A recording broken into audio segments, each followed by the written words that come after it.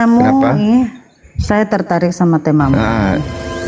Kamu boleh, mengatakan boleh. di Ini situ sama si Budiman dulu. Yesus bukan manusia, betul? Betul. Berarti kamu doa ini Bang, ini bertentangan dengan Bibelmu. Inilah makanya saya naik. Koreksi sedikit ya, semoga tidak tersinggung ya. Oke. Kok bisa kamu menyimpulkan bertentangan Bibel? Alasan dasar kamu dari mana? Dari Bibel itu sendiri.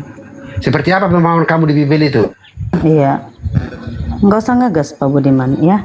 Kau buka aja Matius 21 nomor 11 ya. Apa katanya di situ, Bang Budiman?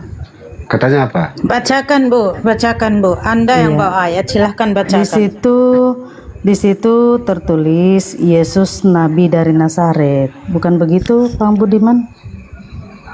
Di Alkitab tidak ada kata Nabi. Di Alkitab itu. Berarti kamu mengimani Matius tidak?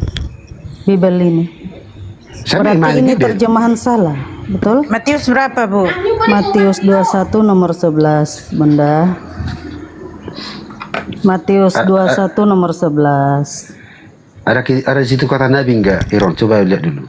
Iya. Makanya saya naik koreksi temamu. Enggak apa-apa. Enggak apa-apa ya. Saya jawab nanti ya. Oke. Saya ini kapasitas saya masih bertanya ya, teman-teman. Iya. Ya. Di situ dikatakan dan orang banyak itu menyahut, inilah Nabi Yesus dari Nazaret di Galilea. Nah, oke. Nabi Yesus. Oke. Yang menjadi pertanyaan kamu di situ apa? Pertanyaan saya. Kita enggak usah enggak usah ikut campur ya, enggak usah ikut campur. Nah, Iron sama Pancen saya enggak ikut campur ya, Smita enggak ikut campur. Oke. Biar gini Pak Budiman, kamu santai aja diskusi ya. Dengar. Ini saya naik menanggapi tema ini ya, dengan membawa data. Saya bukan congor. Pak Budiman, silakan Anda tanggapi. Iya. Saya koreksi temamu dengan Matius 21 nomor 11. Di sini bertentangan dengan tema ini. Bagaimana cara Anda menjelaskan? Yang mana yang akan dipercaya? Perkataan dari tema ini atau perkataan Bibel? Oke. Nabi, oke. Di Kristen ada pemahaman bahwa Yesus itu bukan manusia seperti pada umumnya. Dan perlu kita pahami di sana bahwa di dalam kemanusiaan Yesus itu ada di situ kuasa. Saya nggak menanyakan itu Pak Budiman, dengarkan baik-baik. Oke, silakan. Apa? Iya, saya nggak terlalu besar suaranya ya, terganggu orang di rumah. Enggak, saya ada bahasa saya memang gitu. Kalau namun saya saljunya, tenang aja, santai aja Bu. Enggak, maksudnya saya nggak terlalu besar suara ya. Dengar. Oke. Yang saya tanggapi di sini ya, Yesus itu kalian katakan bukan manusia. Sedangkan Bibel mengatakan Yesus itu nabi manusia, bukan? Budiman ini lain pemahamannya dengan kami, ya kan? Iya. Memang kalau kami tidak percaya bahwa Yesus itu manusia. Nah, itu ada penjelasan bagi kami. Kalau Ibu nanti bertanya dengan kami akan menjelaskan. Tapi aku biarkan Ibu sama Budiman dulu diskusi sampai di mana keimanannya, gitu nah. Iya. Oke. Iya. Lalu Bibel juga, ini bukan perkataan saya ya. Saya mengutip dari Bibel saja, ya kan? Di mana itu ya? Datanya di situ mengatakan orang yang tidak mengakui Yesus itu manusia itu penyesat. Di mana itu datanya ya? Saya lupa di mana itu. Saya catat. Bagaimana tanggapan Anda Pak Budiman? 2 Yohanes 1 ayat 7 itu Bu. Oh, 2 Yohanes 1 ayat 7 ya. Kalau itu kami bisa jelaskan. Gimana cara Anda menjelaskan? Nah, nanti kamu doa si Budi dulu.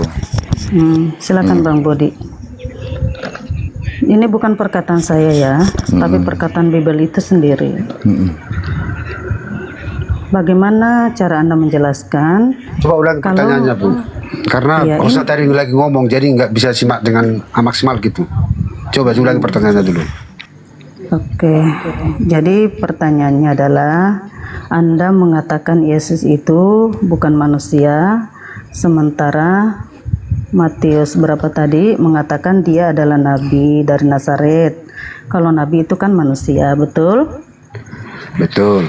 Oke, nah di Bible juga ada tertulis di mana itu Pak tadi Anda mengatakan ya, di situ tertulis penyesat itu tidak mengakui Yesus adalah manusia, gitu. Penyesat. Bagaimana cara? Jadi pertanyaannya begini, bagaimana cara Anda menjelaskan kepada kami tentang data di dalam Bible ini?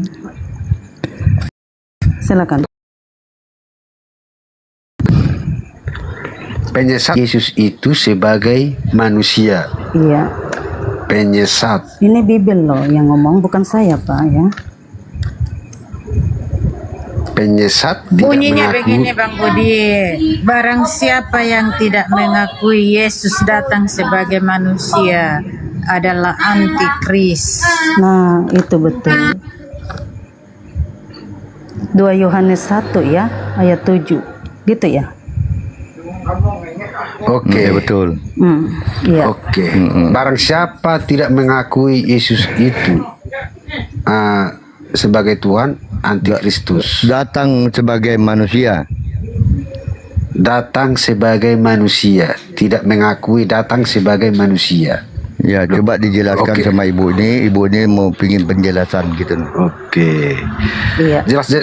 Jelas-jelas di situ di Alkitab juga menjelaskan kalau kita membahas mengenai datang sebagai manusia dari kronologis kelahiran dia, memang dia dilahirkan oleh manusia. Siapa yang melahirkan?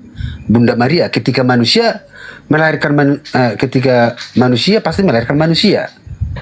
Gitu. Yang memang benar dari kemanusiaan di situ dia, ya Yesus itu manusia. Tan perlu kita. Oke. Dia manusia. Dan Yesus juga berkata, dengar bersama. Dan Yesus juga dalam pengakuan Yesus, saya telah diutus. Baik. Ketika ada yang diutus berarti ada yang mengutus, betul apa enggak? Baik. Itu pengakuan Yesus langsung. Oke. Baik. Ibu. Siap-siap mualafkan dia nih ya, budiman ya. Siap-siap ya. Enggak. Siap-siap. Saya kami Islam, kami Muslim itu tidak menganjurkan kalian masuk Islam. Enggak apa-apa, dimualafkan. Masa sih Bang Bu? Lugan, aduh kagak kelar-kelar nanti. Budiman Iya, ini juga ngomong foto, lemes posisi. banget ente juga. Gas dong, biar ada iramanya gitu loh. Enggak. Muhammad itu nabi nggak? Siapa Allah? Begitu kelamaan Budiman. Iya. Jadi Bang Budiman, ya sesuai penjelasan Anda tadi, apakah tidak bertentangan dengan tema ini Bang Budiman? Iya, karena kalau Tuhan Yesus itu bukan manusia. Ini memang harus ada penjelasannya di sini, harus ada penguraian. Penguraian seperti apa dan bagaimana? Ketika Yesus itu bukan manusia, ada di situ perlu kita uraikan ada apa di dalam diri kemanusiaan Yesus itu. Ada apa Pak Budiman? Iya, Ada usus, ada hati, ada jantung. yang berdiam. Aduh, nggak jelas ini host ini kulihat.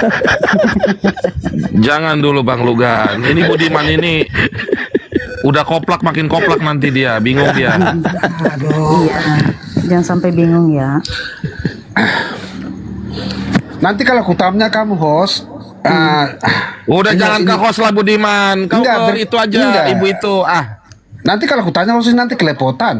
Biar kutanya dulu Ya kamu. bukan. Nanti kalau kamu nanya ke host, nanti kamu jadi lemper. Udah langsung ke ibu ini aja. Tanya Enggak, Muhammad host siapa ini sih itu? host Nabi ini juga bukan motong-motong. gitu. Motong-motong Jadi jangan dipotong masalahnya. dulu Bang Lugan. Jangan dulu Bang. Oh Bang Budiman ini luga ya? Luga Tambunan. Bukan aku. Bukan, ini bukan. sepupunya sama-sama dari mana? Samosir. Oh. Iya, lanjut Bu. Iya. Hanya itu yang ingin saya tanyakan sesuai tema ini ya, itu aja. Oke, iya. Jadi di sini di dalam pemahaman saya, di dalam diri kemanusiaan itu ada yang berdiam diri di sana. Apa yang berdiam diri di sana? Kuasa. Kuasa itu siapa? Ya kuasa, memang Yesus punya kuasa. Iya. Kuasa di mana dia? Di dalam diri Yesus itu ada kuasa, Yesus itu bukan manusia seperti pada umumnya. Jadi dia berkuasa dalam dirinya, Pak Budi? Ya, dia berkuasa.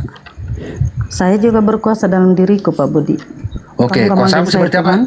Oke, kuasamu seperti apa? Apakah Anda bisa memberikan mukjizat ataupun keajaiban? Saya berkuasa atas diri saya sendiri, bisa mengendalikan diri saya sendiri, Pak. Ya saya juga Beda secara, Bu, beda. Ya, saya- Beda ya. saya juga secara pribadi menuangkan diri saya sendiri. Kalau Dosa dibantu. Biar si Budiman yang motong-motong menjelaskan. terus sos ini, pusing kepala udah. Jangan Bang Hai, Bang Lugan, Budiman. dia nanti nggak fokus. Budiman ini udah koplak ini. Nanti kalau abang bersuara dia nggak fokus. Iya. Kasihan Budiman ini, iya. Lanjut. Bang Budiman, Yesus itu Tuhan bukan? Bang Budiman. Oke, yang kamu tanya di situ Yesus dari sisi mana? Iya. Dari sisi kemanusiaannya, apa dari sisi kuasa yang dalam dirinya? Memang Yesus Saya- itu berapa sisi sih? Dua, 2 sisi menurut ya? dua pemahaman saya. Oh. Silakan kau jelaskan, Pak Budiman. Oke, saya menuhankan Yesus, tapi menuhankan yang ada di dalam diri Yesus. Yang ada di dalam diri Yesus itu yang saya tuhankan adalah kuasa yang berdiam diri di dalam kemanusiaan Yesus itu. Iya. Siapa namanya yang di dalam diri Yesus? yang Kalau berkuasa? biar masa Yesus kuasa di luar tapi kuasa di Di dalam. dalam dirinya.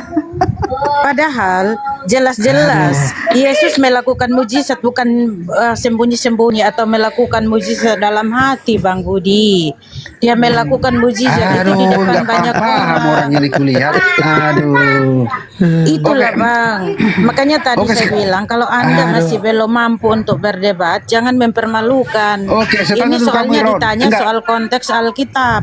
Kalau Oke, Anda sebentar. menjelaskan Aduh. seperti ini, Bang, mempermalukan Aduh. kami kekristenan yang percaya Sekarang kepada saya tanya Tuhan kamu, Yesus, Iron. Bang. Yesus berkata, aku tidak bisa berbuat apa-apa kalau bukan dari Bapa. Jawab dulu itu.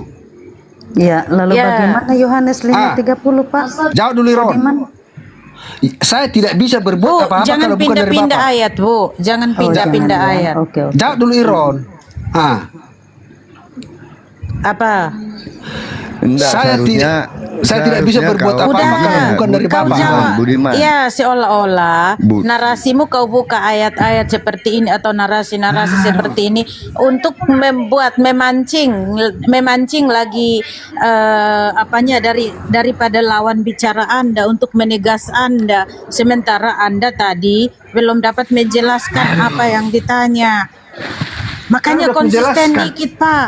Udah Tentang kujelaskan. Nabi itu kau enggak jelaskan, ya kan? Tentang manusia itu kau enggak jelaskan. Udah aku jelaskan, cuman kapasitas pola pikir Anda Bu kalian itu yang Panci, apa yang dijelaskan Pak 5 ke Budiman? bawah. Apakah Bu Panci ngerti, Bu Panci? Enggak. Bisa pahami nggak apa penjelasan Pak Budiman, Bu? Enggak nyambung. Ini Nggak temanya nyambung. Budimannya, temanya Tuhan Yesus bukan manusia karena kami tidak mengimani manusia. Udahlah Bang Lugan, itu udah diulang-ulang dari sejam yang lalu. Lanjut. Biarin aja. Udah Budiman, kamu masuk Islam aja lah, malu-maluin orang Kristen aja. Itu disyahadatkan dulu. Bu, ada Pak Haji Nggak nggak di situ bisa. dekat situ? Nggak bisa. Dia bertentangan dengan kami. Bagaimana caranya mau di Ya ajarin dong, sedangkan kan udah pemahamannya sama-sama itu itu Masa mengimani bertentangan, Yesus Bu? Selamat malam manusia. Bang Budiman. bertetangga. Bang Budiman, selamat malam. Iya. Apanya yang Selamat bertentangan, malam. Bu? Sebentar, saya izin dulu teman-teman. Ini, Mai, Apanya orang yang ini nggak bertentangan apa-apa. ketika Anda Iya, abang kurang mensyahadatkan Pak paham, Budiman? kurang menjelaskan begitu. Yang detail bikin Bang Budiman. Udah Biar orang detail tadi, teman-teman cuman itu. kapasitas pola pikir orang ini rendah. Gitu loh. Oh, Nggak boleh begitu Budiman. Kok Teman-teman malah nggak- merajuk? Iya. Merajuk. Itu jelaskan itu ke si Ibu Panji itu tuh. Udah aku jelas, oke saya jelaskan begini. Nah, jelaskan dulu yang betul. Jangan Oke. kamu samakan Yesus dengan Muhammad nanti. Masuk Islam aja. Pancen kamu jangan menyimpulkan ke situ. Biar aku jelaskan, dengar. iya. Oke. Saya menuhankan Yesus itu, Karena dia manusia. aduh dipotong. Jangan kasihan Bang Lugan, kasihan dia. Jangan dulu, biar dijelaskan dulu sama Bang Budiman ini detail. Semangat Bang Budiman. Silakan, Ini Bang pertaruhkan Budiman, silakan. keimananmu loh. Waduh. Jangan sampai kau kalah sama perempuan, Bang Budiman. Udah. Pusing-pusing kepala di sini, apa diskusi? Nah, kan Potong-potong terus. merajuk Ya kan. udah. Bukan Ya, merajuk, dosa karena dipotong. kalian itu main apa? Ngerocos Main terus gitu apa? loh. Orang mau bicara ngerocos. Ya lanjut Bang Budiman, ayo lanjut. Gas dulu si Ibu Panji nih, biar masuk Kristen dia. Ayo Bang Budiman, semangat. Iya. Silakan, Begini Bu Bang Panci. Budiman. Iya. Oke, begini Bu Panci. Tadi udah saya jelaskan. Cuman karena saya menuhankan Yesus itu, menuhankan yang ada di dalam diri Yesus. Apa yang ada di dalam diri Yesus ataupun di dalam kemanusiaan Yesus. Kuasa, ada kuasa di situ. Kuasa Bisa yang ada di dalam dijelaskan? ya kuasa yang dalam diri Yesus itu ataupun berdiam diri di dalam kemanusiaan Yesus itu adalah Tuhan itu sendiri. Intinya begini, Bu Panji ya. Setengah-setengah Tuhan Bang Budiman ini. Si Yesus dituhankannya setengah, Allah itu dituhankannya setengah begitu. Ya Bang Budiman. Kuasa yang aduh Pak, kalian pahami enggak? Kuasa yang ada di dalam diri Yesus itu. Ya, karena separuh-separuh ini benar kata Mandi ini disebabkan Yesus kan meminjam kuasa dari Allah atau meminjam kuasa dari Bapa, betul tak? Makanya Iya, yang betul. melakukan kuasa Soalnya itu Bang Budiman gini Bang Budiman ya. Sebentar dulu Bu. Enggak nyambung sama kalian ini. Soalnya begini, aku dari semalam nggak bisa tidur dibikin Abang Budiman ini, mikirin Abang Budiman ini aku macam mana lah ini gitu pikirku. Begini Bang Main, biar paham dulu kamu.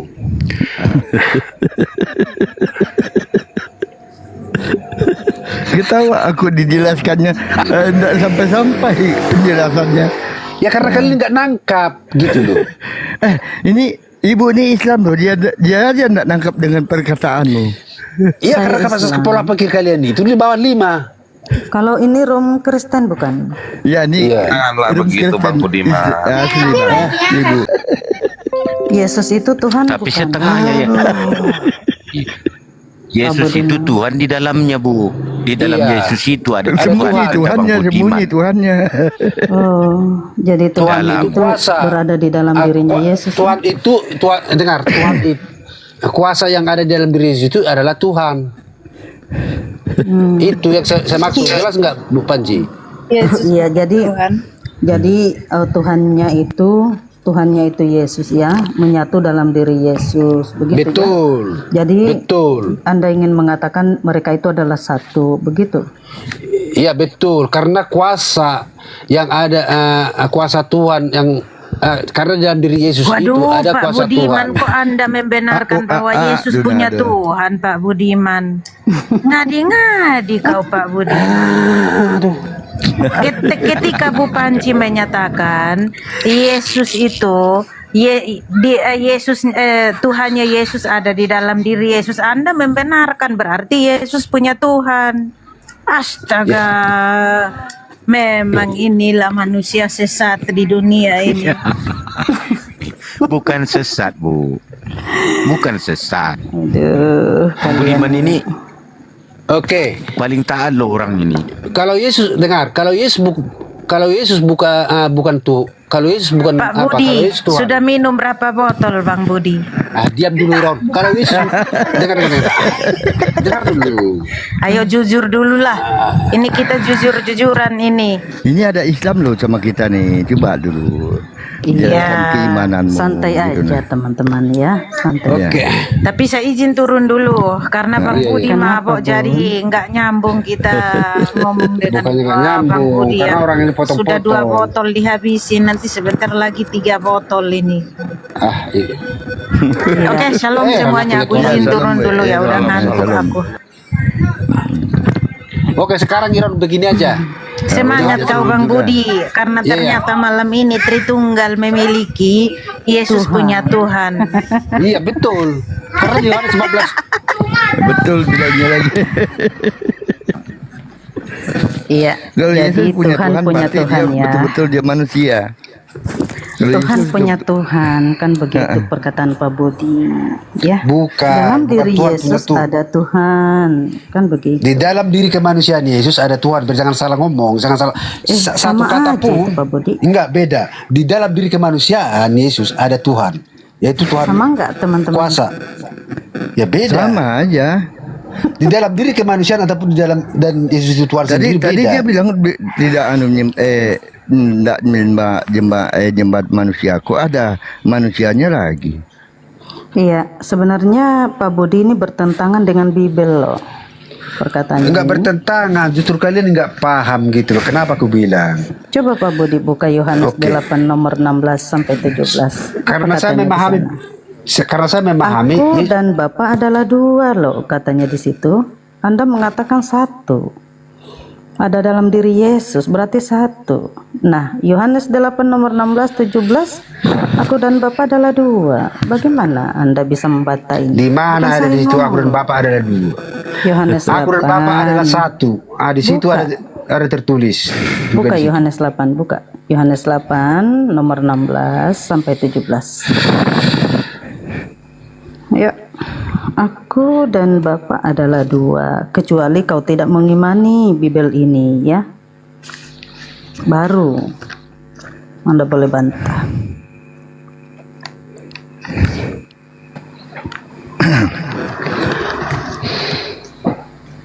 Oke, begini host. Kenapa? Lari ke Oke, host. begini host dulu, aku tanya dulu kamu. Kenapa? Lari ke host. Enggak, Sasarannya apa, host. ketika Yesus Entar dulu, oke. Ketika Yesus berkata, aku telah diutus. Ketika ada yang diutus, ada di situ ada yang mengutus apa enggak?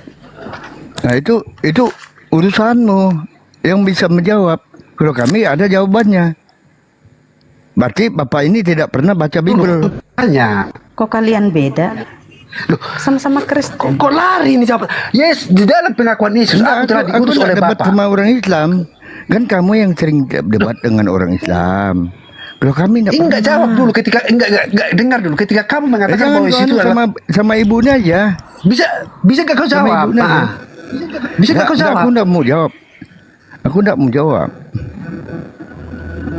Kalau kau bantah saya punya Maksudnya ayat. bagaimana tadi Bang Budiman?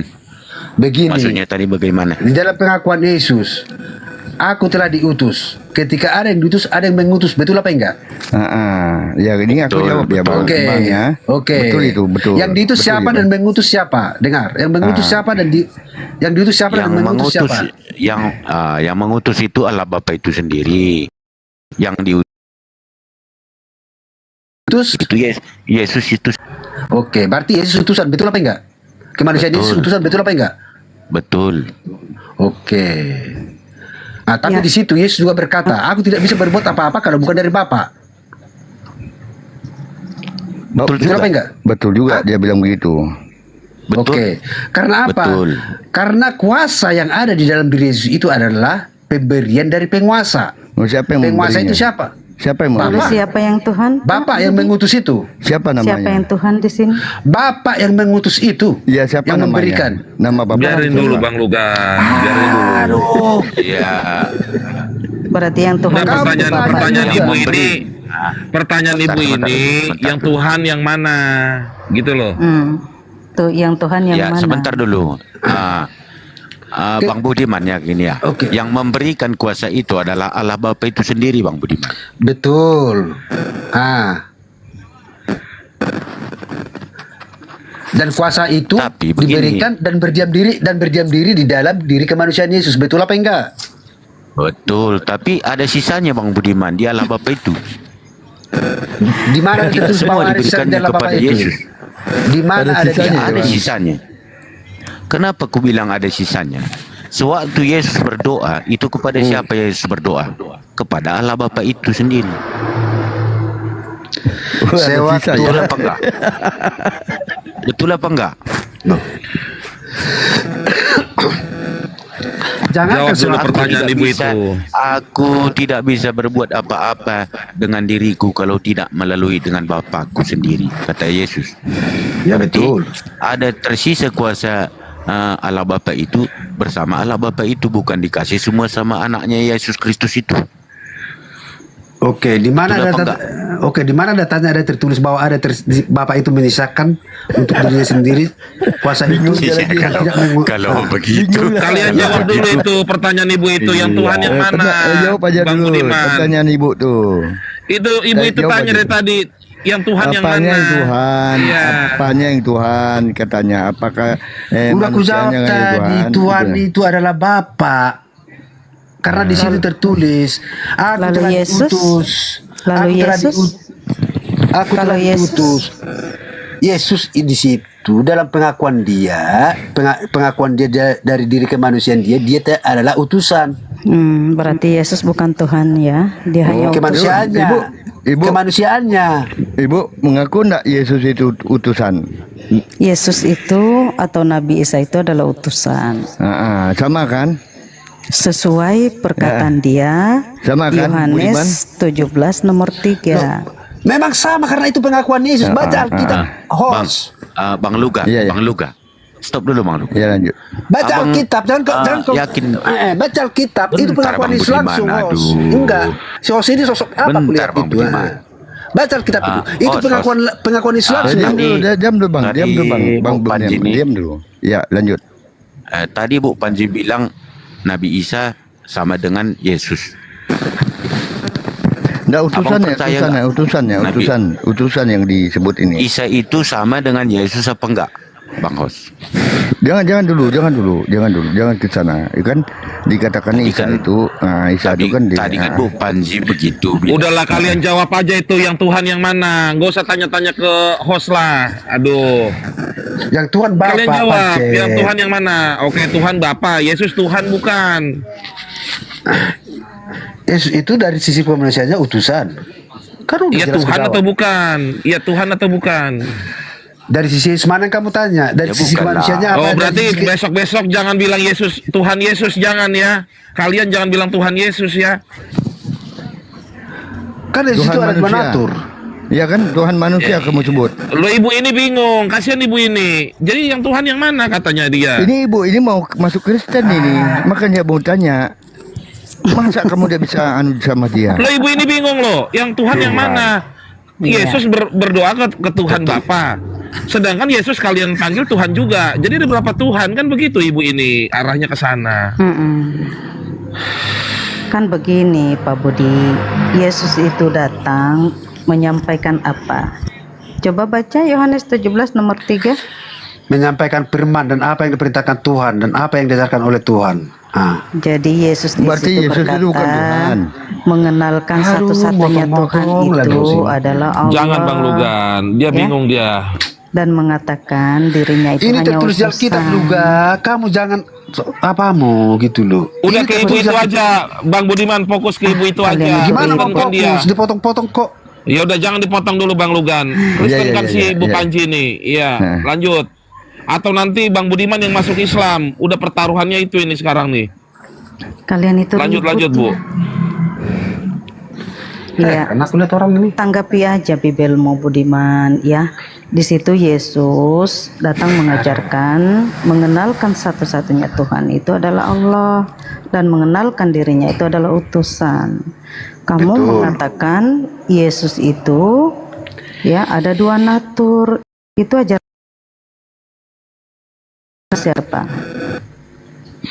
Ada dua natur dan di Iya. situ Yang Bisa- mengajarkan itu siapa, Pak? dengar dulu. Aduh ya. Ada dua natur. Kenapa ada dua natur? Karena terbukti dan fakta Yesus bisa melakukan dan berbuat mujizat ataupun keajaiban. Mujizat apa yang dilakukan? Dia bisa menghidupkan orang mati. Dia bisa memperlihatkan orang buta. Apakah Nah, itu- manusia biasa? Enggak. Apakah manusia biasa bisa menghidupkan orang mati? Ada Siapa? itu? Ibrahim. Kapan? Di mana Ibrahim menghidupkan orang mati?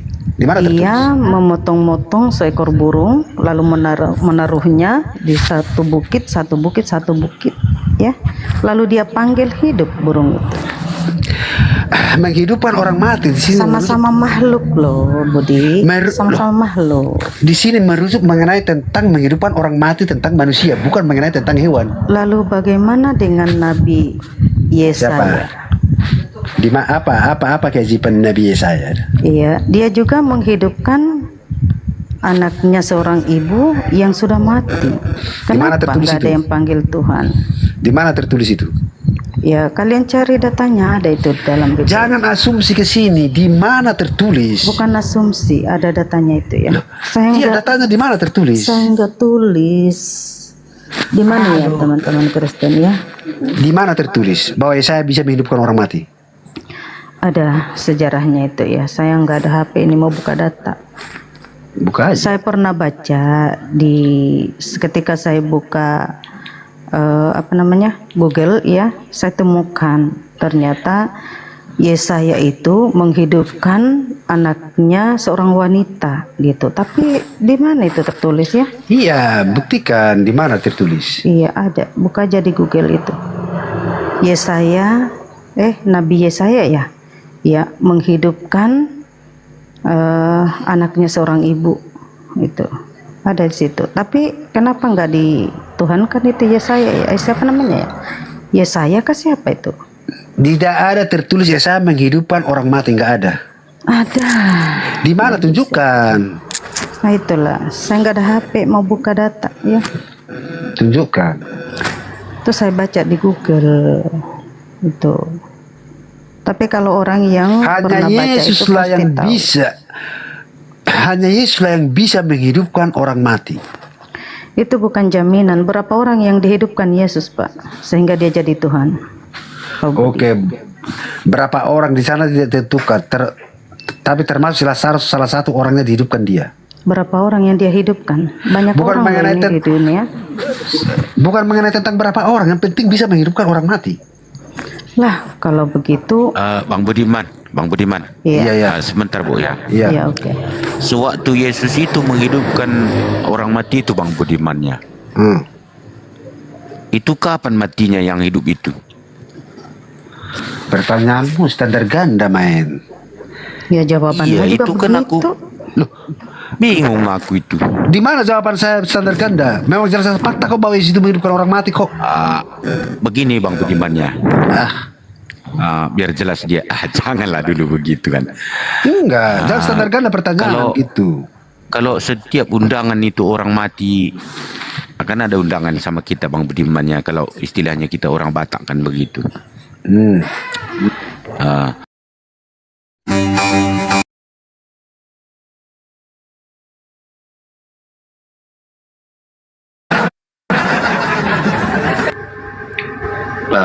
Halo, selamat malam.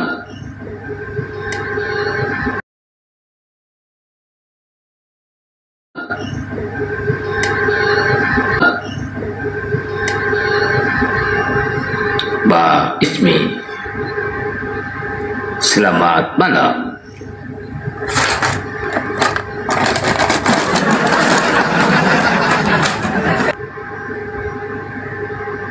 Oh gelap. Oh gelap.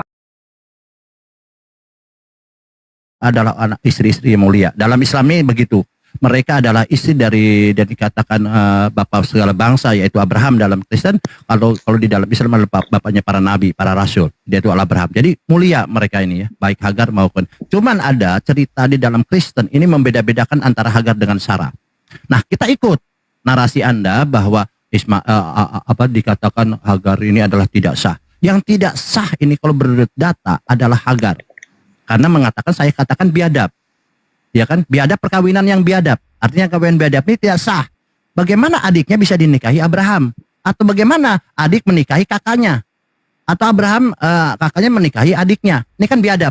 Nah, kalau ya perkawinan biadab tentunya akan melahirkan anak biadab. Tentu Ishak ini anak biadab seperti itu. Jadi tidak sah gitu, Bang. Apapun alasan dan itu tidak akan mempunyai hak waris. Bagaimana anak biadab memisahkan anak waris? Jadi anak waris ini kepada anak yang sah, yaitu Ismail seharusnya. Ya logikanya seperti itu. Kalau Anda membawa premen ke Ishak bukan anak yang sah, anak biadab menurut saya. Seperti itu, lanjut. Bang Baal barusan, tetapi kan kami merujuk kepada apa yang tertulis dalam kitab yang kami yakini. Dan jikalau memang Bang Baal menyebut hal seperti itu, yaitu kan sah-sah saja itu pendapat Bang Baal, tapi kami Bukan tetap kata saya, ada datanya Bang. dan kami juga ada datanya. Kalau kita buka Oke. lagi dalam kitab Kejadian 21 itu juga dijelaskan di sana bahwa kelahiran Ishak itu kan atas seizin Tuhan, bahwa Tuhan yang menyuruh membuat si Sarah itu mengandung walaupun sudah tua sebenarnya si Sarah itu. Tapi yang diberkati yang beranak banyak kan Ismail yang diberkati Tuhan. Kalau kita juga membaca dalam teks berikutnya juga Ishak juga diberkati di situ. Nah, berarti sama-sama diberkati, betul? Betul, Bang. Nah, inilah seharusnya Anda berpikir ke situ. Ketika Tuhan memberkati Ismail, Tuhan juga memberkati Ishak. Artinya Anda tidak boleh membeda-bedakan karena yang diberkati dua-duanya diberkati. Iya, betul.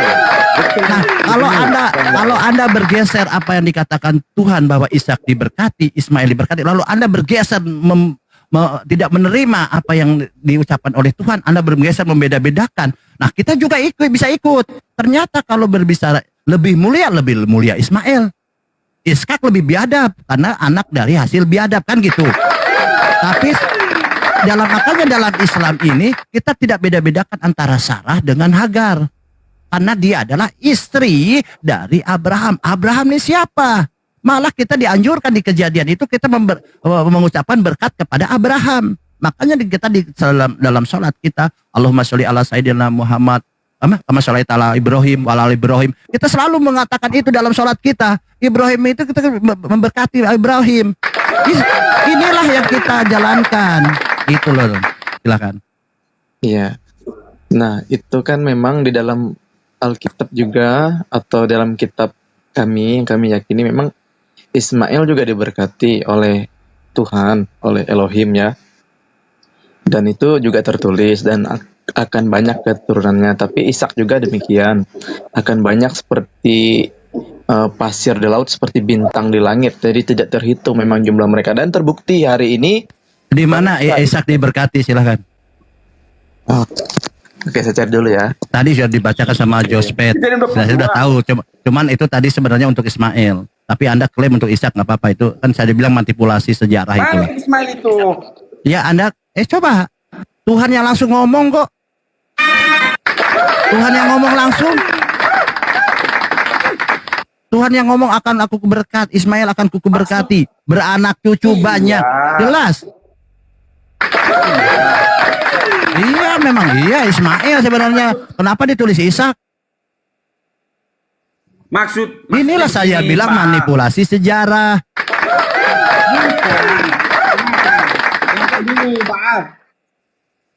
Maksudnya Ismail diberkati, Ishak pun diberkati.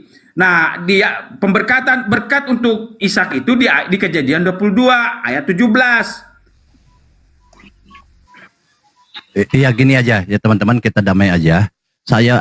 Anda ajarkan kepada jemaat-jemaat yang memang masih rata-rata kan Kristennya maaf ya botol gitu ya, selalu dia kebencian. Padahal kita tidak hidup di zaman Abraham, tidak juga hidup di zaman Ishak, Ismail ya. Tetapi kita hanya berdasarkan data. Dan berdasarkan data, Ismail maupun Ishak ini diberkati menurut Anda seperti tadi, dan memang kita baca seperti itu ya. Nah, ajarkan mulai dari orang tua ya, kakak adik jangan lagi menghujat Ismail. Ya kan? Jangan juga melebih-lebihkan di antara kedua itu. Kedua itu adalah orang-orang yang diberkati Tuhan. Coba tiru saja, katakannya tiru saja umat Islam, bagaimana dia memuliakan Sarah, dia bagaimana memuliakan Hagar. Itu yang adil, itu hidup yang adil. Yang adil ini adalah duduk pada posisi yang sebenar-benarnya. Kalau Hagar ini adalah diberkati oleh Tuhan dan Ishak diberkati, ya kita harus menempatkan itu sesuai porsinya. Jangan diberkati kau bilang dihujat. Jadi mulai belajar sampai sekarang, rendahkan hati, sampaikan kepada sanak keluarga semua, dan katakan kepada pendeta, kalau ada yang begitu, katakan pendeta itu bidat. Ya, karena Tuhan tidak mengatakan demikian, tetapi Tuhan di Kejadian 17 ayat 20 mengatakan tentang Ismail, aku telah mendengarkan permintaan itu, ia akan kuberkati. Ismail kata, arti Ismail itu apa kan? Yang didengarkan kan, suaranya didengarkan kan, tentang Ismail, aku telah mendengarkan permintaanmu, ia akan berkati, ku buat beranak cucu sangat banyak. Dia akan memperanakan 12 raja dan aku akan membuat menjadi bangsa-bangsa yang besar. Makanya teman-teman yang Kristen coba belajar merendahkan hati. Sekarang baik Sarah maupun Hagar itu adalah Ishak maupun Ismail adalah orang-orang yang diberkati. Kalau orang anaknya diberkati berarti ibunya juga mulia, baik Sarah maupun Hagar. Begitu ya, saudara-saudaraku. Silakan lanjut. Begini, Ismail itu kan nama pemberian dari Abraham sendiri, makanya itu mengadopsi nama, ada kata El di situ, ya, Ismail. Jadi ada nama El di situ, ya.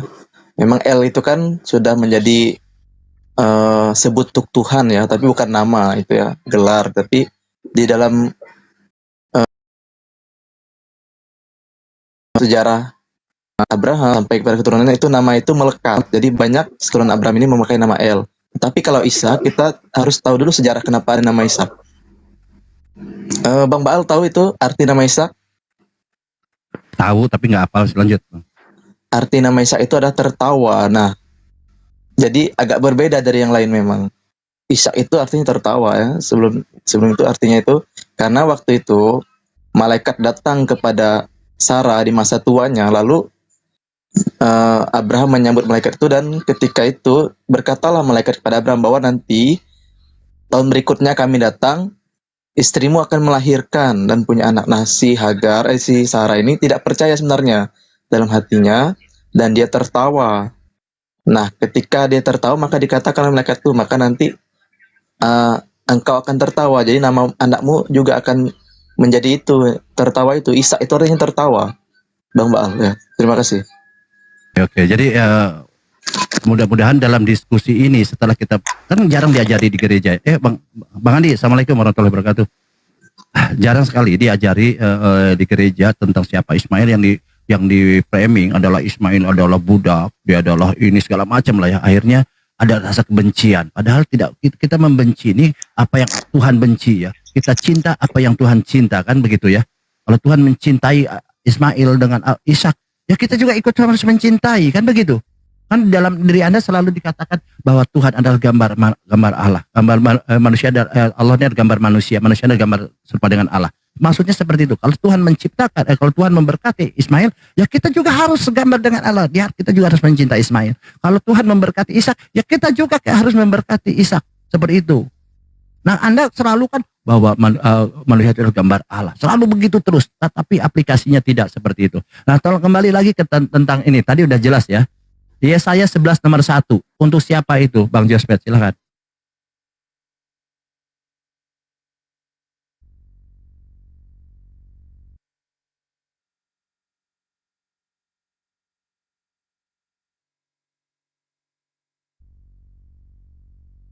Jospet bisa monitor nih, saya baca ya. Yesaya 11 nomor 1 ya. Bang Andi, izin Bang Andi. Ini nih. Ini ya. Yesaya 11 nomor 1. Suatu tunas akan keluar dari tunggal Isai, nih harus digarisbawahi Isai, dan taruk yang akan kutumbuh dari pangkal akan berbuah, dia bilang. Pangkalnya akan berbuah. Ini dikatakan sini. Nah, di sini ada penjelasan tentang Yesaya 11 nomor 1, ini penjelasannya di bawah. Saya ngambil Alkitab Sabda ya.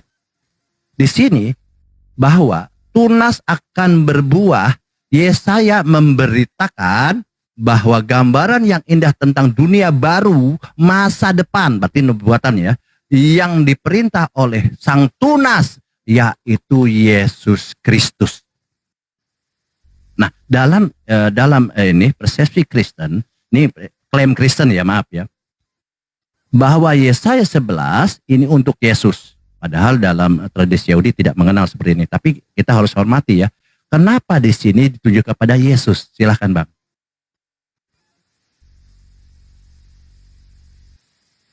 Kenapa? Oke, ya menarik juga ini. Ya, memang menarik. Memang harus belajar dengan saya. Lanjut.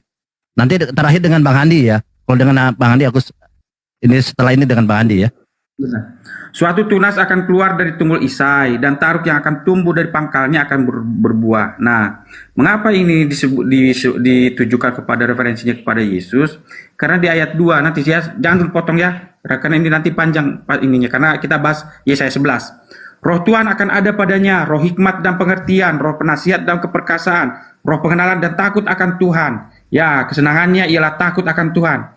Ia tidak akan menghakimi dengan sekilas pandang saja atau menjatuhkan keputusan menurut kata orang.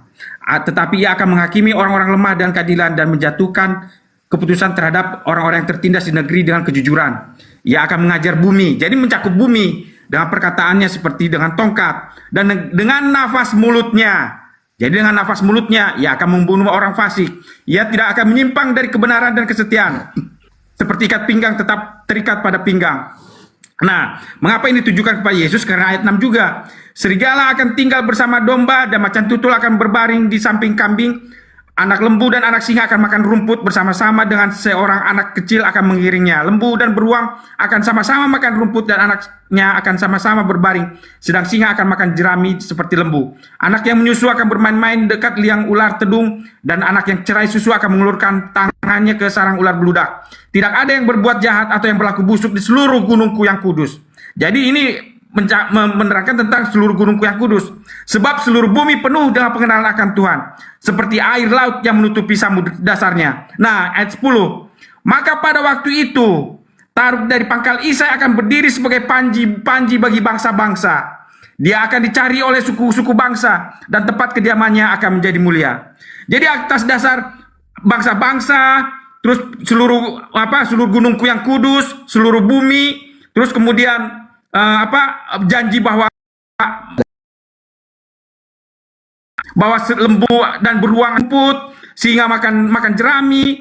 Jadi artinya ada sesuatu dunia baru dan bumi yang baru. Artinya perubahan yang baru. Artinya dosa itu sudah nggak ada lagi. Itulah makanya orang Kristen membuat referensi itu kepada Yesus. Karena Yesus menjanjikan langit baru dan bumi yang baru. Itu, terima kasih. Itu jawaban saya. Oke, ya. Kita coba kita kaji ya. Ini kita luruskan. Siapa bangsa-bangsa ini? Yang kita kalau bicara bangsa-bangsa ini kita tahu ya sampai sekarang ini terjadi ya di Mekah sana bahwa bangsa-bangsa di sana akan datang. Benar, itu adalah pada saat ritual haji gitu ya, umroh itu. Sampai sekarang itu terjadi ya. Kemudian kita kembali ke tadi. Siapa Isa di sini? Nah, kita baca ya pakai data ya. Ini ya saya bilang kenapa ada manipulasi sejarah di sini ya, atau manipulasi dari bapak-bapak gereja terutama di Indonesia ya. Ini ditujukan kepada Kristus yang tertulis demikian di sini ya. Yesaya 11:1, suatu tunas akan keluar dari tunggul Isai. Nah, siapa Isai di sini? Isai siapa? Nah, kan gitu yang kita harus ini. Dari tunggul Isai. Nah, ini dalam terjemahan Indonesia ini adalah Isai ya. Nah, di sini ya. Nah, di sini dalam original text-nya kita bilang Isai. Ya. Strong kodenya ini. Isai siapakah? Kita harus cari dulu si Isai. Jangan dulu kita nubuatannya untuk siapa, tapi Isai ini siapa gitu kan? Harus cari dulu ke situ.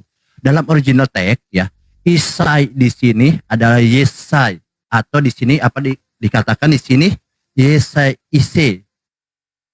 Jesi dia bilang. Di sini original text-nya Yesi. Makanya dalam King James Version atau NIV di luar negeri ini bukan Isai, tetapi menggunakan di sini apa? Jesse. Dalam New International Version ini di luar negeri, a shoot will come up from the stump of Jesse. Bukan Isai. Kenapa dia mau di luar negeri mengatakan Jesse? Ini mengambil kepada original text-nya, yaitu tadi dikatakan Jesse. Karena tulisannya ini seperti ini, maka di dalam bahasa Inggris ditulis Jesse, bukan Isai. Ya, Jesse dia bilang. Nah, oke. Siapa Jesse ini? Nah, ini Islam, saya bilang kembali lagi, Islam ini tidak perlu nubuatan-nubuatan itu. Ya kan, tidak perlu. Nah, kalau kita baca di sini Jesse ini, nah saya ambil data dari Biblika ya, bukan dari versi Islam ya. Kita ambil, Anda boleh nanti di sini ya. Anda boleh nanti saya kasih linknya. Siapa Jesse? Di sini kita ambil kasih linknya dari Biblika ya. Biblika ini Anda punya berarti kan, bukan Islam punya. Nah, di sini ada berupa buku PDF ya, EDF namanya. Ini bisa Anda, nih bentuknya seperti ini ya teman-teman. Ini Anda bisa buka nih satu lembar geser-geser. Caranya Anda ini klik ini aja ya. Nih dia nih. Nah, ya. Nah, dia buka sendiri kan? Nah, ini dari Encyclopedia Biblica. Tentunya bukan Islam. Nah, di sini siapa tadi ini? Di sini ya. Nah, kita cari ya Jesse ini ya. Menurut tadi Jesse ini for Ismail. Jadi bukan untuk Yesus. Di mana nanti Anda cek yang tadi saya nanti silahkan Anda buka ini ya Encyclopedia ini ya. Namanya ini alamatnya ya. archive.org. Di sini ada beberapa buku ya. Nah, di sini di halaman 3292 ya. Nanti kita cek, kita zoom sebesar, kita besarkan, ini kan bisa di zoom nih ya. Halaman 3292. Ini saya bilang manipulasi sejarah di seperti ini. Ini 3292. Ini halaman berapa? Kita cek halaman 3292, kita putar saja dia. Nah, 3292. Nah, ini 3292. Nih, saya dapat 3292. Di siapa Jesse? Nah, ini kita cek ya, pelan-pelan aja. Belajarnya gitu. Sebenarnya Anda tidak perlu sih, artinya Anda tidak ini, cuman ini untuk ilmu pengetahuan karena Anda kan sudah punya Tuhan Yesus ya, sudah aja sebenarnya kan. Dari sini kalau kita cek halaman 3292 nih, kita cari kata Jesse. Jesse sesuai apa tadi di apa Jesse. Nah, ini ketemu di sini. Jesse adalah for Ismail, bukan untuk Yesus. Jesse itu for Ismail. Isai itu yang di dalam terjemahan baru Isai atau di dalam NIV atau King James Version ini adalah Jesse. Memang original teksnya Jesse dia bilang, tapi ditulisnya Jesse. Ini for Ismail, bukan for Ishak. Kalau for Ishak oke, mungkin nantinya ke Yesus, tetapi for Ismail. Jadi itu, jadi nubuatan tadi saya bilang tadi dikatakan di sini nubuatan tentang siapa ini nubuatan buat siapa? Ismail, buat Nabi Muhammad. Tapi dengan catatan saudara-saudara yang Kristen ya, atau terutama yang Islam itu tidak perlu nubuatan. Kita sudah absolut, sudah fix, sudah final bahwa Nabi Muhammad adalah Rasulullah yang terakhir ya. Di sini tidak ada lagi mau perlu yang begini ini. Ini hanya menguatkan data aja. Yesaya 11 nomor 1, suatu tunas akan keluar dari tunggal Isai dan taruk yang akan tumbuh dan pangkalnya akan berbuah. Di sini diklaim untuk Yesus katanya. Diklaim, nggak apa-apa namanya juga klaim ya. Di sini merujuk kepada Yesus katanya. Ini penulisannya di sini bahwa ini merujuk untuk Yesus Kristus. Tunas yang akan berbuah, Yesaya memberikan gambaran yang indah tentang dunia baru, masa depan yang diperintahkan oleh sang tunas, yaitu Isa tadi, yaitu Yesus Kristus. Ini teman-teman, sekarang mulai dari sekarang dirubah, bukan untuk Yesus, tetapi untuk Nabi Muhammad SAW. Itu data ya. Terima kasih, lanjut. Bang Andi silakan Bang Andi. Ini saya kangen selama ini. Bang Baal. Cocok lagi. Bang Baal. Lagi dari Utslim. Itu saya ada sanggahan, saya ada sanggahan ini untuk Bang Baal. Saya ingin bantah sebentar. Saya ingin bantah. Ada sanggahan juga untuk Bang Baal itu. Coba buka 1 Samuel pasal 16. Sebentar, saya ingin bantah. Jawabannya di situ, Bang Jospan. Itu tentang Isai. Isai itu kan ayah dari ini Raja Daud itu. Iya, Rut 4 ayat 17.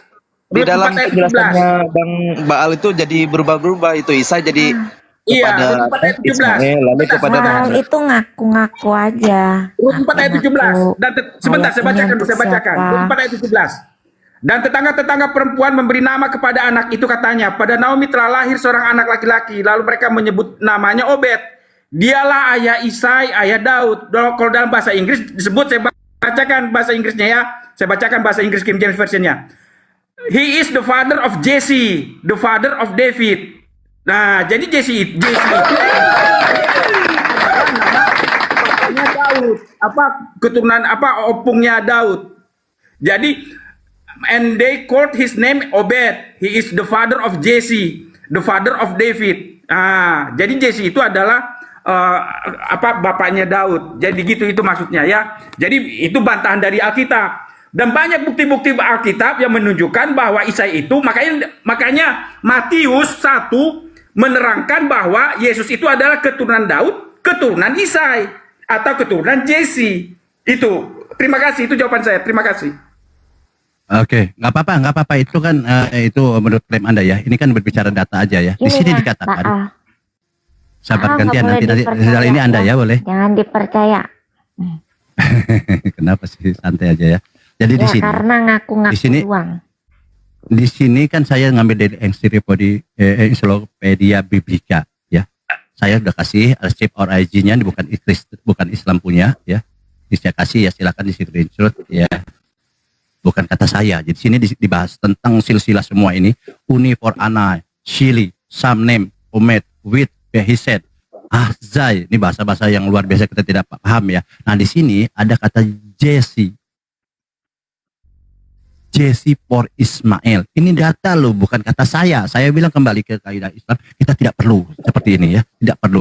Kemudian kita baca lagi ya. Di sini ternyata saudara-saudaraku, ternyata saya bilang yang Anda sebutkan tadi, Yeremia 8 ayat 8, bagaimanakah kamu berani berkata kami bijaksana dan kami mempunyai Taurat Tuhan? Sesungguhnya pena palsu penyurat sudah membuatnya menjadi dusta. Jadi banyak kedustaan seperti itu, bukan kata saya. Makanya kenapa di Kejadian 25:13 bahwa inilah nama anak Ismail disebutkan menurut lahirnya Nebayot, anak sulung Ismail, selanjutnya Kedar, Adel, Bisbak. Ini sudah dinubuatkan. Segala kambing domba Kedar akan terhimpun kepada domba-domba jantan. Nebayot akan tersedia untuk ibadahmu. Semuanya akan dipersembahkan di atas mezbahku. Kedar ini mezbahnya di mana? Baitullah, Mekah. Sebagai korban yang berkenan kepadaku, dan aku akan menyemarakan rumah keagunganku. Ini nubuatan. Rumah keagungan siapa? Rumah itu Baitullah, yaitu Ka'bah, Mekah. Dia bilang rumah, dia akan menyemarakan rumah keagunganku. Bani Kedar, Ismail. Ini data valid. Nah, Yesaya ini di sini jelaskan, bukan kata saya ya nih. Di sini untuk siapa? Nih dikatakan Yesaya nih dari Alkitab Sada ya. Yesaya 42 nomor 10-17. Yesaya bernubuat. Ini dari Alkitab Sada ya. Yesaya bernubuat tentang suatu masa ketika orang bukan Yahudi dan Israel. Bukan orang Yahudi, bukan Israel, yang setia akan menyanyikan nyanyian pujian-pujian kepada Tuhan mereka dari ujung bumi. Karena penebusan dan kemenangan yang mulia yang mereka alami melalui dia. Masya Allah. Makanya kenapa dari seluruh bumi ini, dari ujung semua negara kumpul di sana. Memang ini dibuatkan oleh Yesaya, bukan untuk orang Israel, bukan orang Yahudi. Oke. Ini di mana? Di sabar dulu. Ini adalah di sini. Perikopnya pujian-pujian tentang penyelamatan. Kenapa di sana selalu mengatakan di pujian-pujian labaik Allahumma labaik.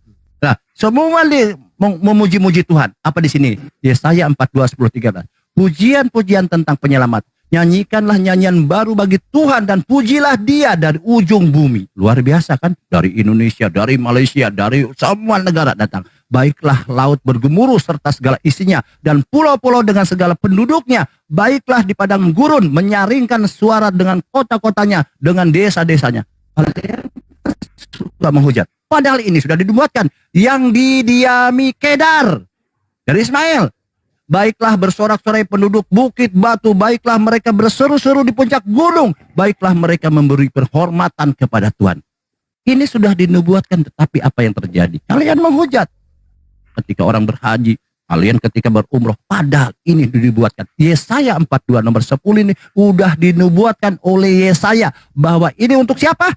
Dia bilang bukan untuk orang Yahudi maupun Israel. Berarti di luar Bani Israel, di luar Bani Yahudi. Makanya Yesus berkata kerajaan Allah akan diambil daripadamu dan akan diberikan ke bangsa lain. Yaitu bangsa Mekah, bangsa Arab. Itu nubuatan Yesus. Masya Allah. Lanjut. Bang Andi masuk, Bang Andi. Saya mau komen langsung.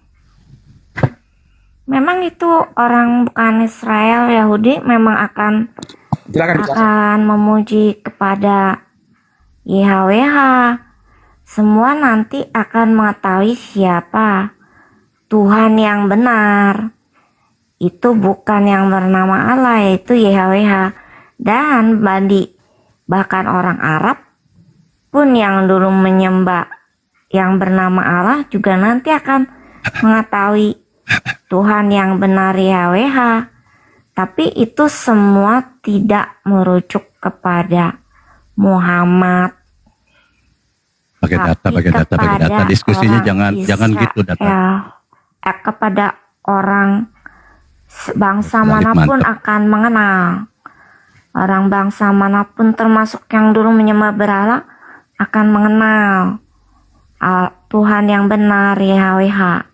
Aduh, cerita ini. Pakai data lah. Kita diskusinya pakai data. Kayak Bang Jospet tuh pinter itu, Bang Jospet tuh. Kalau dia tidak paham, dia tahan dulu. Bang Jospet tuh tidak langsung menjawab. Oke, kita lanjut sedikit ya, Ustaz Talib. Nah, ini pembuatan Yesaya ini diaminkan oleh Yesus. Karena Yesus ini adalah secara estafet melanjutkan ajaran-ajaran yang dulu ya. Musa, Daud, Abraham, dari Abraham, Ishak, Yakub, Daud sampai Yesus ya. Jadi Yesus ini adalah makanya nanti di Israel ini digenapi oleh Yesus. Karena Yesus ini adalah utusan Tuhan yang terakhir kepada Bani Israel ya. Nah, di sini Yesus juga bernubuat ini. Jadi Yesus ini memang cerdas.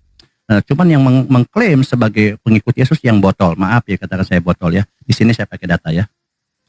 Anda baca di Matius 21:42 sampai 45. Di sini apa? Nubuatan Yesus ya. Kata Yesus kepada mereka, kepada murid-muridnya nih ya. Bukan kepada Kristen ya. Maaf, Kristen bukan pengikut.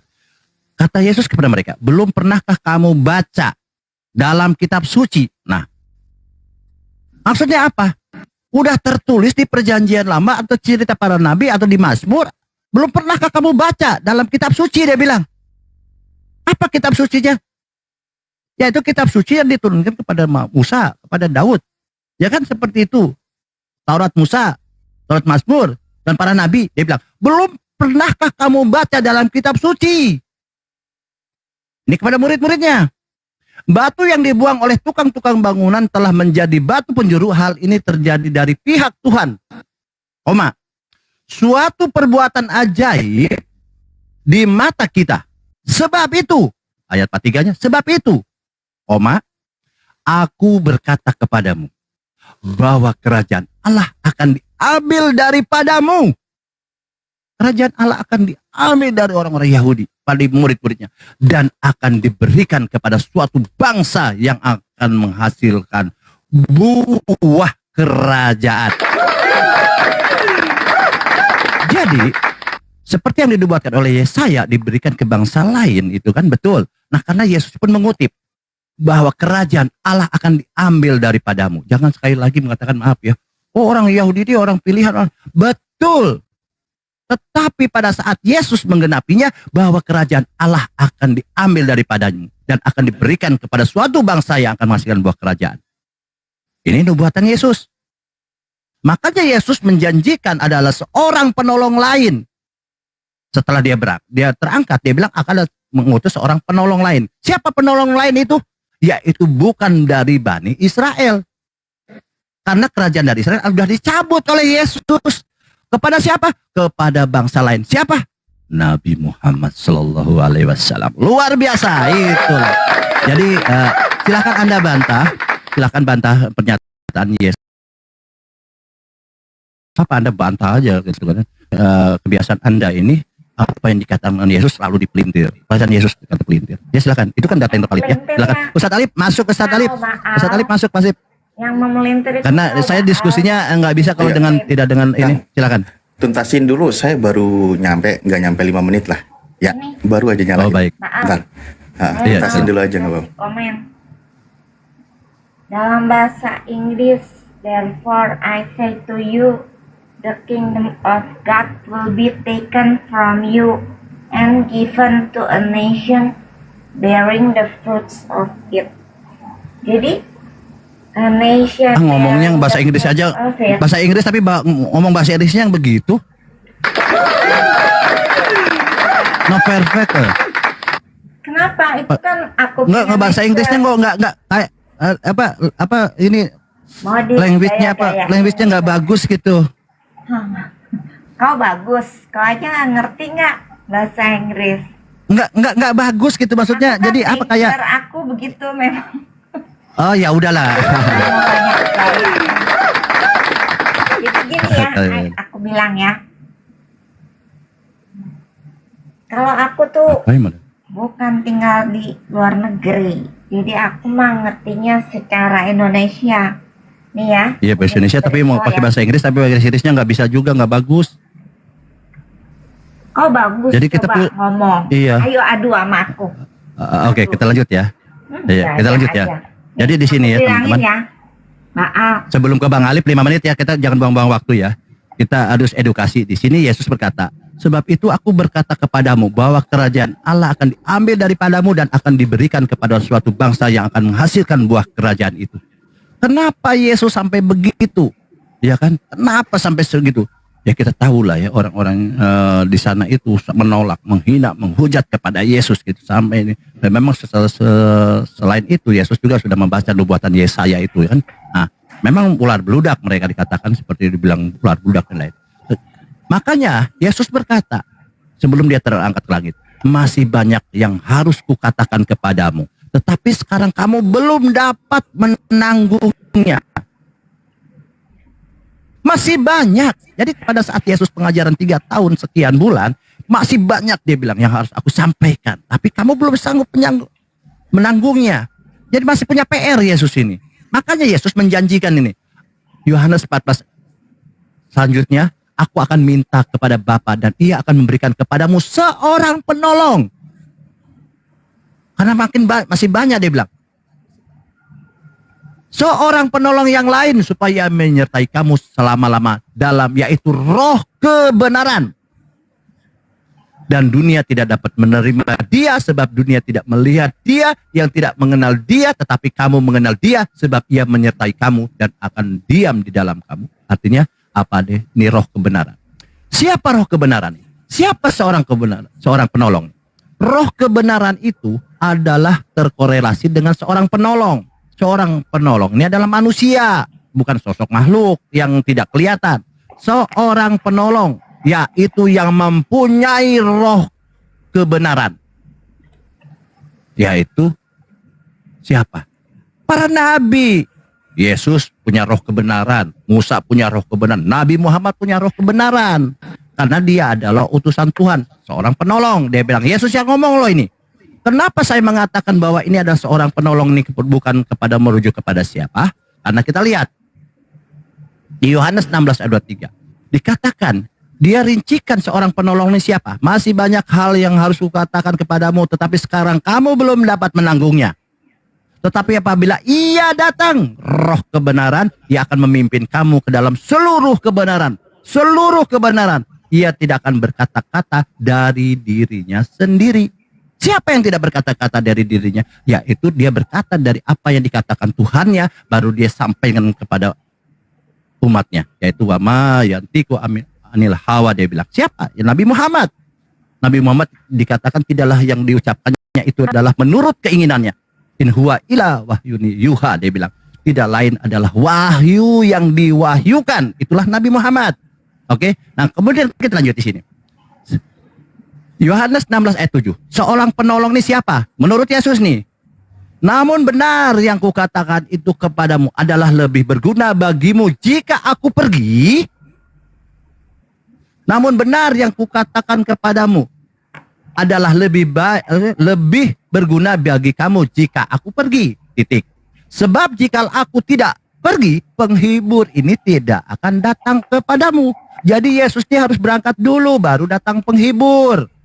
Kalau bicara Roh Kudus tidak mungkin. Sebelum Yesus pergi ya Roh Kudus sudah ada. Sebelum Yesus lahir Roh Kudus sudah ada. Berarti roh kebenaran ini merujuk kepada seseorang, bukan Roh Kudus. Roh kebenaran ya Roh Kudus. Di situ aja udah ngaco. Oke, saya Tidak oke tahu saya kan baca ya. roh kebenaran itu sama dengan Roh Kudus. Karena kau Oke, saya baca ini ya. kau roh kebenaran itu bukan Roh Kudus. Memang ada Oke, kalau Anda mengatakan ini Roh Kudus, kedua oknumnya. oke. Dan kau Kalau tidak Anda tahu kan Nah, kalau ini. roh kebenaran Roh Kudus itu bukan pribadi. Oke, kalau Anda mengatakan ini Roh Kudus, kita uji. Namun benar yang kukatakan itu kepadamu adalah lebih berguna bagi kamu jika aku pergi. Sebab jikalau aku tidak pergi, Roh Kudus itu tidak akan datang kepadamu. Padahal Yesus tidak pergi. Yesus sebelum lahir Roh Kudus sudah ada. Zakaria di dalam kandungannya dipenuhi Roh Kudus. Ketika Yesus dibaptis, Roh Kudus sudah ada. Padahal Yesus berkata, sebab jikalau aku tidak pergi, penghibur itu tidak akan datang kepadamu. Berarti bukan Roh Kudus. Gampang kok. Bang Arif, kalau ini udah potong, lanjut ya Bang, dipotong ya. Nah, siapa penghibur ini? Nah, kita lihat. Dalam original text-nya di sini dikatakan siapa? Dalam original text-nya penghibur ini siapa yang dijanjikan Yesus? Itu Parakletos. Parakletos ini merujuk ke siapa? Bukan Roh Kudus. Ini original text-nya, Parakletos. Kenapa bukan Parakletos? Karena Yesus pun disebut Parakletos. Lihat. Jadi penghibur ini adalah perantara antara Tuhan dengan hambanya, dengan umatnya. Atau dibilang kata Rasul atau Nabi, penyampai firman. Nih datanya, 1 Yohanes 2 nomor 1. Anak-anakku, kata Yohanes, hal ini kutuliskan kepadamu supaya kamu jangan berbuat dosa. Namun jika seorang berbuat dosa, kita mempunyai seorang perantara. Seorang perantara antara siapa? Seorang perantara antara Bapa, yaitu Yesus Kristus. Jadi antara Bapa dengan anak-anaknya, dengan umatnya ada seorang perantara, yaitu Yesus. Nah, inilah yang dikatakan penghibur ini. Seorang perantara, yaitu Nabi atau Rasul, bukan Roh Kudus. Yesus ini dikatakan juga adalah penghibur atau roh kebenaran. Di dalam diri Yesus ada roh kebenaran. Paham ya? Di sini dikatakan, namun jika seorang berbuat dosa, kita mempunyai seorang, lihat, perantara pada Bapa, yaitu Yesus Kristus yang adil. Gampang kok, kenapa kalian repot? Apa Yesus ini Roh Kudus? Enggak, Yesus ini Roh Kudus bukan? Yesus Roh Kudus bukan? Bukan. Makanya berarti Yesus kan pribadi. siapa tadi? Kalau Roh Kudus Berarti bukan roh pribadi. kebenaran itu bukan Roh Kudus. Sedangkan Yesus pun dikatakan roh kebenaran. Di sini seorang perantara ini apa? Kita cek original text-nya. Kita pakai data. Seorang perantara ini apa? Kita cek original text-nya. Ternyata Yohanes 2 nomor 1 itu seorang perantara di sini apa? Parakletos. Di sini ada definisinya. Dalam terjemahan baru itu adalah seorang perantara. Parakletos juga. Nah, Anda mengatakan tadi bahwa Yesus bukan Roh Kudus. Berarti betul bahwa roh kebenaran itu bukan Roh Kudus. Karena Yesus disebut Parakletos juga. Gampang kok. Jadi di sini dikatakan tadi Parakletos itu adalah penghibur. Seorang penghibur ini siapa? Seorang perantara. Yaitu utusan Tuhan antara Bapaknya dengan umatnya. Bukan. Di mana lagi Itu tadi? merujuk ke Roh Kudus, Roh kebenaran, Nah, ini Parakletos. Jadi Yesus Roh Kudus bukan? Bukan. Yesus Roh Kudus bukan? Nah, berarti Parakletos bukan Roh Kudus. Ini saya baca ya. 1 Yohanes 2 nomor 1. Anak-anakku, hal ini kutuliskan kepada kamu supaya kamu jangan berbuat dosa. Namun, jika seorang, di screenshot ya, di screenshot. Namun, jika seorang berbuat dosa, kita mempunyai seorang perantara. Yaitu yang bener ngomongnya. Oh, screenshot. Screenshot. Seorang perantara pada Bapa, yaitu Yesus Kristus. Yesus itu dikatakan seorang perantara antara Bapa dengan umatnya. Di sini seorang perantara. Seorang perantara ini apa sih? Ternyata dalam original text-nya di sini Parakletos.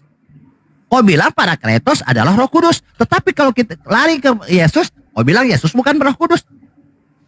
Macet kalian. Jadi seorang perantara itu adalah utusan Tuhan, ya. Nah, bukan Roh Kudus di sini merujuk ke.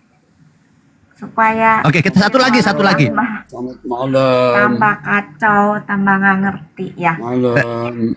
Oke, kita satu lagi ya. Izin nanti sebelum Bang Arif, tolong Ustaz Talib, saya ini kan capek ya Bang Ustaz Talib. Di Yohanes 14 ayat 7. Aku minta kepada Bapa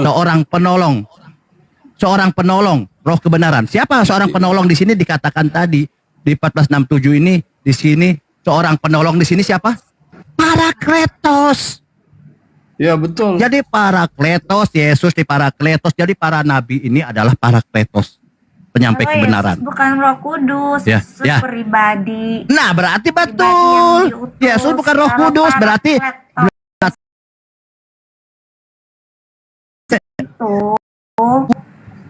kalau Yesus bukan Roh Kudus, betul, berarti Roh kebenaran itu bukan Roh Kudus. Parakletos itu bukan Roh Kudus, tetapi seorang perantara.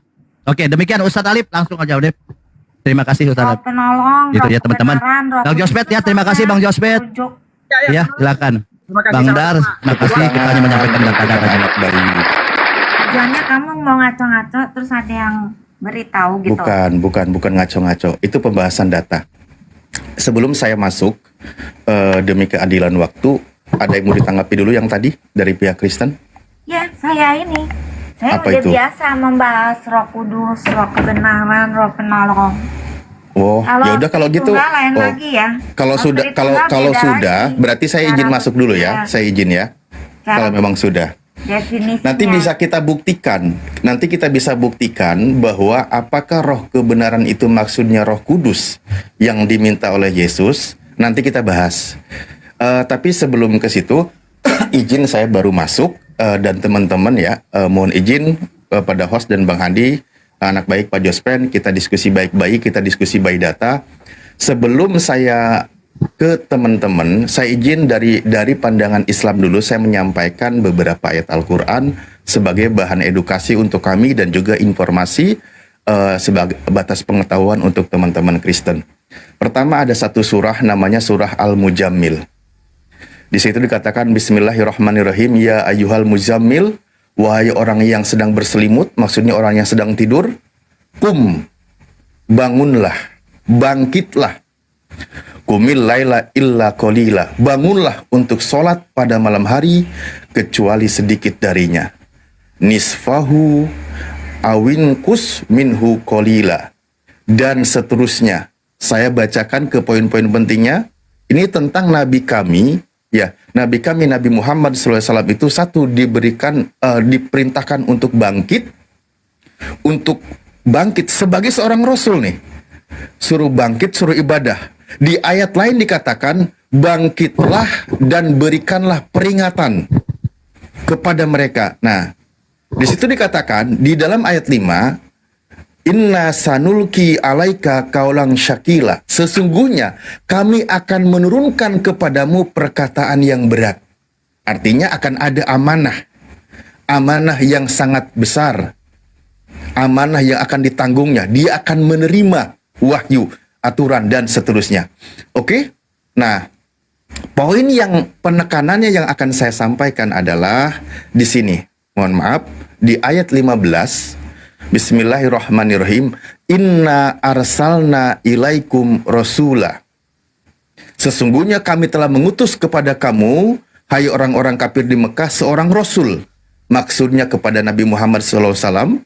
Rasulnya itu syahidan alaikum, ya kan, yang menjadi saksi terhadapmu. Kama arsalna ila fir'auna rasulah, sebagaimana kami telah mengutus seorang Rasul dahulu kepada Fir'aun. Nah, nanti pertanyaan, siapa utusan Tuhan yang datang kepada Fir'aun? Fa'asa Fir'aun ar-rasula fa'akhadnahu akhdawabila.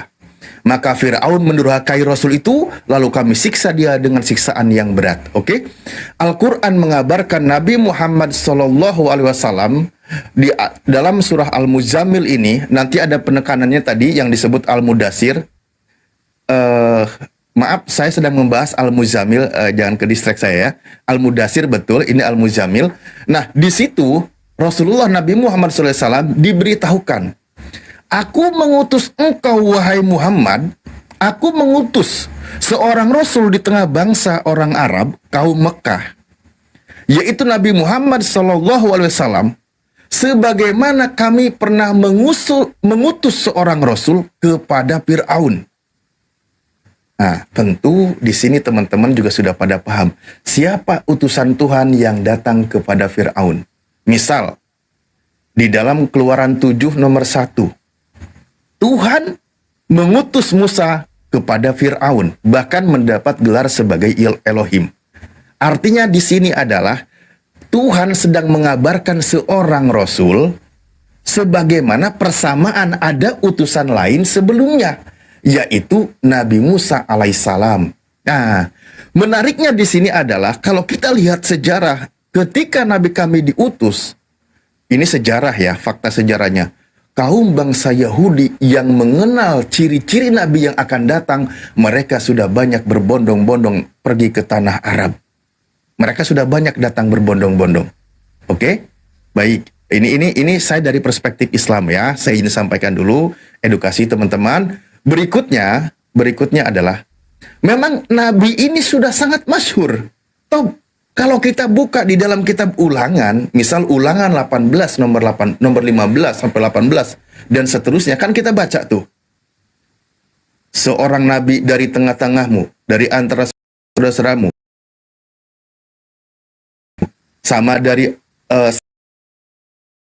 sama seperti aku, akan dibangkitkan bagimu oleh Tuhan. Dialah yang harus kamu dengarkan. Tetapi seperti yang kamu minta dahulu kepada Tuhan di Gunung Horeb dan seterusnya, akan ada seorang nabi yang akan dibangkitkan. Seorang nabi akan kubangkitkan bagi mereka dari antara saudara mereka, seperti engkau ini, seperti Nabi Musa alaihissalam. Ya kan? Aku akan menaruh firmanku dalam mulutnya, dan ia akan mengatakan kepada mereka segala yang kuperintahkan kepadanya. Di tengah bangsa Yahudi yang memegang kitab Tauratnya Nabi Musa, mereka sudah dikabarkan nanti akan dibangkitkan seorang nabi sama seperti Nabi Musa. Oke? Di 18, ya kan, yang barusan saya bacakan. Saya ulang sekali lagi. Seorang nabi akan kubangkitkan bagi mereka di antara saudara mereka sama seperti engkau ini. Aku akan menaruh firmanku ke dalam mulutnya, dan ia akan mengatakan kepada mereka segala yang kuperintahkan kepadanya. Orang yang tidak mendengarkan segala firmanku yang aku ucapkan dari nabi itu demi namaku, daripadanya akan kutuntut pertanggungjawaban. Berarti bangsa Yahudi sudah sangat paham nanti akan ada nabi seperti Nabi Musa. Nah, makanya ketika Yohanes mengajar, ketika Yohanes mengabarkan tentang seorang nabi, bangsa Yahudi itu ya sudah paham ada nabi yang sedang dinanti-nanti, tapi bukan nabi tersebut. Bisa kita buka pelan-pelan teman-teman. Nanti kita bisa buka ya. Yohanes 1 nomor 29. Misal nih kita buka nih. Saya baca. Pada keesokan harinya Yohanes melihat Yesus datang kepadanya, dan ia berkata, lihatlah anak domba Tuhan yang menghapus dosa dunia. Dialah yang kumaksud ketika kukatakan, kemudian kepadaku akan datang seorang yang telah dahulu sebab dia telah ada sebelum aku. Nanti di situ adalah dibahas Nabi, Mesias, Nabi, dan Elia. Saya baca di 20:21-nya ya. Dan inilah kesaksian Yohanes ketika orang Yahudi dari Yerusalem mengutus beberapa imam dan orang-orang Lewi kepadanya untuk menanyakan dia. Orang-orang Yahudi itu bertanya kepada Yohanes, siapakah engkau? Ia mengaku dan tidak berdusta. Katanya, aku bukan Mesias. ada Mesias yang ditunggu. Ini orang Yahudi nih yang sudah baca kitab sebelumnya. Lalu mereka bertanya kepadanya, kalau begitu siapakah engkau? Elia kah? Kan gitu, Elia? Dan Yohanes menjawab, bukan.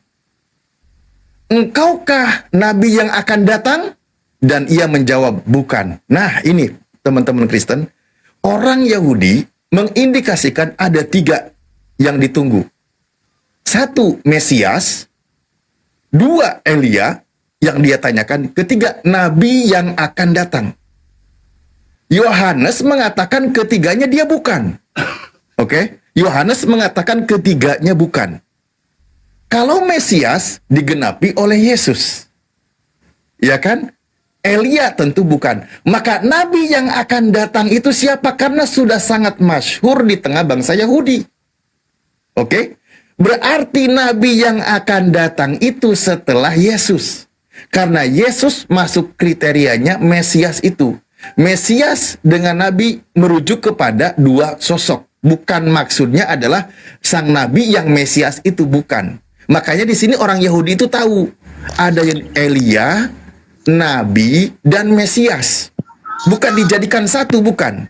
Nah, Mesias sudah datang bernama Yesus, Elia bukan, nabi yang terakhir yang sudah sangat masyhur itu siapa? Nah, ini yang dipertanyakan. Sementara di situ bukan merujuk kepada Yesus. Oke, maaf, sebelum saya lebih jauh, saya tanya dulu sama teman Kristen, siapa nabi yang sangat masyhur, sangat dinantikan oleh orang Yahudi, selain daripada Mesias? Atau setelah Mesias? Tolong dijawab. 1, siapa nabi itu? Ini kitabnya Kristen loh. Yohanes 1, 19 sampai 21.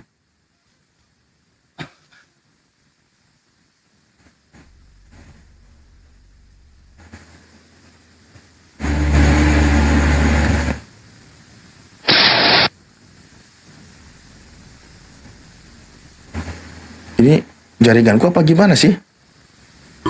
Jos, silakan Jos. Jos, Ben. Gimana ini 3 Kristen ini?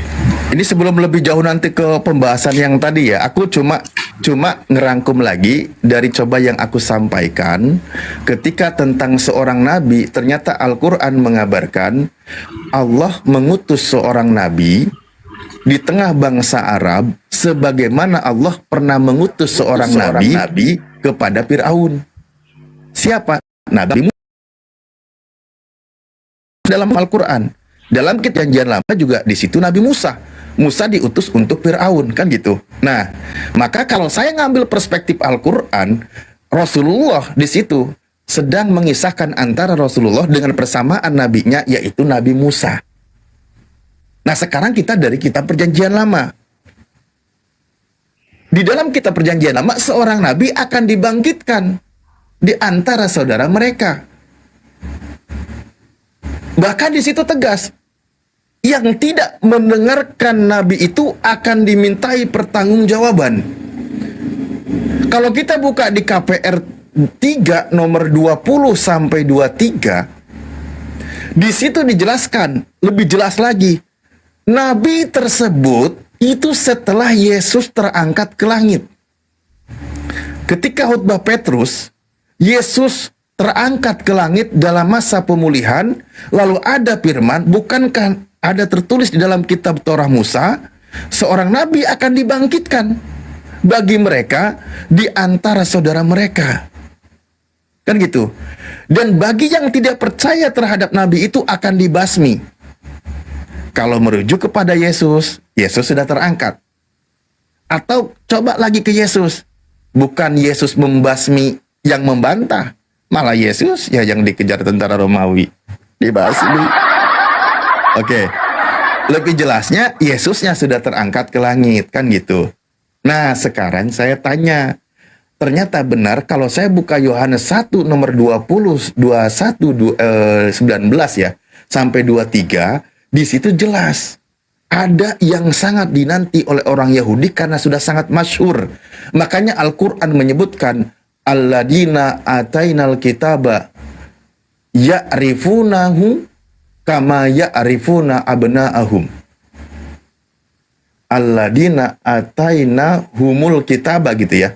Yaitu orang-orang yang telah kami berikan kepada mereka Alkitab. Mereka mengenal ciri-ciri Nabi itu sebagaimana mereka mengenal anak-anaknya. Sangat familiar di tengah ahli kitab. Ketika Yohanes yang awalnya disangka bahwa itu, ternyata Yohanes itu pembuka jalan untuk Yesus. Pembuka jalan. Bukan nabi yang dinantikan, bukan. Dan Yohanes menjawab jujur. Apakah engkau Elia? Bukan. Apakah engkau Mesias? Bukan. Apakah engkau seorang nabi itu? Bukan juga. Nah, yang saya tanyakan bukan Elia-nya, bukan Mesiasnya, oke? Yang saya tanyakan siapa nabi itu? Karena Mesiasnya merujuk kepada Yesus.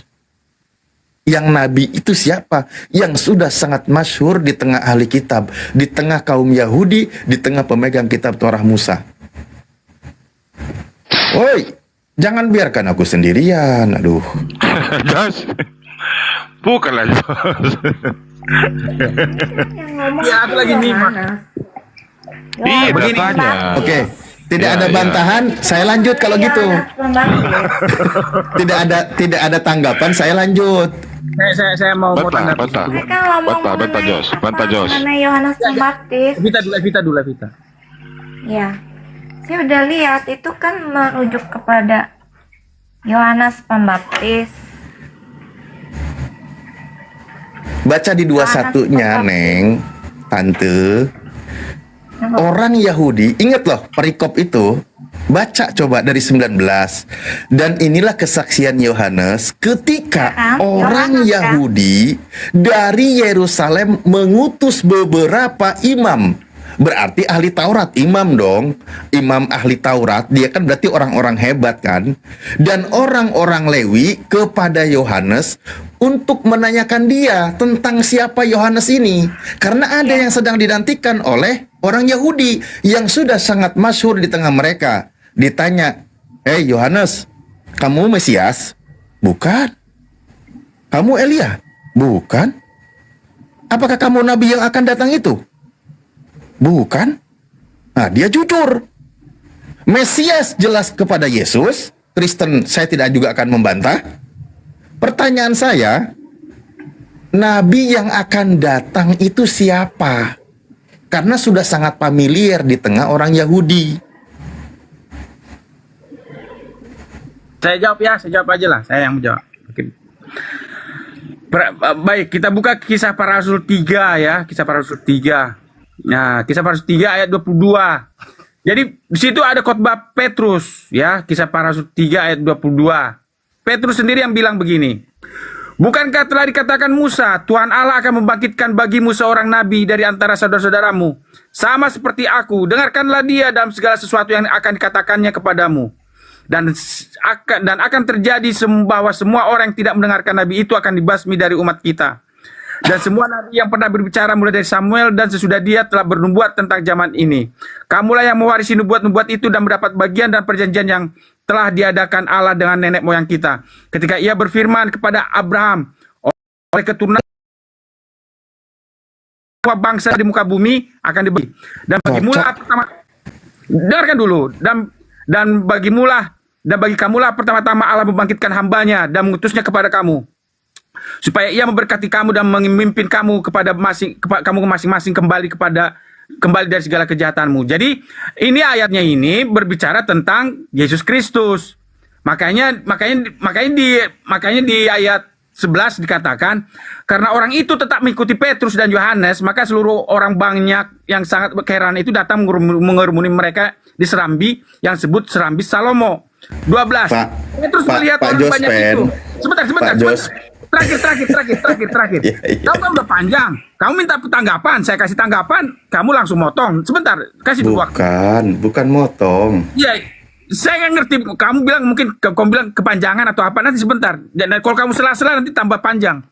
Nah, ayat 12. Petrus melihat orang banyak itu lalu berkata, "Hai orang Israel, mengapa kamu heran tentang kejadian itu? Dan mengapa kamu menatap kami seolah-olah kami membuat orang ini berjalan karena kuasa atau kesalahan kami sendiri? Allah Abraham, Ishak dan Yakub Allah nenek moyang kita telah memuliakan hambanya yaitu Yesus yang kamu serahkan dan tolak di depan Pilatus. Walaupun Pilatus berpendapat bahwa ia harus dilepaskan. Nah, itulah arti khotbah Petrus tadi yang seterangkan mengenai bahwa ini adalah mengenai Yesus Kristus. Makanya ayat 14. Tetapi kamu telah menolak yang kudus dan benar. Itu jawaban saya. Terima kasih. Oke, baik. Saya tanya Pak Jospen, di 21 kisah 3, di situ Yesus sudah di mana? Udah naik ke surga, udah jelas, udah naik ke surga. Yesusnya udah naik ke surga. Nah, lalu nanti akan ada nabi yang dibangkitkan seperti Nabi Musa di ayat berikutnya. Benar nggak? Yesusnya sudah terangkat ke langit. Iya, udah terangkat ke langit. Nah, di ayat berikutnya, bukankah telah dikatakan Musa, Tuhan akan membangkitkan bagimu seorang nabi di antara saudara-saudara mereka, sama seperti aku. Dengarlah dia dalam segala sesuatu yang akan dikatakan kepadamu. Dan akan terjadi bahwa semua orang yang tidak mendengarkan nabi itu akan dibasmi dari umat kita. Ini ketika nabi ini akan diutus, Yesus di mana? Maksudnya Yesus itulah yang diidentifikasi bahwa itulah penggenapannya. Siapa yang dibasmi oleh Yesus? Dengarkan. Kan Yesus inilah yang nanti. Malah makin gak nyambung kalau dipaksain. Gak dipaksain. Buktinya Petrus sendiri yang menerangkannya. Kami menerangkan. Iya.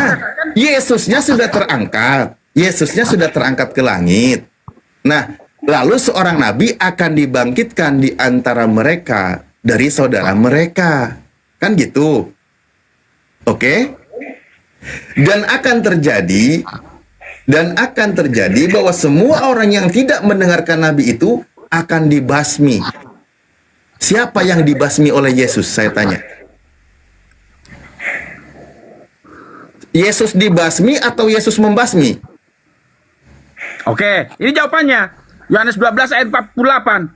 Barang siapa, sebentar, jangan dulu potong. Ini saya jawab. Barang siapa menolak aku dan tidak menerima perkataanku, ia sudah ada hakimnya, yaitu firman yang telah kukatakan. Itulah yang akan menjadi hakimnya pada akhir zaman.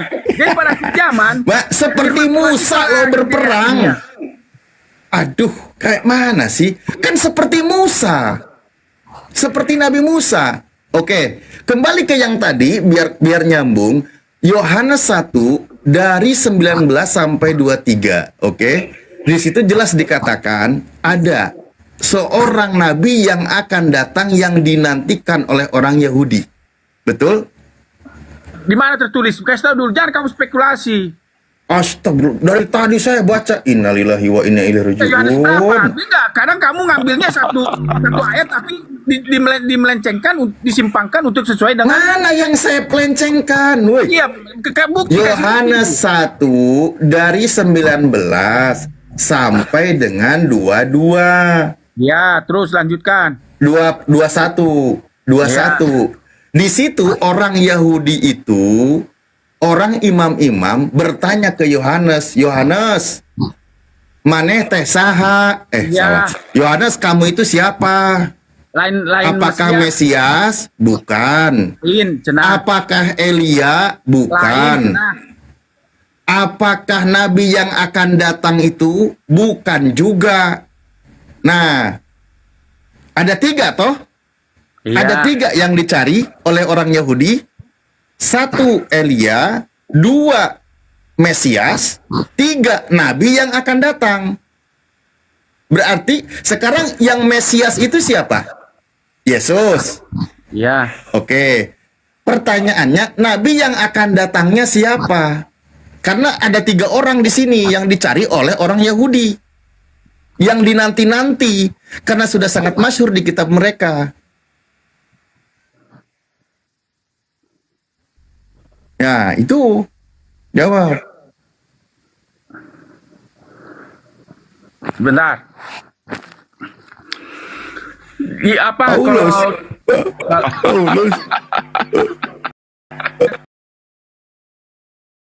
Nabi ya, Nabi Mesias. Sebentar, Nabi Mesias dan Elia itu sebenarnya referensinya itu kepada Yesus Kristus sendiri. Itulah makanya itu disebut Nabi. Iya. Iya, tahu. Tapi ada 3 sosoknya. Waduh, wah, jadi borong semua, jadi garang. Borong semua. Makanya Yesus itu anak Daud, anak manusia, anak Daud, anak Nah, Abraham. itu dari perspektif iman Anda. Ini dari pandangan Yahudi yang punya kitab. Kan saya bahas tadi. Nih, Yahudi itu kan melihat ada Elia yang dinanti. Ya kan? Makanya kan ada juga dia itu Berarti Elia Yesus bang. Elia kah? Ya itu Berarti Yesus Elia kah? konsekuensinya. Ya kan? Makanya di situ orang Yahudi itu ada ciri-ciri yang dinanti. Memang Mesias lagi dinanti. Nah, nabi yang akan datang juga lagi dinanti. Oke, dengar sebentar. Saya jawab ini sebentar. Baca Matius 16 ayat 13. Matius 16 ayat 13. Setelah Yesus tiba di daerah Kaisarea Filipi, ia bertanya kepada murid-muridnya. Kata orang, dengarkan baik-baik. Kata orang, siapakah anak manusia itu? Ayat 14. Jawab mereka, ada yang mengatakan Yohanes Pembaptis. Ada juga yang mengatakan Elia. Dan ada pula yang mengatakan Yeremia. Atau salah seorang dari para nabi. Itu benar semua atau salah semua? Dengarkan dulu. Iya pertanyaan. Dengarkan dulu. Lalu Yesus bertanya kepada mereka, tetapi apa katamu? Siapakah aku ini? Ayat 16. Maka jawab Simon Petrus, engkau adalah Mesias, anak Allah yang hidup. Nah, Ya tepuk tangan. sebentar. Kan saya udah bilang tadi kalau Mesias itu ke Yesus, betul. Kalau Mesias ke Yesus, makanya orang Yahudi nanya, apakah engkau Elia? Bukan. Apakah engkau Mesias? Bukan. Ini ke Yohanes ya. Apakah engkau nabi yang akan datang itu? Bukan juga. Nah, ada tiga yang ternyata dinanti. dijawab oleh Petrus bahwa Yesus ini Mesias. Bukan nabi, bukan Elia. Gampang kok. Bukan nabi yang akan datang itu, beda lagi. Karena Mesias itu nanti punya kriteria sendiri. Nabi yang akan datang punya ciri sendiri. Kan gitu. Ini imam-imam loh, yang datangnya tuh imam-imam, bukan kaleng-kaleng. Iya, mengerti saya. Cuma maksudnya begini. Bagi orang Yahudi, Elia, Nabi, Mesias, Raja keturunan Daud, anak Abraham, anak manusia, anak Allah, itu semua Fokus yang diborong tiga Yesus. aja dulu. Fokus yang tiga dulu tadi. Iya loh. Pak Jospen, Ya, Anda tadi bawa Matius 16 itu jelas dibantah semua. Kecuali yang disampaikan Petrus yang benar, dia Mesias. Jadi jangan dipaksakan. Mentang-mentang ada kataan Elia, ada kata ini, jangan. Enggak, di sini adalah ya poin yang kita dapatkan dari seorang imam Yahudi atau imam-imam orang Yahudi dan juga orang Lewi, dia itu sedang ada yang dinanti. Memang mereka sedang menanti. Karena ciri-cirinya kan ada. Makanya Yohanes ini ini Yohanes datang nih. Nah, mari kita tanya dia, Yohanes, apakah dia itu Mesias yang dinantikan? Bukan. Elia juga bukan. Yohanes jujur. Nah, makanya yang saya tanya, siapa nabi yang akan datang itu? Siapa? Nah, Petrus sudah menerangkan bahwa Yesus adalah nabi yang akan datang itu. Mesias. Bisa para rasul dua itu dirubah-rubah deh. Jangan tambah-tambah Mesias, Petrus ngomong. Memang di Matius 16 Petrus mengatakan bahwa Yesus adalah Mesias. Tetapi dalam kisah para rasul tadi, dalam khotbahnya Petrus, dia menerangkan bahwa nubuatan ulangan tadi itu adalah penggenapan daripada Yesus Kristus. Jadi Loh, itu kalau mencakup pengganapan, Pak Jospen kan tadi sudah bilang, ketika seorang nabi dibangkitkan di situ, Yesusnya sudah di mana? Betul, sudah di surga, tapi dia sedang menerangkan. Berarti bukan Yesus. Berarti Yesus sudah di surga, sudah lolos itu Yesus. Dan berarti ada sosok lain gitu. Makanya Yesus berkata, semua dikatakan bahwa kerajaan Allah akan diberikan kepada nah itu ke bangsa lain itu harus digenapi oleh Yesus. Iya, betul itu. Harus tergenapi itu oleh Yesus, perkataan Yesus itu. Di mana itu Bapak? Tokal kerajaan Allah itu. Matius 21 itu kan 43. Tadi udah dibahas itu. Sebelum Yesus terangkat ke langit itu. Aku menguatkan poin-poin pembahasan tadi ini. ini menguatkan poin-poin pembahasan dari Kang Baal tadi. Nah, makanya kan di sini ketika Petrus berkhutbah, Yesus itu sudah di langit, lagi masa pemulihan. Segala sesuatu lagi istirahat dia. Lalu seorang nabi akan dibangkitkan. Yesus sekarang di surga itu bukan masa pemulihan, tetapi dia jadi imam besar. Masa? Ya. Oh, baca dong. Jadi imam besar dia di surga. Ya.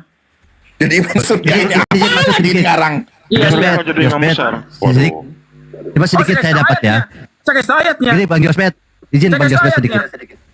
Bang Jospet gini Bang Jospet, kan kalimatnya begini, nubuatannya ya. Ini Yesus kenapa mengutip tadi itu bahwa kerajaan Allah akan diberikan bangsa lain? Karena Yesus tahu ada nubuatan juga. Nih seperti Musa yang dikenal Tuhan dengan berhadapan muka, tidak ada lagi nabi yang bangkit di antara orang Israel. Nah berarti betul setelah Yesus ini ada nabi yang bukan orang Israel. Seperti Musa yang dikenal Tuhan dengan berhadapan muka, tidak ada lagi nabi yang bangkit di antara orang Israel. Data Yang valid seperti itu. Nabi Musa. Iya. Tidak ada lagi dari Israel, tidak ada seperti Musa ini. Memang tidak ada. Nah, berarti itu bukan untuk Yesus. Tepuk tangan. Bukan untuk Yesus. Karena Yesus bernubuat lagi bahwa kerajaan Allah akan dicabut daripadamu dan diberikan ke bangsa lain. Kerajaan Allah akan dicabut dari Israel.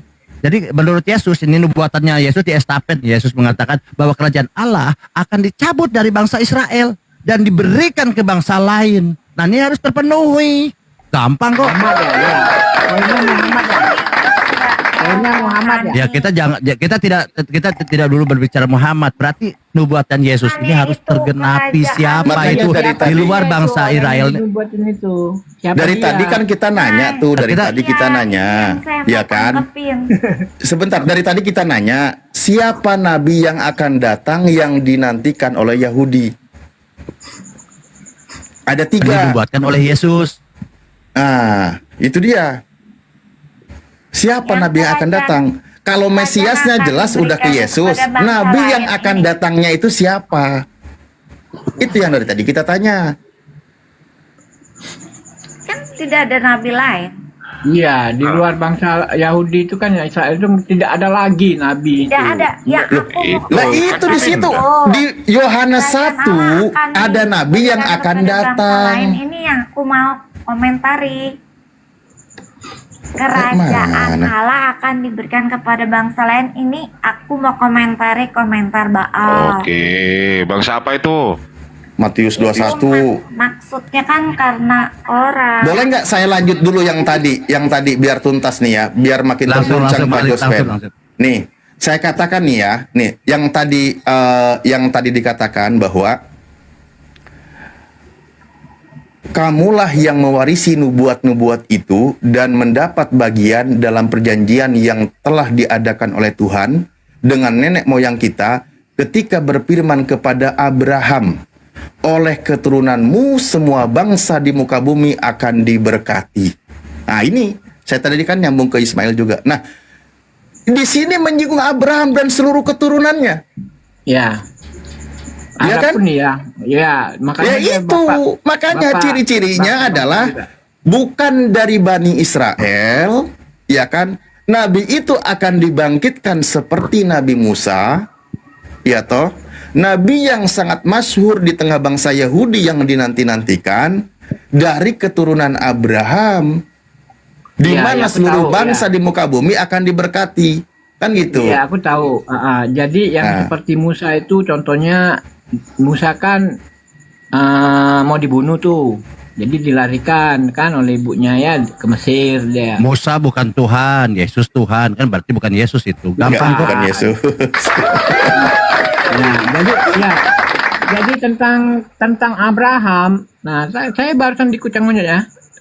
Lot ya, dia memang saya pengen tahu otaknya itu kan. Dia ngomong lah, Lot itu kan dari tiang garam. Nah, jangan kemana-mana Bang, tolong tanggapi pertanyaan saya ini loh yang tadi. Iya. Nabi yang akan datang yang dinanti-nantikan oleh Yahudi, karena kan tadi ada 3. Iya, sekarang katanya. Elia, Mesias, dan Nabi yang akan datang. Ada 3 sosok itu. Iya. Ya kan? Elia saya tidak ikut bahas, itu ranahnya Yahudi. Terus Mesias sudah digenapi oleh Yesus. Nabi yang akan datang ini siapa yang sudah sangat masyhur di tengah orang Yahudi? Musa. Hah? Ya, kalau mengacu kepada Ini zaman Yohanes Pembaptis kok Musa lagi. Ya, Yohanes saja nabi besar itu. Ya kalau yang Yohanes 1 Yohanes sudah menjawab, apakah engkau Elia? Kata Yohanes, bukan. Apakah engkau Mesias? Ini imam-imam besar ahli-ahli kitab nih yang paham tentang kitab nubuatan para nabi. Apakah engkau Mesias? Yohanes menjawab, bukan. Sudah 2 orang yang ditanyakan. Yang ketiga, apakah engkau nabi yang akan datang itu? Yohanes juga menjawab, bukan. Nah, yang saya tanya adalah, kalau Mesias sudah ada, pertanyaan saya, siapakah nabi yang akan datang yang ciri-cirinya seperti Nabi Musa, yang dinanti-nanti ciri-cirinya itu, yang mereka orang Yahudi sudah paham. Ciri-cirinya dia bisa membuat mujizat. Contohnya, dia kan bisa orang gila nih ya, dibuatnya jadi normal. Saya tanya siapa? Wih. Siapa aja siapa? Iya, itu kan yang Yohanes itu Ini kan saya jawab lagi. Dan Sebentar, saya jawab. Sebentar Pak, kasih satu ayat aja. Satu ayat aja. Satu ayat aja Pak, izinkan saya bicara sebentar aja. Setelah itu saya tutup. Yohanes 1 ayat 45. Filipus bertemu dengan Natanael, ya. Filipus bertemu dengan Natanael dan berkata kepadanya, "Kami telah menemukan dia yang disebut oleh Musa dalam kitab Taurat dan oleh para nabi, yaitu Yesus anak Yusuf dari Nazaret." Mesias. Mesias. Nah itu Mesias. Betul deh, tadi nggak usah dibahas itu dah. Kalau Yesus sudah clear, Yesus itu udah clear. Kalau Yesus juga dinubuatkan. Dia Mesias yang ditunggu-tunggu. Dia itu ada kalau Islam tidak membantah, walaupun Yahudi membantah ya. Kalau Islam sudah mengimani bahwa Yesus itu seorang Mesias yang ditunggu-tunggu orang Yahudi sebenarnya Yesus. Yang dicari ini siapa nabinya itu loh. Iya, aku baru keluar di Komal Israel, Pak. Baru keluar ini. Iya, jadi ya seperti dia tuh ya dia mau dibunuh nih Nabi Musa itu kan sama seperti ini dia. Ya. Nah, jadi dia melakukan mujizat. Nah, kalau siapa maksudnya? Sama itu dengan Musa ini siapa maksudnya? Dengan pekerjaan Musa kan dapat mujizat. Musa juga dia kan siapa maksudnya? Yesus itu. Yang sama dengan Musa ini siapa namanya? Langsung aja sebut. Supaya kita nanti baru kita. Iya sudah terangkat tuh gimana tuh? Jadi begini ya. Yesus dia itu kalian bilang Yesus ini Tuhan. Musa bukan Tuhan, berarti bukan seperti Musa Yesus itu. Yesus Tuhan bukan Nikodemus. Nikodemus sebentar dulu. Anda bilang Yesus, oke, ini iman Anda. Sekarang Yesus Tuhan bukan? Macet kan? Dia satu. Yesus Tuhan. Yesus Tuhan bukan. Saya jawab dulu. Yesus Tuhan bukan. Oke, Yesus Tuhan. Musa Tuhan bukan. Ngejip. Kamu kok malah saya ini ngomong saya ngejip. Musa bukan cuma Anda tadi kan menjadi Allah. Ya, saya kan menghormati dan saya menghormati Anda bahwa Yesus ini adalah Tuhan. Saya menghormati Yesus itu ada nubuatan untuk Yesus kan begitu. Saya hormati. Tadi ayatnya seperti Musa. Apa Yesus Tuhan bukan? Tuhan bilang. Musa Tuhan bukan? Anda bilang bukan. Gimana bisa sama? Bukan. Kalau Musa Tuhan berarti Tuhan kalian jadi banyak. Ya, kacau orang. Memang Musa bukan Tuhan tapi disebutkan. Nah, ya. Berarti beda. Ini disebutkan nih, bukan nih. Kamu akan menjadi Allah. Ya, makanya kamu akan menjadi Allah. Harus menjadi nabimu. Kan ada dia ini kan apa? Oh, jadi Allah di situ, Musa di situ, Allah di Yesus. Sebentar, Nikodemus. Adalah Allah. Nikodemus. Jangan nyerocos terus, gantian diskusinya biar enak. Nah, ketika Yesus dikatakan siapa Musa ini ilah, bukan Allah itu ilah, apakah di situ Yesus Musa ini Tuhan disembah oleh orang Yahudi? Itu paling master ya, master hukum Taurat, dia lah Nabi Musa. Ditanya, Musa ini disembah jadi Tuhan tidak oleh orang-orang Yahudi? Guru mereka, master. Ditanya, pertanyaannya ya, Musa disembah jadi Tuhan oleh orang Yahudi tidak? Tidak. Mana ada dia ngomong. Nah, berarti beda. Sedangkan Yesus kau sembah jadi Tuhan, berarti beda. Nah, bukan untuk nih. Yesus, gampang kok. Enggak ngerti. Kalau kau ngomong apa orang Yahudi menuhankan Musa. Nah, sekarang siapa ini? Jospet, ya. udah terjawab ya bahwa Musa bukan yang digambarkan oleh Yesus tadi, karena kita hormati Yesus ini dalam iman Anda kan Tuhan dan disembah. Sementara Musa ini tidak disembah dan tidak dijadikan Tuhan oleh orang Yahudi. Berarti berbeda kan? Berarti bukan untuk Yesus. Oke, Jospet bisa dilanjut. Jospet, siapa kira-kira Jospet? Muhammad pun bukan, ya Muhammad pun bukan kan? Kalau Muhammad. Diam dulu, kita tanya Jospet, Jospet dulu. Saya sepakat dengan yang kawan-kawan saya seiman. Oh, berarti Jospet mengakui Musa adalah Tuhan yang disembah, betul?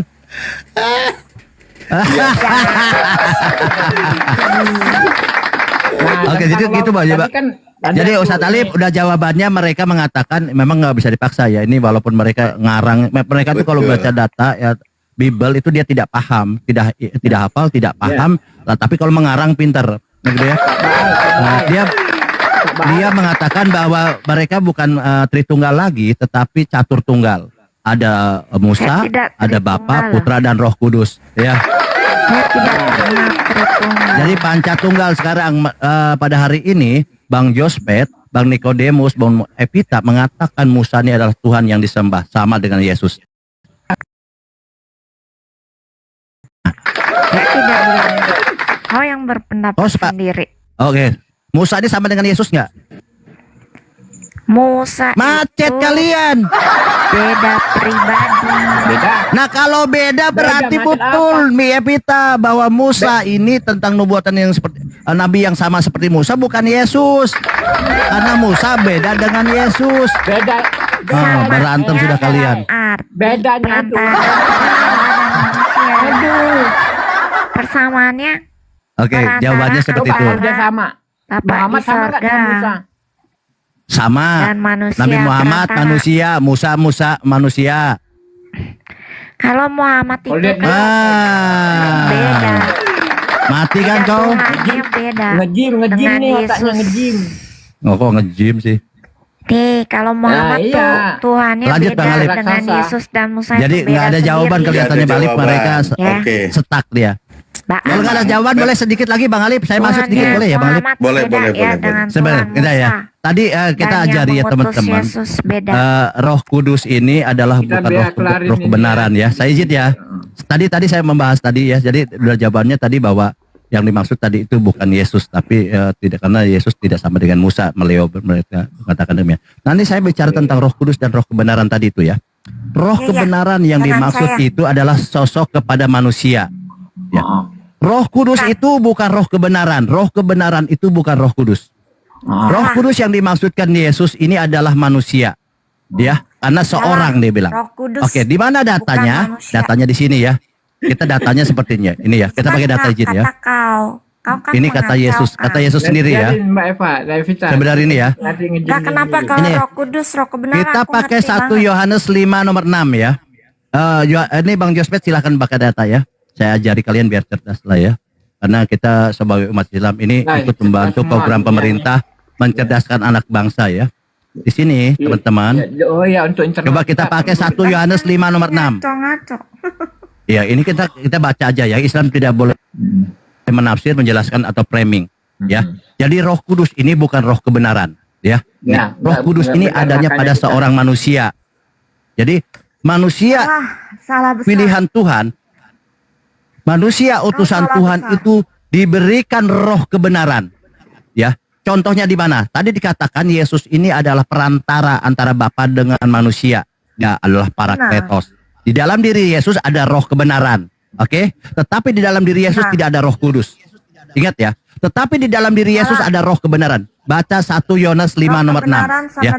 Nanti Anda salahkan aja ini. Bibel Anda salahkan nggak apa-apa. Saya kan tidak ada kepentingan. Saya memang nggak tertarik dengan ini. Tapi kalau Anda 1 Yohanes 5 ayat 6. Itu kan dia yang ngomong. Oh, ya. Oke. 1 Yohanes 5 ayat 6. Inilah dia. Inilah dia. Coba baca ya. Inilah dia. Huruf besar ya. Yang telah datang dengan air dan darah. Yaitu siapa? Yesus Kristus. Oke, kita bicara Yesus Kristus ya. Bukan saja dengan air, tetapi dengan air, dengan darah, dan rohlah yang memberi kesaksian tentang kebenaran. Jadi dalam diri Yesus ini ada air, darah, dan roh kebenaran. Data valid. Oke. Kita lihat ya, kita lihat di ayat 8 ya. Kita lihat, sabar dulu. Di mute dulu. Ini kalau Anda nggak bisa diskusi saya turunkan ya. Karena ini bacakan firman Tuhan. Nah, di 1 Yohanes 5 ayat 8 ini berbicara yang Yesus yang tadi. Dan ada 3 yang memberi kesaksian di bumi, dia bilang. Ingat, di bumi. Ya, Yesus itu sendiri ya. Roh, air, dan darah, ketiganya adalah satu. Roh di sini apa? Roh kebenaran tadi yang di ayat 6. Roh kebenaran, air, dan darah. Ini adalah Yesus. Dia bersaksi tentang dia yang ada di bumi. Loh, apa hubungannya Baal bahwa roh kebenaran ini bukan Roh Kudus? Oke, kita pakai data ya. Jadi roh kebenaran ini ada pada diri Yesus. Di bumi dia bilang. Dan ada 3 yang memberi kesaksian di bumi. Roh, air, dan darah. Roh ini adalah roh kebenaran. Tadi dikatakan di sini ada ayat 6 bahwa roh kebenaran yang dimaksud. Air dan darah dan roh kebenaran. Ini adalah Yesus Kristus di bumi. Ingat, di bumi. Lalu Roh Kudusnya di mana? Roh Kudusnya tidak ada di bumi. Artinya Roh Kudus itu bukan roh kebenaran, karena Roh Kudus adanya di mana? Di surga. Di mana ayatnya? Di sini. Ayat 7 dikatakan. Ini yang dipakai Gud. Ini teman-teman Kristen ini di tunggal ini nggak ngerti nih. 1 Yohanes ayat 7. Sebab ada 3 yang memberi kesaksian di surga. Ingat, tadi di bumi, air, darah, dan roh kebenaran. Di surga dia bilang. Yaitu Bapa, Firman, dan Roh Kudus. Jelas, Roh Kudus ini bukan roh kebenaran. Roh kebenaran itu bukan Roh Kudus. Karena roh kebenaran itu bersama Yesus di bumi satu dia bilang. Sedangkan Roh Kudus ini ada di sorga bersama Bapa.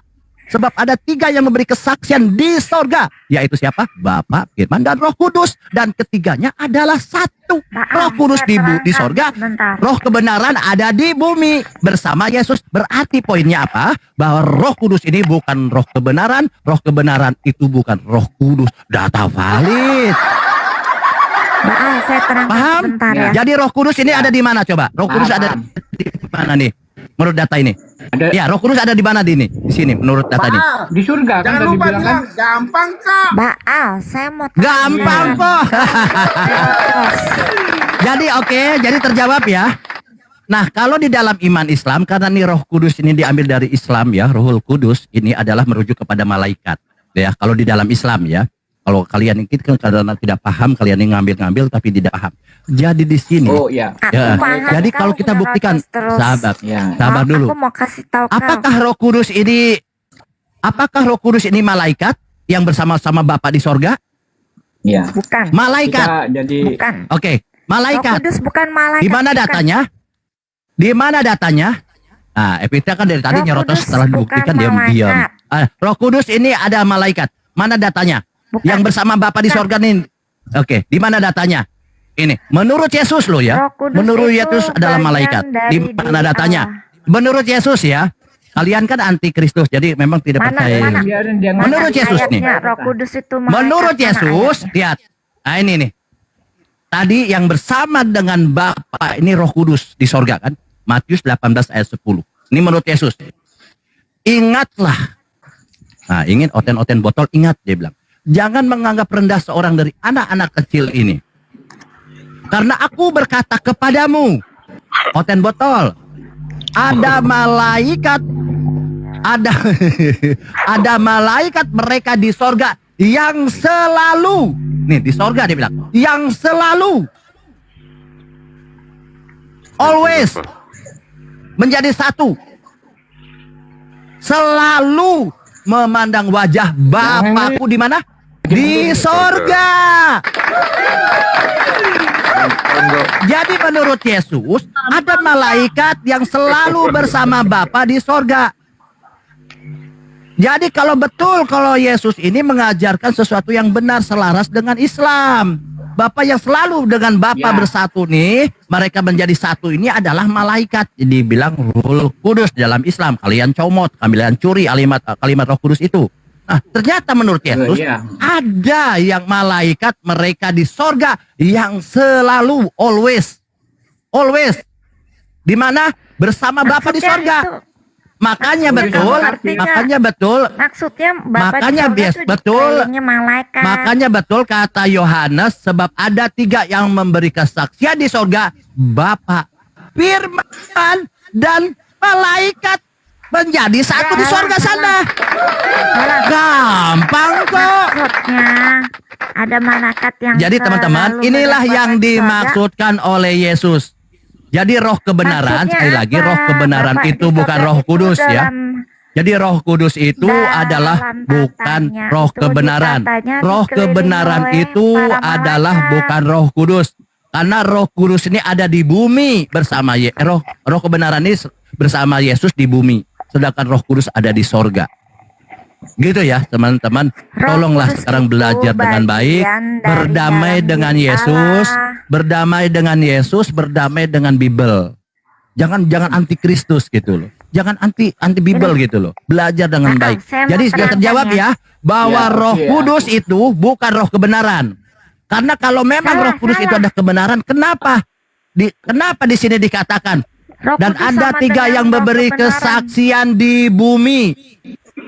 Ada 3 kesaksian di bumi, yaitu roh kebenaran, air dan darah, yaitu Yesus Kristus. Dan ada 3 yang di sorga, yaitu Roh Kudus. Roh Kudus di sorga, roh kebenaran di bumi. Gampang kok. Terjawab ya. Jadi Roh Kudus di sorga, roh kebenaran di bumi. Nggak usah dijawab. Kalau kau jawab berarti bantah Yesus kalian. Bedain begitu. Oke ya teman-teman. Roh Kudus Jadi itu demikianlah memang kalau Islam dari itu. Jadi teman-teman, kenapa selalu mengatakan bahwa Kristen ini bukan pengikut Yesus ya? Saya katakan Kristen bukan pengikut Yesus. Karena apa yang tertulis dia bantah. Karena mereka mengatakan Yesus ini, ya mereka itu adalah antikristus yang sebenarnya, yang menentang ajaran-ajaran Yesus sebenarnya mereka ini. Tetapi membungkus seolah-olah mereka ini sebenarnya pengikut Yesus. Karena dikatakan di sini roh kebenaran ini ada di bumi, air dan darah dan roh kebenaran yaitu Yesus Kristus di bumi. Dan ada yang 3 memberi kesaksian, Bapa, Firman dan Roh Kudus di sorga. Berbeda tempat. Oke teman-teman, jadi iman Kristen ini dibentuk oleh karena ketidaktahuan, karena tidak pernah membaca, miskin lestari, akhirnya mereka tidak menemukan kebenaran. Tidak menemukan kebenaran, muncul ribut-ribut. Karena kamu itu Gampang kok. adanya roh Padahal Bible sendiri ini sudah memberitakan, menjelaskan dengan sebenar-benarnya ya. Jelas, clear. Kenapa? Karena mereka itu hanya mendengar dari bapak-bapak gereja. Bapa, Firman dan Roh Kudus. Firman itu adalah Yesus. Padahal di sini Bapa, Firman dan Roh Kudus ini di bumi dan ketiganya adalah satu. Di sorga dia bilang. Bapa, Firman dan Roh Kudus di dalam sorga dan ketiganya adalah satu. Dia bilang firman Yesus. Padahal Yesus ini di bumi. Air, dibilang apa? Ada 3 memberi kesaksian di bumi. Roh, air, dan darah. Di mana? Di bumi. Siapa yang di bumi itu? Menurut data ini, inilah dia yang telah datang dengan air dan darah, yaitu Yesus Kristus. Berarti Yesus itu bukan firman. Salah mereka, salah. Bodoh, goblok, asu. Lanjut. Nah, durasinya sudah kan? Balik. Kau Evita, selalu diam terbalik. dulu. Sekarang aku mau komen. Evita, Ya oke, Denger nggak? kamu mau komen apa? nah, Ya, itu kan bagi kau. Nanti yang terguncang sudah pada siuman kabarin ya. Silakan Pak Nikodemus menanggapi apa? Ya. Jadi tentang Abraham aja ya. Tadi biar lurus nih, biar kita normal. Nah, sampai ke dia, pekerjaan dia tentang apa? Orang gila menjadi normal. Ya. Jadi Suaranya putus-putus. Oh, kirain jaringanku. katakan ini, itu kan menurut kami di pikiran Kita kira jaringanku. gereja itu kebaikan mereka ada, Putus. tindakan Nikodemus. mereka. Suaranya putus-putus. Ya. Jelas nggak? Putus-putus. Coba Putus-putus pindah ya? posisi dulu. Naik ke atap dulu. Ini jelas. Jelas nggak? Masih. Nah, tadi tempat kucang monyet tentang Abraham itu tentang Lut nih. Kan Lut itu kan istrinya jadi tiang garam. Kok gelut sih? Nah, dia ngomong itu kan kenapa? Siapa nabi yang dinantikan yang akan datang itu, Pak? Dari tadi itu yang Iya, itu kan ditungguin. udah. Ini saya ngomongin Lut. Belum Giliran ada saya jawabannya. ngomongin Lut. Saya mau komen Giliran saya mengenai ngomong tentang itu. Baal, tapi Nikodemus mau komen, Iya, tapi denger aja ternyata kau. komennya beda. Mana yang dibahas? Dengar dulu kau, Iya, biar kau yang betul. juga ngerti. Ya, jadi aku kan ngomongin saya nih, kan boleh kan? Kamu ngomong itu kita terima saya. Jadi Ya, kamu mau Lut itu kan pembahasan jadi yang tiang mana? garam. Agak lah. Istri Lut itu ya jadi tiang garam. Nah, jadi dia ngomong itu kan kenapa dua anaknya itu menggalauin orang tuanya? Oleh karena harus banyak hasil mereka. Arti Lot itu ya. Nah, aku sampai ngomong loh. Dia kan nyebar ada ke perdagangannya dari hasil itu ya sampai ke Sumatera Barat. Di sini loh. Ya bukan Sumatera Barat aja. Jadi siapa nama nabi yang akan datang itu, Pak? Itu buat penasaran kalian aja. Justru Hanya kalau aku kami sudah tahu. Karena tanpa pakai itu pun kami sudah ada nabi setelah Yesus, di mana ciri-cirinya itu seperti Nabi Musa, bukan Ya, dari kitab dipercayai Anda, juga, ya. tapi Saya dari sekarang Al-Qur'an. katanya, itu kan Al-Qur'an dinanti-nanti menyebutkan bangsa Yahudi. surah 73 ayat 13, 14, 15, 16. Di situ dikatakan Allah akan mengutus seorang rasul di tengah-tengah kamu sebagaimana Allah mengutus seorang rasul kepada Fir'aun, yaitu Nabi Musa. Jadi Allah mengutus seorang rasul Nabi Muhammad sebagaimana Allah mengutus Nabi Musa. Ya kalau Ya. kami sih ada tanpa pakai Ya. kitab Anda pun. Nah, Memang cuma Pak, di sini ya. adalah perlu orang-orang Kristen membuka diri, menerima fakta, menerima kebenaran, mendengarkan yang dibuat ajaran itu, yang Yesus, dibuat ya. mendengarkan ucapan firman Tuhan yang dinubuatkan oleh Nabi Musa, yang dinubuatkan oleh Yesus. Tugas kalian itu mencari.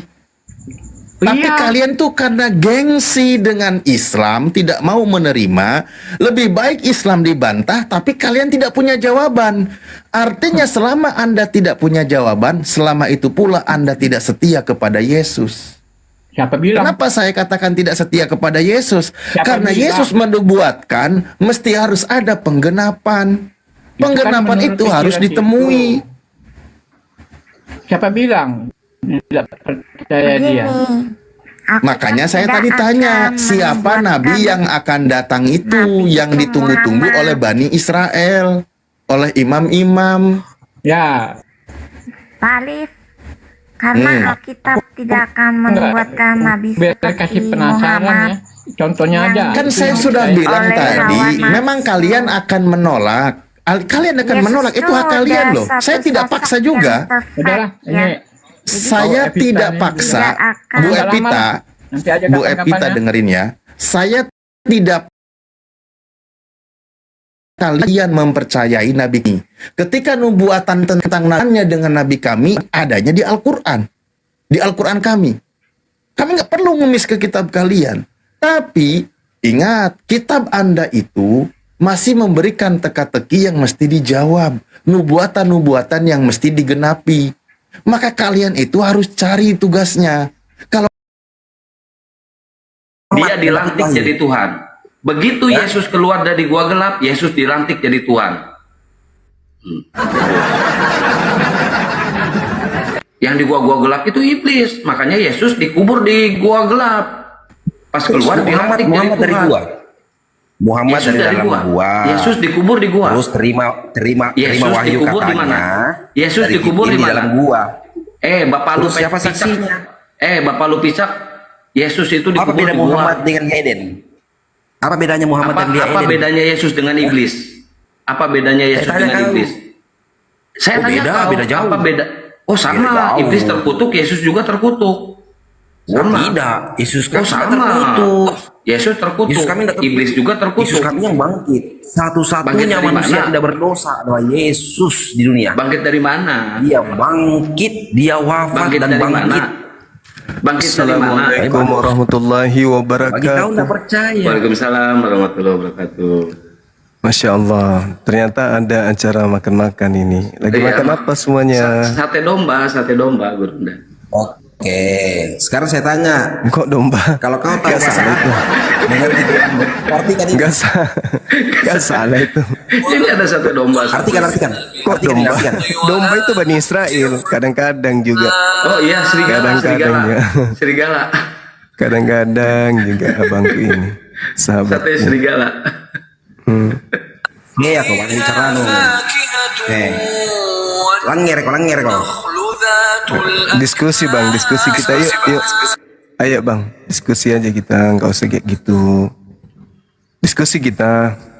Saya yakin Anda juga ada sisi baiknya kok. Kita diskusi, kita angkat tema apa yang kita bahas. Yuk. Halo, Zuma. Iya bang. Gimana? Zuma. Iya. Gimana bang? Yang bilang Allah Tuhan siapa? Yang bilang Allah Tuhan itu ya kami umat Islam. Kau tahu dari mana? Allah yang menyatakan dirinya sebagai Tuhan. Ya, kepada siapa? Kepada baginda Rasulullah Muhammad SAW melalui kemudian Roh Kudus yang datang kepadanya. Roh Kudus, bukan Jibril. Roh Kudus itu Jibril bang kalau dalam kaidah Islam. Oh, mantap.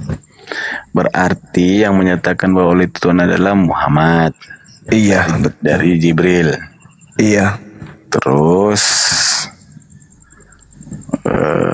pengikutnya mengiyakan. Iya, kami beriman.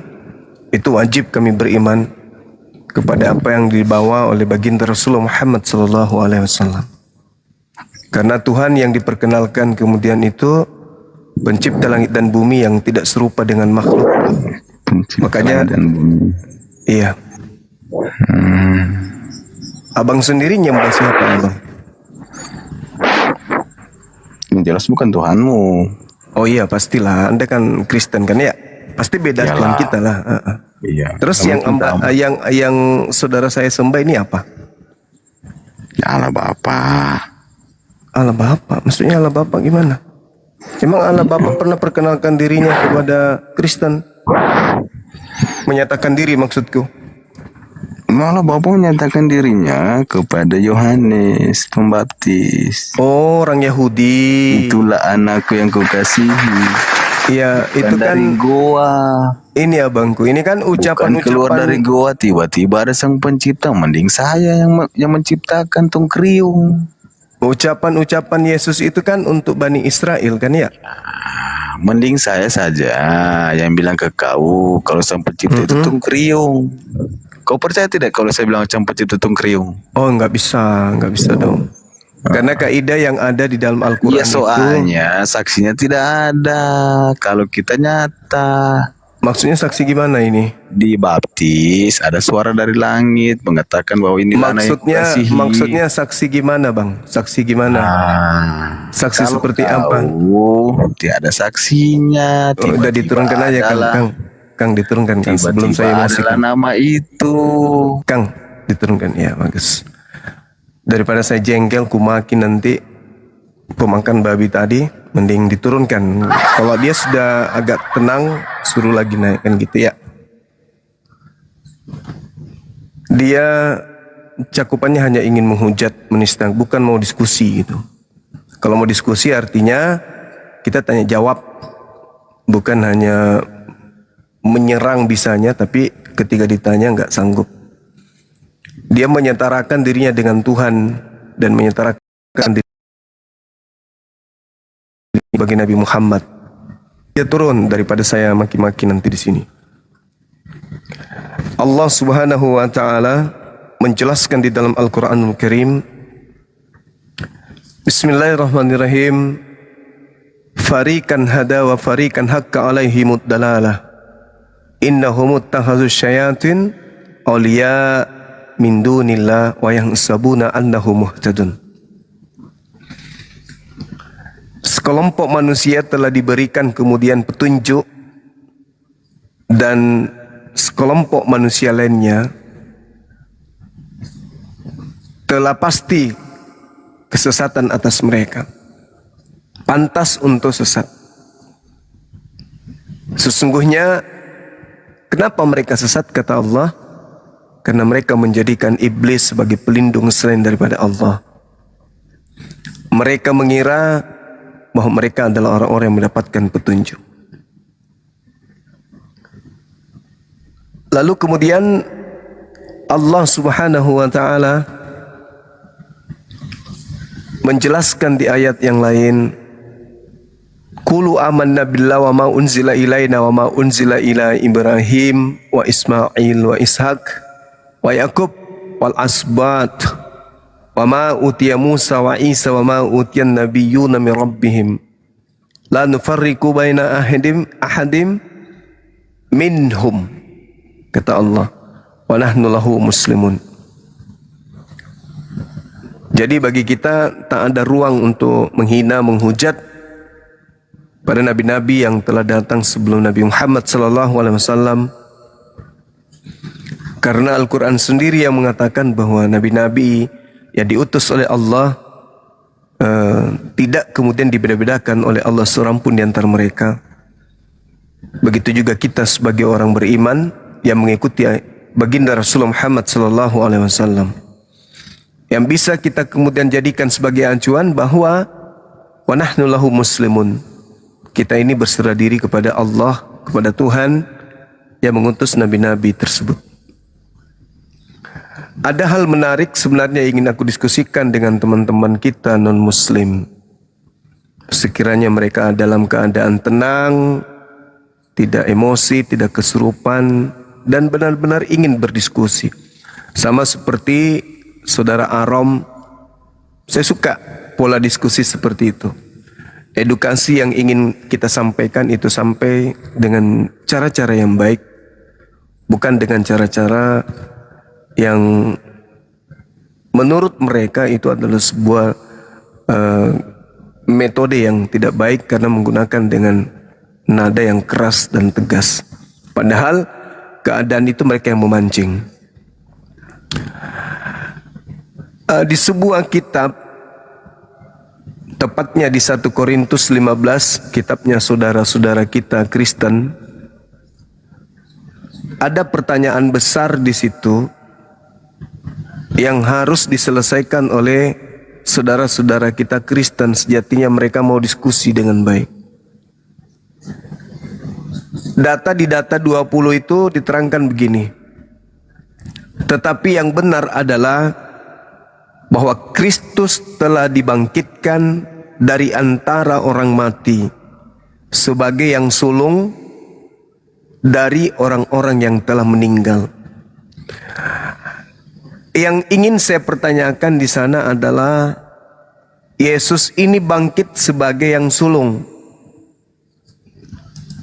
Kalau dia sulung berarti ada yang bungsu kan gitu ya. Ada pertengahan dan seterusnya. Nah, kalau dia yang sulung, sebagai orang pertama yang bangkit dari kematian, artinya yang perlu dipertanyakan di sini adalah dia bangkit sebagai apa? Sulung sebagai apa? Kalau dia sulung sebagai Tuhan, berarti Tuhan banyak. Ada yang sulung, ada yang tengah, ada setelah yang sulung, kemudian ada yang bungsu juga nanti, kan gitu.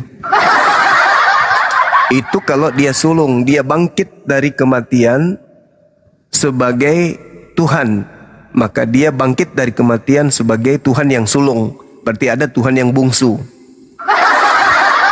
Ini masih sifatnya pertanyaan, bukan menyimpulkan. Kemudian kalau dia bangkit sulung sebagai manusia, berarti bangkitnya dia dari kubur sebagai manusia. Kalau dia bangkit sebagai manusia sulung, ya tak ada masalah berarti. Anggaplah itu hiasan. Berarti yang bangkit setelahnya juga adalah manusia. Berarti Yesus bangkit sebagai manusia. Apakah itu bertanda bahwa saudara kita Kristen menyembah manusia yang keluar dari kubur? Ini masih berupa pertanyaan, karena belum ada saudara Kristen yang naik. Kembali, kalau dia bangkit sebagai Tuhan yang sulung, berarti orang-orang Kristen yang bangkit setelah Yesus bangkit, apa boleh dikatakan Tuhan juga? Karena ada Tuhan sulung, berarti ada Tuhan bungsu, kan gitu. Nah, ini pertanyaan-pertanyaan yang harus diselesaikan oleh saudara kita Kristen, supaya bisa melancarkan aksi-aksi amanat agung itu dengan cara yang baik. Orang-orang bisa ngerti terkait dengan kaidah keagamaannya. Tetapi yang benar adalah bahwa Kristus telah dibangkitkan dari antara orang mati sebagai yang sulung dari orang-orang yang telah meninggal. Dia adalah yang sulung di antara orang-orang. Tapi di situ sudah disebutkan orang. Sudah disebutkan orang, apakah itu berarti dia bangkit sebagai orang? Nah, ini pertanyaan. Silakan dinaikkan saudara Kristen untuk menjawab pertanyaan kita. Kita ingin tahu Yesus itu bangkit yang sebagai sulung itu bangkit sebagai Tuhan kah atau bangkit sebagai manusia? Assalamualaikum warahmatullahi wabarakatuh. Waalaikumsalam warahmatullahi wabarakatuh, guruku Bunda Rahma. Wabarakatuh Gurunda. Waalaikumsalam warahmatullahi wabarakatuh. Ustaz, mau saya kritik gitu. Ya gimana? Tadi Akhi Juma mengatakan kalau dia bangkit sebagai sulung sebagai manusia nggak ada masalah. Jadi masalah ayat itu. Karena sebelum Yesus bangkit sudah banyak orang bangkit. Contoh orang yang dikubur terkena tulang Elisa bangkit dari kubur kan. Iya, Jadi ayat itu bermasalah lagi. Betul. Betul, bermasalah. Lanjut. Bermasalah ayat itu. Bermasalah. Cuman Siapa nggak bermasalah? Masalah itu. Cuman yang saya pahami dari aspek manusianya, akhi. Artinya dia bangkit sebagai manusia tidak masalah kalau dia bangkit sebagai manusia. Ya, terkait sulung, makanya aku bilang ya mungkin hiasan kali, karena sudah banyak yang bangkit sebelum dia kan ya. Termasuk Ya, Lazarus kan lebih dulu bangkit daripada dia kan. Nah, dari orang kematian. itu orang-orang kudus yang berjalan-jalan di Yerusalem itu gimana itu? Iya, Kan itu duluan dia. itu daripada Yesus. Iya. Tapi pertanyaan kita, dia bangkit sebagai apa? Sulung Tuhan atau Tuhan sulung atau manusia sulung atau apa ini? Kalau dia bangkit sebagai Tuhan yang sulung, berarti yang bangkit setelahnya Tuhan semua gitu, bukan gitu? Nanti ada Tuhan ragil juga jadinya kan? Iya kan, ada sulung, berarti ada bungsu. Ada ragil. Ada Tuhan bungsu. Nah, kalau dia bangkit sebagai manusia sulung, berarti dia bangkit sebagai manusia, berarti yang disembah bukankah adalah manusia, Nah, teman Kristen lah yang bisa menjawab itu. Jadi simpulnya adalah ketika dia bangkit sebagai sulung selaku Tuhan, berarti ada yang bungsu selaku Tuhan yang bangkit juga dari kubur. Berarti bukan cuman Yesus yang bangkit dari kubur. Itu pertanyaan. Tapi kalau dia bangkit sebagai manusia, berarti saudara-saudara kita ini bukankah menyembah manusia?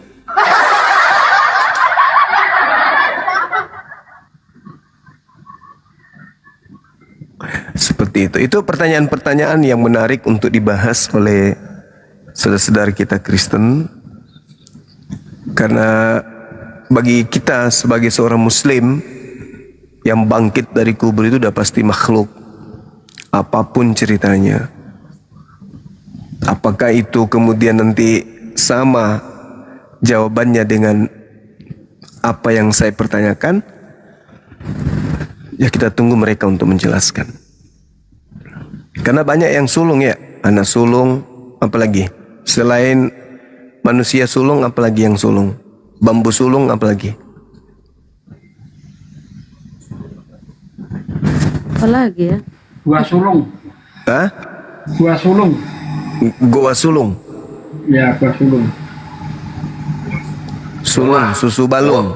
Buah sulung itu kayak ini ya, perpuluhan gitu ya? Buah sulung. Iya.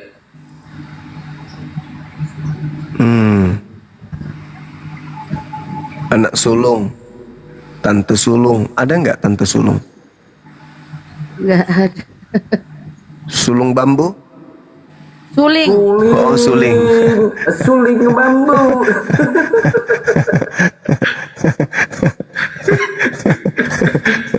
Mas Sulung, Mas Sulung, soto sulung ada serius soto sulung, ikan sulung-sulung, Dan julung-julung. ikan jalan-jalan. Ya kita tunggu.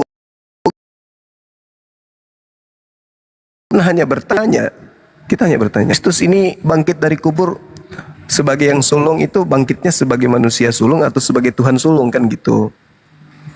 Kalau dia bangkit sebagai Tuhan yang sulung, Bapak apa posisinya? Bukannya Bapak lebih apa jadi apa? Jadi bungsu. Masa dibangkitkan sama yang bungsu si sulung? Tidak masuk akal lagi. Itu dia makanya kita bertanya. Ya memang Tuhan yang disalib, mati dan bangkit itu bukan cuma Yesus. Mas sulung generasi, masuk akal, masuk akal. Itu kan tertulis di Wahyu 11 ayat 8 kalau nggak salah, coba dibaca di situ. Di mana Tuhan mereka disalibkan di Mesir itu, coba. Oh iya betul. Kemudian 3,5 hari bangkit. Sodom Gomorrah. Akhi, assalamualaikum warahmatullahi wabarakatuh. Ada Bang Arif. Waalaikumsalam warahmatullahi wabarakatuh. Waalaikumsalam Iya, aku lupa Pak Arif. Bang Arif. Jadi kepekan Pak Arif. Iya, assalamualaikum semuanya. Waalaikumsalam warahmatullahi wabarakatuh. Waalaikumsalam warahmatullahi wabarakatuh. Pak Arif, Gurunda udah dikasih videonya belum? Apa itu? Yang tadi yang mualaf didatang apa? Oh, iya. Itu loh yang dimana Bangka Belitung udah selesai. Sertifikatnya juga udah dikirim kok. Masya Allah. Jadi Pak Arif pulang kapan dari Pekan? Allah Rabu, akhi, saya udah janjian sama si Bayu. Besok ketemuan. Jam berapa? Nah, mungkin siangan apa sore gitu. Oke lah, kalau begitu insya Allah besok saya berangkat pagi lah. Siap. Ke Pekan. Pekan hari. Iya, ya Allah, lupa banget tadi. Yang kemarin disahadatkan Gurunda itu, Bang Dian di Belitung, Gurunda udah didatangi sama tim API dan alhamdulillah dikasih santunan juga dari pengadilan itu. Alhamdulillah, Masya Allah. Pak Arif emang juara the best. Juara apa? Saya belum punya nomor Pak Arif siapa bilang? Ini saya WA nih. Bentar. Nah, siap-siap di WA Pak, biar besok bisa komunikasi. Insya Allah saya berangkat besok. Ayo naik teman-teman Kristen, diskusi. Ya, dijambakin aja teman-teman patennya. Iya ini Bang Juma. udah ku cari. Siap. Tanggal 20 jadi ya? Tanggal 20 jadi. Oh, 20, 21 dan 28, Bang. Ya. Alhamdulillah. Ya. Mau magiseng ke Jakarta? Bukan, ada kegiatan di mana? Di kantornya Bang Arif. Iya. Kira mama ke Jakarta, lama-lama tinggal di Jakarta, beli rumah. Belum tahu Bunda Rahma ya? Iya, kenapa? Ustaz, Udah Bang punya Arif. rumah Bang Juma di Jakarta. Udah ada rumah di Jakarta Bang Juma. Aduh, udah punya rumah. Bisa-bisa nak tinggal ke Makassar. Dodo Mama Memang Jakarta itu ibu kota ya, jadi serba ada. Ayo Bun, pindah Jakarta Bun. Saya Enak pun ada emang. rencana pindah nih Bun. Cuma kalau kita pindah ke Jakarta, Jangan Bun, jangan kerja bikin banjir. apa? Udah Kerja apa Bunda, Jakarta? Bunda, kalau Bunda jangan ke Jakarta. Jangan bikin banjir Jakarta Bun. Udah, diam aja di sana. Namanya ibu kota kan. Dan kemarin itu ya, makanan murah-murah loh dibandingkan di sini. Murah.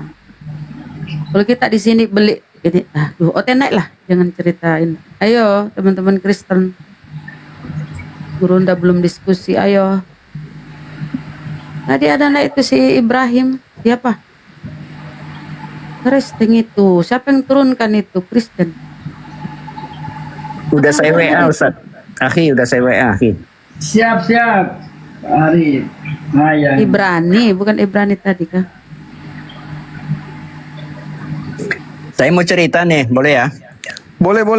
Silakan. Saya bikin kopi. Silakan. Barusan di Komalnya Api Jabo kita berhasil nangkap penipu. Bang Juma. Alhamdulillah. Saya dengan Bang Ardi tadi. Ngaku apa dia? Ngaku polwan. Mana ada orang yang mengungkap identitas.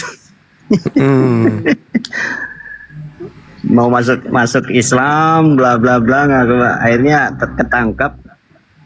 Ya, selesai. Menipu ya, Bang Arif mau menipu. Ngaku perwira dia.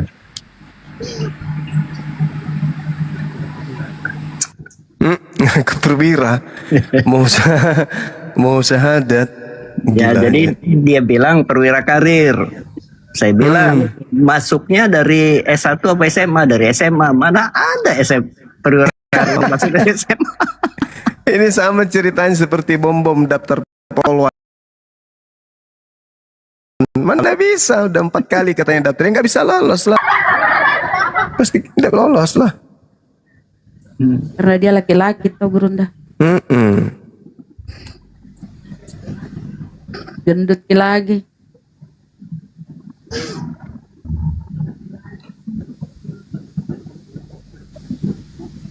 Ayo naik teman-teman Kristen.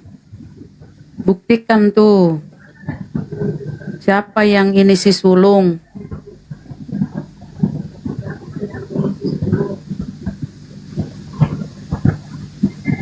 Sulung. Kenapa sulung ya? Karena Tuhannya manusia.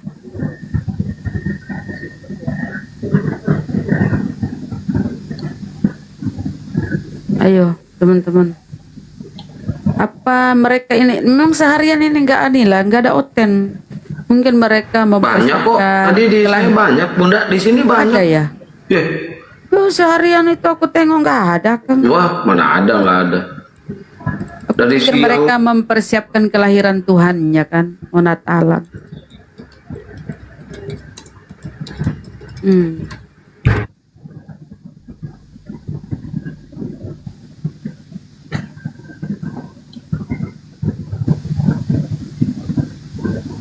Ayo teman-teman Kristen, silakan naik ke atas ya. Yuk kita diskusi. Kita share-share dulu. Kita cari yang mau diskusi aja, yang berilmu, bukan yang cuma menghujat doang.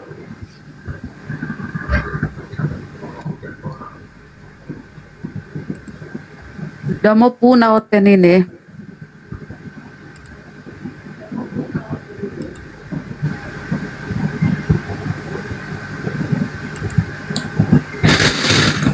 Allahu Akbar, Masya Allah.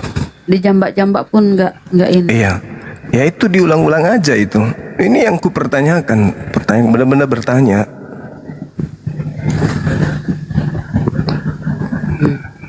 Nah, teman-teman Kristen, kesempatan kalian ini ya mengimplementasikan atau Ya, melaksanakan seruan amanat agung. 8 amanat agung. Karena kami bertanya kan gitu. Yesus bangkit sebagai apa? Bangkit sebagai yang sulung. Sulung manusia atau sulung Tuhan? Kalau sulung manusia, berarti kalian nyembah manusia. Kalau sulung Tuhan, berarti ada Tuhan lagi yang akan bangkit sebagai yang bungsu. Ini pertanyaan, apakah demikian?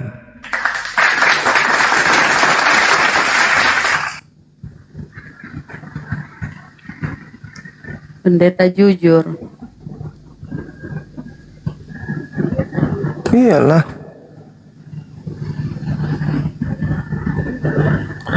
Makanya Yesus bangkit sebagai apa? Ayo teman-teman Kristen. Kenapa sih kalian jadi penakut? Amin. Nah, mudah-mudahan ini adalah coteng.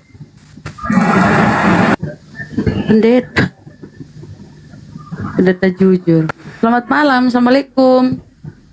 Muslim. Assalamualaikum. Iya, Muslim. Apa yang ingin disampaikan, Bang? Amin. Bang. Ya, sementara nyimak aja dulu, Mbak. Mohon maaf, Bang, kalau nyimak izin di bawah aja, Bang, ya. Kesian, udah diturunkan. Suki, selamat malam. Dari Kristen, apa memang Kristen? Saya Orten. Lanjut, itu silakan ditanggapi pertanyaan Gurunda. Yesus bangkit sebagai apa? Ya, kenapa dia bangkit? Ya, karena dia mati. Kenapa dia bangkit? Ya, dia dibangkitkan karena dia tidak berdosa. Dia tidak bersalah. Lu ingat kata pendeta ya. Kalau nggak mau bangkit, gak usah mati. Ini agak lain nih, Pak. Esra Soro itu bilang di ininya Bukan itu, Bang. Pertanyaannya bukan itu, Bang. Gimana? Pertanyaannya, Yesus ini bangkit sebagai yang sulung, bangkit sebagai Tuhan atau bangkit sebagai manusia, Bang? Oh, kalau pertanyaan cuman itu tetap jadi manusia. Tetapi dia menjadi yang sulung itu bisa dikategorikan beberapa pengertian. Jadi misalnya kalau di dalam Roma 8 ayat 29 di sana kan dikatakan begini. Sebab semua orang yang dipilihnya dari semula, mereka juga ditentukannya dari semula untuk menjadi serupa dengan gambaran anaknya, supaya ia itu menjadi yang sulung. Nah, kalau di dalam Roma 8:29 ini balik dengan Roma 28-nya begini. Kita tahu sekarang bahwa Elohim turut bekerja.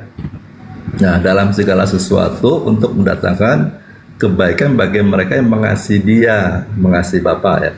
Yaitu bagi mereka yang terpanggil sesuai dengan rencana. Nah, di sana ada rencana Bapa mencipta manusia menurut gambar dan rupanya. Jadi di sini sulungnya itu Yesus adalah bicara tentang iman, percaya kepada Bapa, Dia yang mencapai duluan. Dia mencapai lebih awal gambar rupa Elohim itu. Nah, sekarang Dia diutus ke dunia supaya kita meneladani. Jika kita meneladani hidupnya Yesus ini, kita menjadi saudaranya.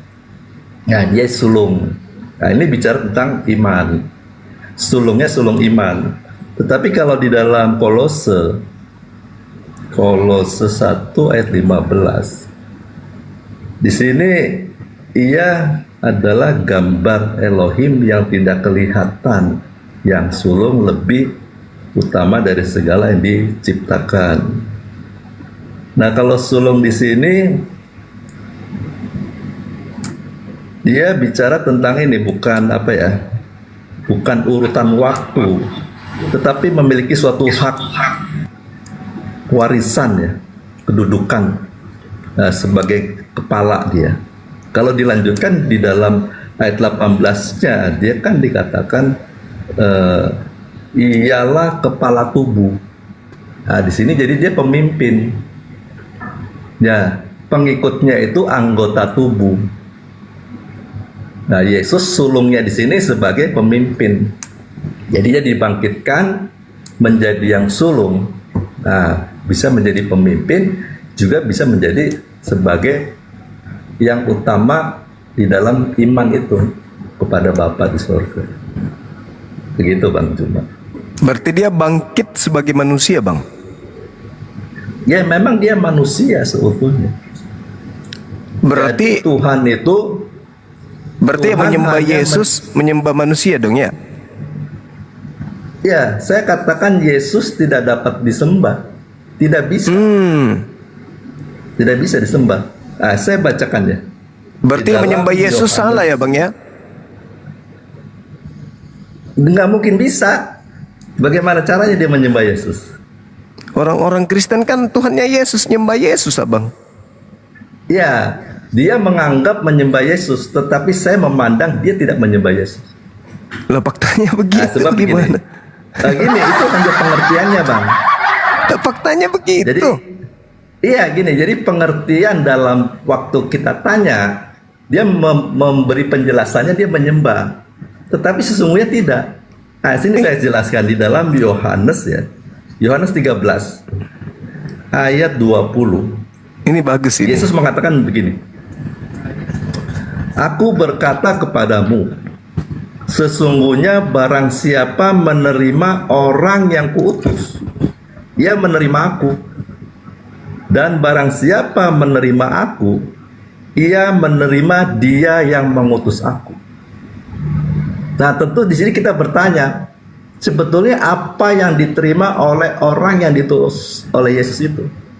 Sehingga Yesus mengatakan, bukan orang itu yang kamu terima, tetapi aku. Lalu Yesus mengatakan juga, kalau kamu menerima aku, bukan aku yang kamu terima, tapi Bapa. Apa yang diterima? Firman-Nya. Ya, nah, karena betul. Yesus menerima firman, gitu kan? Disampaikan kepada murid. Ah, benar kan? Betul. Tapi kalau kategori menuhankan Yesus itu berbeda, Bang. Bukan berarti menyembah Yesus itu sama dengan menyembah Bapa. Beda. Menyembah Yesus itu berarti menduakan Bapa. Itu yang betul. Nah, sementara analogi yang saudara saya sampaikan ini kelihatannya kami menyembah Bapa dalam sembahan kepada Yesus. Sebagaimana kami menerima Bapa saat kami menerima Yesus. Menerima Yesus sama dengan menerima Bapa. Menyembah Yesus sama dengan menyembah Bapa. Kan begitu ya? Iya, jadi yang ya itu menduakan Bapa itu Bang namanya. Itu menduakan Bapa. Ketika Anda menyembah manusia yang keluar dari kubur, itu Anda sedang menyembah oknum ciptaan Bapa yang sulung yang keluar dari kubur dengan iming-iming atau dengan asumsi atau dengan ilusi, abang ini sedang menyembah Bapa. Padahal Anda sedang menyembah utusan.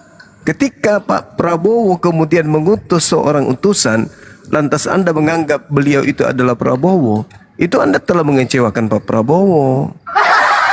Meskipun dia datang menyampaikan perkataan-perkataan Prabowo. Jadi gini Bang, analoginya gini.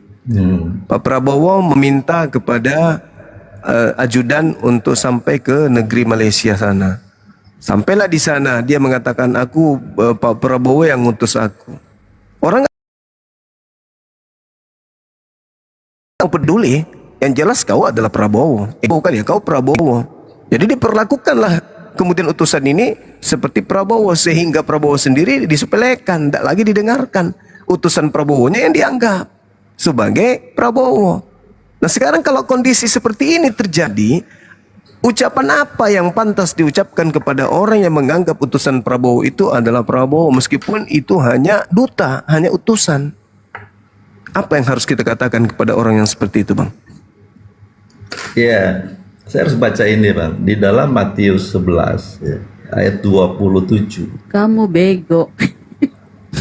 Nih, semua telah diserahkan kepadaku oleh Bapakku, dan tidak seorang pun mengenal anak selain Bapa, dan tidak seorang pun mengenal Bapa selain anak, dan orang yang kepadanya anak itu berkenan menyatakannya. Lalu saya lanjut di dalam Yohanes 1 ayat 18. Tidak seorang pun yang pernah melihat Elohim, tetapi anak tunggal Elohim yang ada di pangkuan Bapa, dialah yang menyatakannya. Jadi di dalam konteks Kristen menyembah itu bukan di dalam hal jasmani, sehingga dia harus bersikap tubuhnya, tetapi menyembah itu mengikuti apa yang diajarkan oleh Yesus sendiri di dalam Yohanes 4 ayat 24. Elohim itu roh, dan barang siapa menyembah dia harus menyembahnya dalam roh dan kebenaran. Menyembah dalam roh itu bicara tentang nurani ya, batin, sikap batin kita ini di dalam kebenaran. Jika hidup kita dituntun oleh kebenaran, niat hati, pikiran, perasaan atau keinginan atau perbuatan yang sesuai dengan kehendaknya, itulah menyembah. Nah, sedangkan Yesus mengatakan di dalam Matius 7, bukan orang yang panggil aku guru atau tuan atau penguasa atau yang lebih tinggi lah dikatakan Tuhan masuk dalam kerajaan surga, tetapi yang melakukan kehendak Bapakku. Itu penyembahannya. Nah, kalau kita melihat pengajaran dari Paulus, begini Bang, Roma 12 ayat 1 dan 2. Karena itu saudara-saudara, demi kemurahan Elohim, aku menasihatkan kamu supaya kamu mempersembahkan tubuhmu sebagai persembahan yang hidup, yang kudus dan yang berkenan kepada Elohim. Itu adalah ibadahmu yang sejati. Nah, ada bagaimana caranya? Ayat 2, janganlah kamu menjadi serupa dengan dunia ini, tetapi berubahlah oleh pembaruan budimu, sehingga kamu dapat membedakan manakah kehendak Elohim, apa yang baik, yang berkenan kepada Elohim, dan yang sempurna. Nah, makanya tadi di dalam Roma 8 ayat 28, di situ Elohim atau Bapa turut bekerja. Dia mendidik, menuntun orang yang datang kepadanya, yang percaya kepadanya. Tuntunannya itu bagaimana dia hidup seperti anaknya hidup. Itu yang dikatakan sebagai penyembahan. Jadi penyembahan di dalam kekristenan itu proskuneo, itu bukan dalam sikap badan, tetapi memberi nilai tinggi. Yang diberi nilai tinggi itu firman itu sendiri. Matius 4 ayat 4 mengatakan begini, Yesus, manusia hidup bukan hanya dari roti saja, tapi setiap firman yang keluar dari mulut Elohim. Jadi bicara hidup itu kita harus menerima firman. Dan firman itu telah dinyatakan di dalam hidup anak ini. Karena di dalam Lukas 2 ayat 52, Yesus makin bertambah besar dan bertambah hikmatnya dan besarnya, dan makin dikasih oleh Elohim dan manusia. Yesus kepenuhan kepenuhan firman. Oke, lanjut. Iya, pada intinya Yesus bangkit sebagai sulung, dia posisinya manusia. Rangkaian dari kalimat yang Anda bawa dengan merangkai data demi data itu tidak akan pernah bisa menutupi keadaan bahwa saudara saya ini menduakan Tuhan. Apapun alasannya. terkecuali Anda mendudukkan kemudian Yesus itu sebagai rasul, sebagai utusan Tuhan. Namun itu pun bermasalah bagi Anda. Ketika Anda mendudukkan Yesus sebagai rasul, maka dia rasul bukan untuk Anda, tapi Yesus adalah rasul untuk kaumnya Bani Israel. Jadi serba salah. Makanya seorang Kristen ya memang harus bermain di situ. Main di dalil ini, ke dalil ini, main di dalil ini, pindah ke dalil ini. Padahal sejatinya sentralisasi daripada cakupan semua pengajaran Yesus itu bertumpu kepada persaksian Yesus itu sendiri terkait dengan pengikutnya, terkait dengan muridnya, bahwa segala firman yang Yesus sampaikan mendudukkan murid-muridnya percaya dan meyakini kalau dia hanyalah rasul untuk Bani Israel, bukan rasul untuk kaum di luar Bani Israel. Nah tadi ada hal yang menarik ketika Anda mengatakan Yesus itu manusia, dan salah ketika kemudian Yesus itu dituhankan, karena yang dituhankan, yang diibadahi itu katanya Bapa. Tapi pada prakteknya hampir seluruh gereja itu mendudukkan Yesus itu sehakikat dengan Bapa itu sendiri. Dengan kata lain, menduakan Bapa. Padahal Yesus menekankan hidup kekal itu adalah mereka mengenal apa itu? Bapa satu-satunya Tuhan. Tidak ada yang lain. Kalau satu-satunya, Yesus sebagai apa dong? Ya sebagai utusannya. Jangan diselevelkan, jangan disetarakan, jangan disihakikatkan, jangan dipribadikan sama seperti dengan Bapa. Karena kapan Yesus masuk juga di situ berarti gugur satu-satunya. Harus menjadi dua-duanya. Nah pada saat Yesus mengatakan mengenal engkau satu-satunya Tuhan, Yesus mau dikenal sebagai apa? Ya sebagai utusan. Sudah. Berarti Yesus tidak boleh kemudian dia disehakikatkan, disetarakan dengan Bapa. Yesus hanya utusan, titik. Tapi itu ajaran Yesus untuk kaumnya, bukan untuk Kristen. Kalau Kristen lain lagi. Silakan. Iya Bang, cuma berdasarkan catatan Bible, Yesus itu tidak pernah setara dengan Bapa. Jadi kalau ada orang yang memprotes atau mengcounter ajaran itu bukan mengcounter Bible itu sendiri, tapi orang itu, pengertian dari orang itu sendiri. Jadi Yesus jelas-jelas di dalam Bible dia adalah manusia sempurna yang mencapai gambar rupa Elohim yang mula-mula. Maka dikatakan dia sebagai yang sulung dari segala yang diciptakan oleh Bapa. Lalu diutus. Nah, karena di dalam Matius 17 ayat 5, ini anak yang kukasihi, dengarkanlah dia. Jadi tidak ada yang lain kecuali mendengarkan dari anak ini. Nah, perihal dengan Yohanes 17 ayat 3, Bang, saya akan menjelaskan apa arti kata mengenal sehingga orang memperoleh hidup kekal. Di sini Bang, saya awali dari membaca Hosea dulu. Sebetulnya apa yang membuat orang itu hidup? Hosea 4 ayat 6. Di sini kita tahu bahwa mereka itu umat Israel adalah umat pilihannya. Ya makanya umat Israel itu bangsa Israel yang teokrasi, dipimpin langsung oleh pencipta langit bumi dan pencipta manusia. Orang yang di luar itu, dia tidak memiliki hukum dan tidak masuk dalam hitungan umatnya. Apa yang dikatakan oleh Tuhan? Umatku binasa karena tidak mengenal Elohim. Apakah benar mereka tidak mengenal? Sehingga kita bertanya, berarti kata mengenalnya ini bukan pengertian yang ada di dalam Ulangan.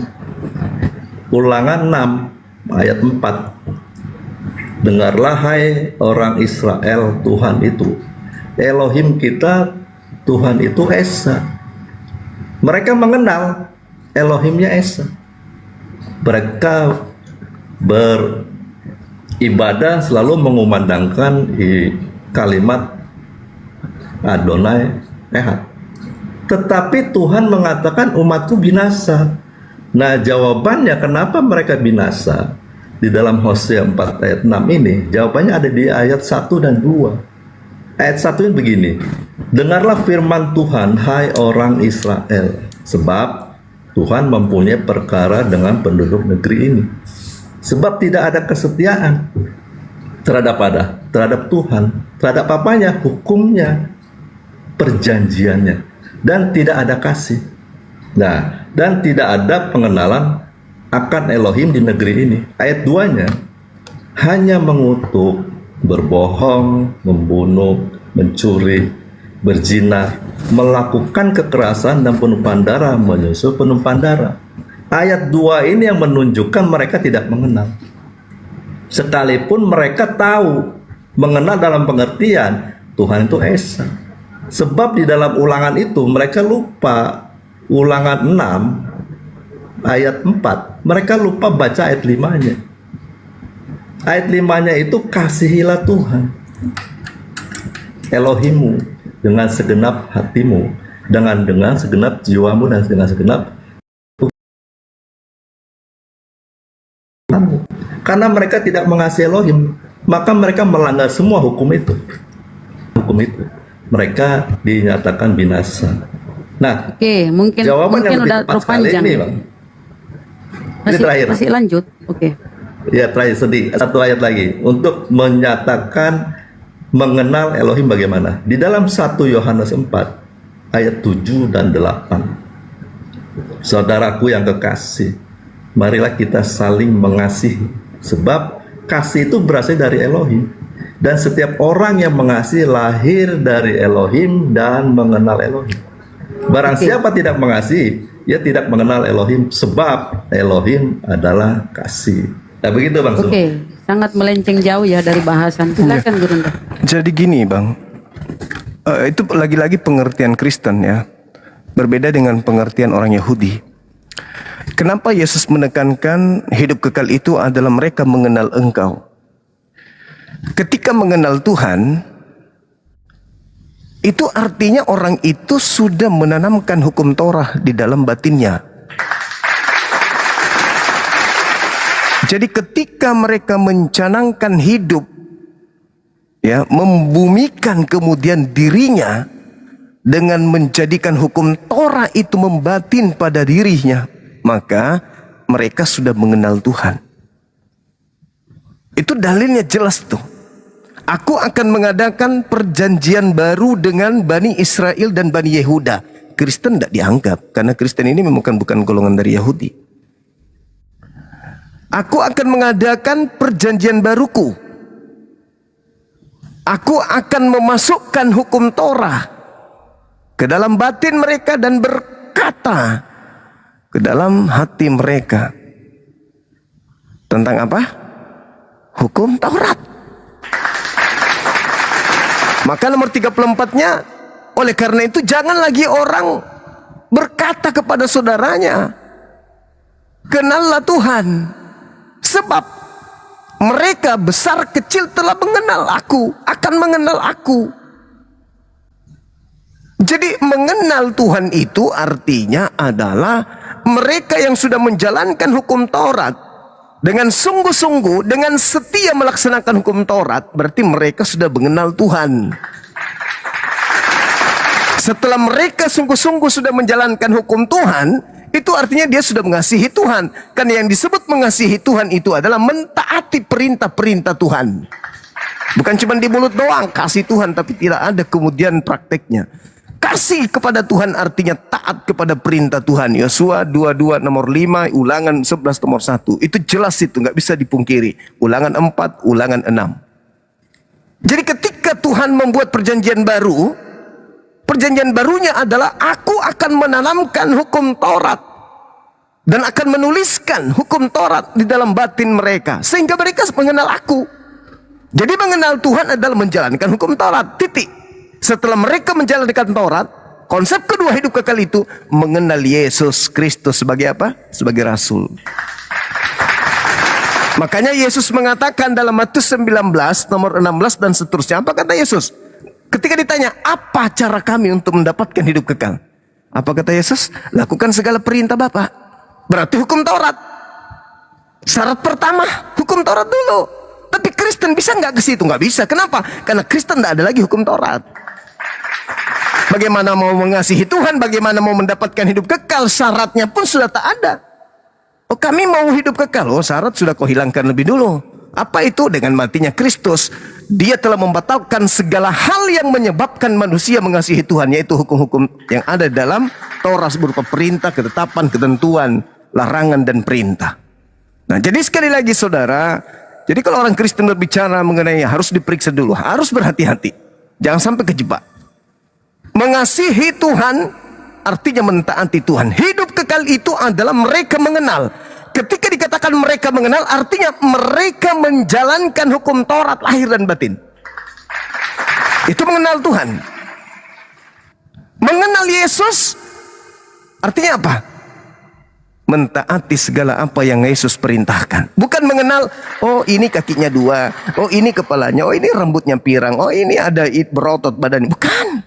Tapi mengenal adalah menancapkan kemudian perilaku hidup dalam beragama dengan hukum Taurat itu sendiri. Itu yang dikatakan oleh Yesus. Orang Kristen tidak akan pernah bisa mengenal Tuhan. Kenapa? Karena mereka tidak memiliki hukum yang berdasarkan atas hukum Tuhan. Tidak ada nabi yang diutus untuk orang Kristen. Paulus bukan Tuhan yang mengutusnya. Pengakuan sendiri. Nah, sehingga ketika saudara mengatakan Yesus adalah ciptaan yang sulung, Yesus adalah orang manusia yang dibangkitkan sulung, berarti ya kesimpulannya mohon maaf, apakah dengan kata lain Kristen ini penyembah manusia? Anda mengatakan kami tidak menyembah, lalu kalau kalian tidak menyembah, menyembah siapa? Kami menyembah Bapa. Kalau kalian menyembah Bapa, berarti kalian menjalankan segala hukum-hukum Taurat. Nah, sedangkan Yesus mengatakan Matius 23 nomor 2, nomor 3. Orang-orang Farisi, ahli Taurat sudah duduk kursi Musa. Jangan kau ikuti mereka. Dengan kata lain, jangan ikuti Kristen. Kenapa? Kristen itu berbicara mengenai hukum Taurat, tapi mereka tidak mempraktekkan. Mulut Taurat. Tapi apa? Omong kosong. Bullshit. Begitulah kata Yesus kepada muridnya. Jangan kau ikuti apa yang mereka perbuat. Dengarkan apa yang dikatakan tentang hukum Taurat, tapi jangan kau ikuti perbuatannya. Sebab mereka hanya berkata, tapi teori doang. Itulah Kristen. Kemana-mana menjual Taurat. Taurat. Tapi kami nggak tertipu. Kenapa? Karena perilaku kekristenan justru bertolak belakang dengan hukum Taurat. Dengan kata lain, Kristen berdasarkan Yeremia 31 sampai 31 sampai 34, Kristen adalah manusia yang tidak mengenal Tuhan. Silakan. Ya, Bang Zuma. Saya bacakan ini dulu. Keluaran ya. Keluaran 24 ayat 8. Di sini didahului oleh ayat 6, ayat 7, ayat 8. Saya baca ayat 8. Kemudian Musa mengambil darah itu dan menyiramkannya pada bangsa itu, serta berkata, inilah darah perjanjian yang diadakan Tuhan dengan kamu berdasarkan firman ini. Firman yang telah dibacakan itu kan, yang 10 perintah itu. Ya kan? Lalu kita baca di dalam Keluaran 32 ayat 7. Berfirmanlah Tuhan kepada Musa, pergilah, turunlah, sebab bangsamu yang kau pimpin keluar dari tanah Mesir telah rusak lakunya. Demikian juga di ayat 9, tegar tengkuk. Lalu di ayat 35, demikianlah Tuhan menulahi bangsa itu karena mereka telah menyuruh membuat anak lembu buatan Harun. Nah, saya baca ke Yeremia. Yeremia 31 ayat 31 sampai 33 ini. Sesungguhnya akan datang waktunya, demikianlah firman Tuhan. Aku akan mengadakan perjanjian baru. Kenapa? Karena perjanjian yang pertama itu telah mereka ingkari. Ya, tiga-duanya bukan seperti perjanjian yang telah kuadakan dengan nenek moyang mereka pada waktu aku memegang tangan mereka untuk membawa mereka keluar dari tanah Mesir. Perjanjianku itu telah mereka ingkari, meskipun aku menjadi Tuhan yang berkuasa atas mereka. Demikianlah firman Tuhan. Ayat 33-nya. Tetapi beginilah perjanjian yang kuadakan dengan kaum Israel sesudah waktu itu. Aku akan menaruh Tauratku dalam batin mereka dan menuliskannya dalam hati mereka. Maka aku akan menjadi Elohim mereka dan mereka akan menjadi umatku. Perhatikan kalimat terakhir. Jika hukum Taurat itu tertulis di dalam hati manusia, maka Tuhan itu akan menjadi Elohimnya dan dia akan menjadi umatnya. Karena perjanjiannya telah dilakukan oleh Abraham di Kejadian 17 ayat 1. Di kalimat terakhir, akulah Elohim yang maha kuasa, hiduplah di hadapanku dengan tidak bercela. Memang di ayat 10-nya mengatakan perjanjiannya ditandai dengan sunat. Nah, sekarang saya baca ke sini. Matius 5 ayat 17. Siapa orangnya yang sehingga Tuhan itu menulis Tauratnya di dalam hatinya? Yesus mengatakan, janganlah kamu menyangka bahwa aku datang untuk meniadakan hukum Taurat atau kitab para nabi. Aku datang bukan untuk meniadakannya, melainkan untuk menggenapinya. Yesus satu-satunya manusia yang telah merelakan hatinya untuk ditulis Tauratnya. Itulah yang dikatakan di dalam Yohanes 5 ayat 19. Aku berkata kepadamu, sesungguhnya anak tidak dapat mengerjakan sesuatu dari dirinya sendiri, jikalau tidak ia melihat Bapa mengerjakannya. Sebab apa yang dikerjakan Bapa, itu juga yang dikerjakan anak. Jadi perjanjian yang berikutnya, Bang, cuma perjanjian yang ditulis di atas loh batu, itu hukum syariat. Tuhan mau menulis hukumnya di dalam hati. Ini hukum hakikat. Nah, sekarang saya baca, Bang, kenapa Yesus bisa menggenapi hukum itu atau merelakan hatinya sehingga ditulis hukum? Karena apa, Bang? Di dalam Matius 22 ayat 40 dikatakan, pada kedua hukum kasih itulah tergantung seluruh hukum Taurat dan kitab para nabi. Lalu apa yang dikatakan Yesus dalam Yohanes 15 ayat 9? Seperti Bapa mengasihi aku, demikian juga aku telah mengasihi kamu. Di dalam melaksanakan hukum kasih itu, Yesus menggenapi hukum Taurat. Karena di dalam hukum itu, hukum Taurat bergantung seluruhnya di dalam hukum kasih dan kitab para nabi. Nah, lalu ayat 10, jikalau kamu menuruti perintahku, kamu akan tinggal di dalam kasihku, seperti aku menuruti perintah Bapakku dan tinggal di dalam kasih. Jadi untuk dapat melaksanakan hukum Taurat, Bang, kita harus tinggal di dalam kasih Bapa itu, yang telah dinyatakan di dalam kasih anaknya ini. Itulah yang dikatakan bahwa hukum itu berubah. Yang tertulis berubah menjadi yang hakikat. Jadi iman bukan menunjuk kepada hukum yang tertulis. Sebab saya baca di dalam 2 Korintus 3 ayat 6. Ialah membuat kami juga sanggup menjadi pelayan-pelayan dari suatu perjanjian baru, yang tidak terdiri dari hukum yang tertulis, tetapi dari roh. Sebab hukum yang tertulis mematikan, tetapi roh menghidupkan. Kalau baca di dalam Galatia 3 ayat 2,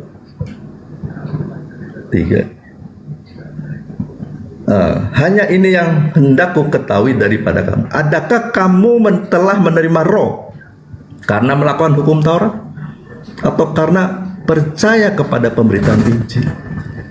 Jadi hanya orang yang percaya kepada hukum yang tertulis dalam hatinya Yesus itu anaknya, dia akan diberikan roh pendamping. Sebagaimana Yesus, dia mampu melakukan kehendak Bapa karena disertai roh. Roh Bapa itu sendiri tinggal di dalam hati. Baik, kita ditanggapi dulu sama gurundanya. Lanjut. Iya, lagi-lagi ini penggiringan opini bahwa mengasihi Tuhan itu yang menghapuskan hukum Torah itu. Karena ketika dikatakan menggenapi, ada hal yang disembunyikan oleh Kristen di sana. Apa itu? Meninggalkan hukum Tuhan dengan Yesus menjadi tameng penggenapan. Padahal penggenapan itu adalah melengkapi. Makanya ketika Yesus datang melakukan penggenapan, Yesus memberikan kunci di data Matius 5 yang sama. Nomor 19 dan 20. Apa kata Yesusnya? Itu yang disepelekan oleh saudara kita Kristen. Yesus mengatakan, barang siapa yang meniadakan, itu sudah sangat jelas itu. Tapi ternyata menggenapi itu meniadakan. Ini permainan kata-kata sebenarnya untuk melegalkan agama Kristen ini melakukan kemudian suatu keadaan di mana mereka bisa melakukan amanat agung, menjaring manusia-manusia yang tidak suka dengan perintah Tuhan dengan alasan Yesus telah menggenapi. Kata Yesus, barang siapa yang meniadakan, meskipun yang paling terkecil. Nah sekarang Kristen, apakah kita melihat melakukan hukum Taurat? Pret. Gak ada hukum Taurat yang dilakukan oleh Kristen satupun. Saya bisa jamin itu. Satupun dari hukum Taurat itu tak ada sama sekali dijalankan oleh Kristen. Itu saya yang mengatakan. Dan memang tidak ada haknya orang Kristen melakukan hukum Taurat. Karena hukum Taurat itu bukan milik Kristen. Itu adalah Bani Israel punya hak. Yesus mengatakan, tidak, barang siapa yang meniadakan setitik pun dari hukum Taurat, meskipun yang paling terkecil, dan mengajarkan kepada orang lain, maka dia akan menempati tempat terhina dalam kerajaan langit. Apakah boleh saya mengatakan saya mengasihi anak-anakku? Boleh saya dikatakan mengasihi manusia ketika saya mengajak mereka menjadi Kristen, di mana Kristen adalah agama yang tidak sama sekali menjalankan hukum Taurat? Gimana ceritanya tuh? Aku mengasihi anakku, darah dagingku yang lahir dari aku, dengan cara aku mengajak mereka kemudian meninggalkan hukum Torah. Itu namanya gila. Itu bukan mengasihi. Yang disebut mengasihi itu, kata Yesus, dan barang siapa yang tidak menghilangkan hukum Taurat dan mengajarkan kepada orang lain untuk melakukan segala perintah yang ada di dalamnya, maka dia akan menempati tempat tertinggi dalam kerajaan surga. Itu baru mengasihi.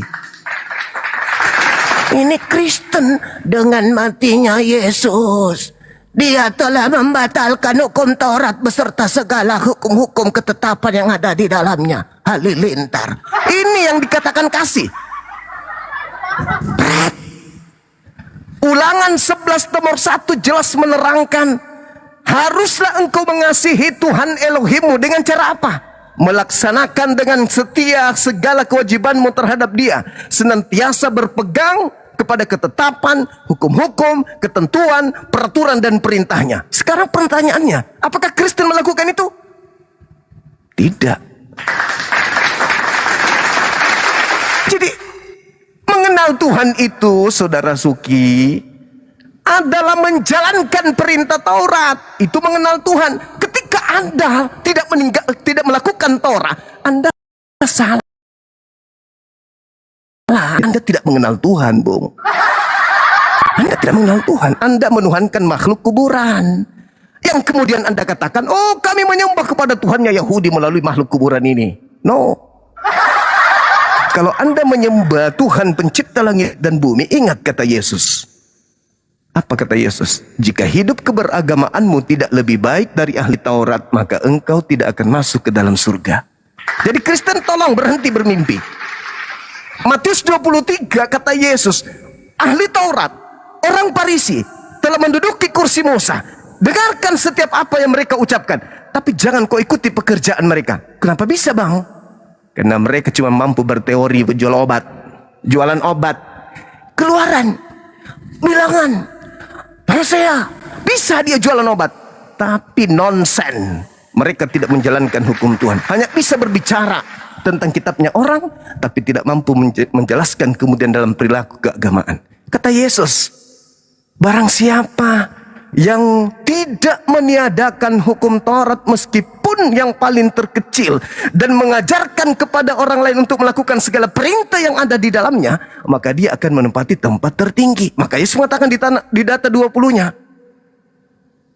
jika hidup keberagamaanmu tidak lebih baik dari ahli Taurat yang ada sekarang nih, yang cuma mampu berteori, maka kau tidak akan masuk ke dalam surga. Artinya kata Yesus, teori Torah itu yang tertulis harus dipraktekkan dalam kehidupan sehari-hari, baru bisa mendapatkan surga.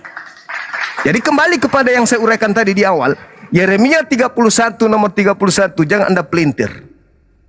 Di situ jelas dikatakan, aku akan mengadakan perjanjian baruku. Apa perjanjian baruku? Torah. Tidak ada Galatia, Filipi, Efesus, enggak ada. Perjanjian baruku adalah Taurat. Aku akan memasukkan hukum Taurat itu ke dalam batin mereka. Ketika mereka sudah membatin dengan Torah, maka disitulah saatnya mereka mengenal aku sebagai Tuhan. Makanya data 34-nya dibaca dong. Oleh karena itu jangan lagi ada orang yang berkata kenallah Tuhan. Sebab besar kecil mereka akan mengenal aku. Kenapa mereka akan mengenal aku? Karena aku telah menanamkan hukum Torah dalam hati mereka. Makanya orang Yahudi itu tidak membuat patung Tuhan, tidak membuat foto Tuhan, tidak membuat karikatur Tuhan. Kenapa? Karena mereka secara membatin sudah mengenal Tuhan mereka. Begitu juga Islam, tidak membuat patung Tuhan, karena kami sudah mengenal Tuhan kami. Siapa dia? Wallahul ladzi la ilaha illahu alimul ghaibi wasyahada huwar rahmanur rahim. Huwallahul ladzi la ilaha illahu al-malikul quddusus salamul mu'minul muhaiminul azizul jabbarul mutakabbir. Subhanallahi amma yusyrikun. Kami tidak perlu kemudian mengatakan inilah Tuhan kami yang ada di tembok ditempel. Enggak. Kami sudah mengenal Tuhan kami. Begitu juga orang Yahudi, mereka mengenal Esadai, Elroy dan seterusnya. Jadi orang yang menancapkan hukum-hukum Tuhan dalam batinnya, mereka adalah orang yang sudah mengenal Tuhannya. Makanya Yesus mengatakan hidup kekal itu adalah mereka mengenal Engkau. Artinya mereka menjalankan hukum-hukum Torah. Dan setelah mereka menjalankan hukum Torah, mereka juga merangkulku, mengikutiku, menerimaku sebagai utusanmu. Itu bang. Cuman karena Anda Kristen, sekali lagi ya, mohon maaf, Kristen kan beda polanya. Seperti itu. Ya, silakan.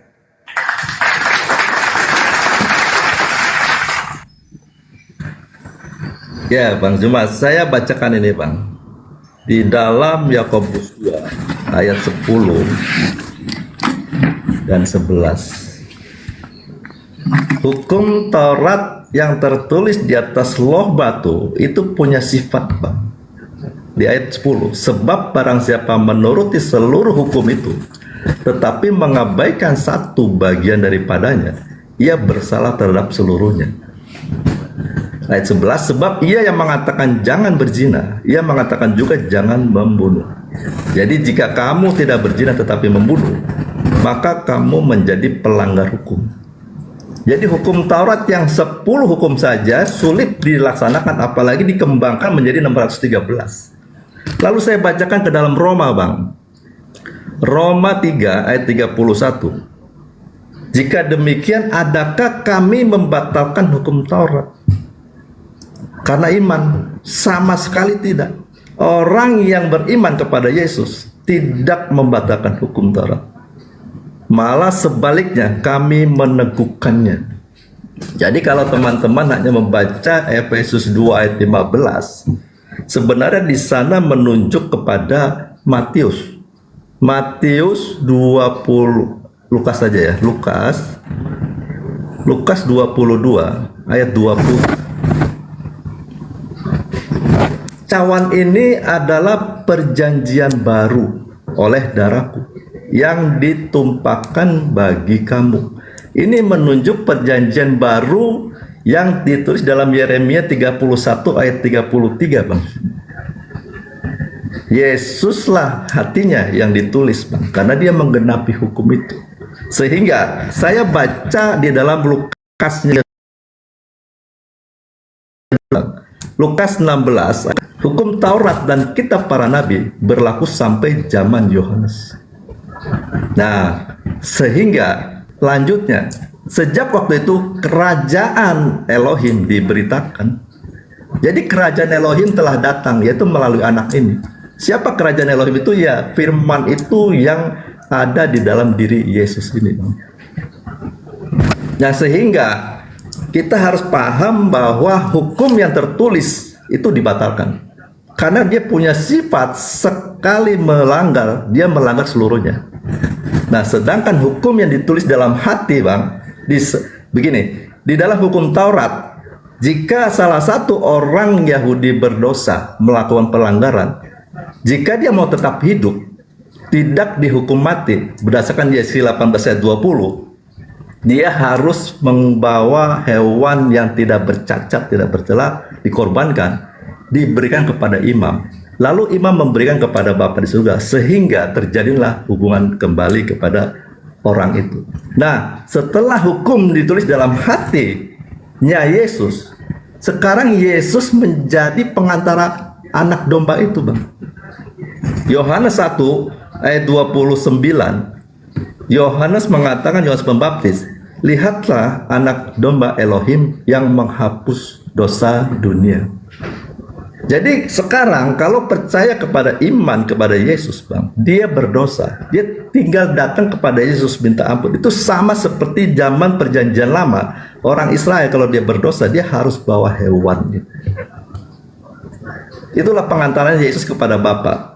Dan satu-satunya, kalau dibacakan di Yohanes 1 2 ayat 1 dan 2, anak-anakku, hal-hal ini kutuliskan kepada kamu supaya kamu jangan berbuat dosa. Namun jika seorang berbuat dosa, kita mempunyai seorang pengantara pada Bapa, yaitu Yesus Kristus yang adil.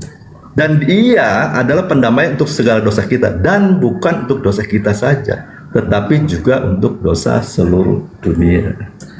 Nah, lanjut, kalau bicara tentang tadi Matius 5 ayat 19 20, di sini kan katakan ayat 20-nya ya. Maka aku berkata kepadamu, jika hidup keagamaanmu tidak lebih benar daripada hidup keagamaan ahli Taurat dan orang Farisi, sesungguhnya kamu tidak akan masuk ke dalam kerajaan surga. Hidup keagamaan ini terjemahan dari dikaiosune, ya. Kebenaran yang berhubungan dengan tingkah laku atau perilaku, perbuatan. Jika perbuatan kamu tidak lebih baik daripada perbuatan ahli Taurat, kamu nggak bisa masuk. Nah, itulah menunjuk tadi orang Israel, orang ahli Taurat, dia beribadahnya taat, Bang. Tetapi perbuatannya seperti yang di Hosea sana, Bang. Nah, maka Yesus mengatakan, jika kamu kebenaran tingkah lakumu tidak lebih dari mereka, kamu tidak akan masuk surga. Nah, berkaitan dengan ayat 19, karena itu siapa yang meniadakan salah satu perintah hukum Taurat, sekalipun yang paling kecil, dan mengajarkannya demikian kepada orang lain, ia akan menduduki tempat yang paling rendah di dalam kerajaan surga. Tetapi siapa yang melakukan dan mengajarkan segala perintah hukum Taurat, ia akan menduduki tempat yang paling tinggi. Ini bicara tempat posisi tinggi dan rendah. Karena di situ ada kesempurnaan. Sama seperti ada orang yang bertanya kepada Yesus, Guru, perbuatan baik apa yang harus aku lakukan untuk peroleh hidup? Lakukan hukum Taurat. Tetapi di sini dikatakan ada hukum yang paling kecil. Karena mereka tahunya kalau tidak membunuh itu tidak ada korbannya. Tapi Yesus mengajarkan hukum yang paling kecil. Jika kamu membenci saudaramu, kamu pembunuh manusia.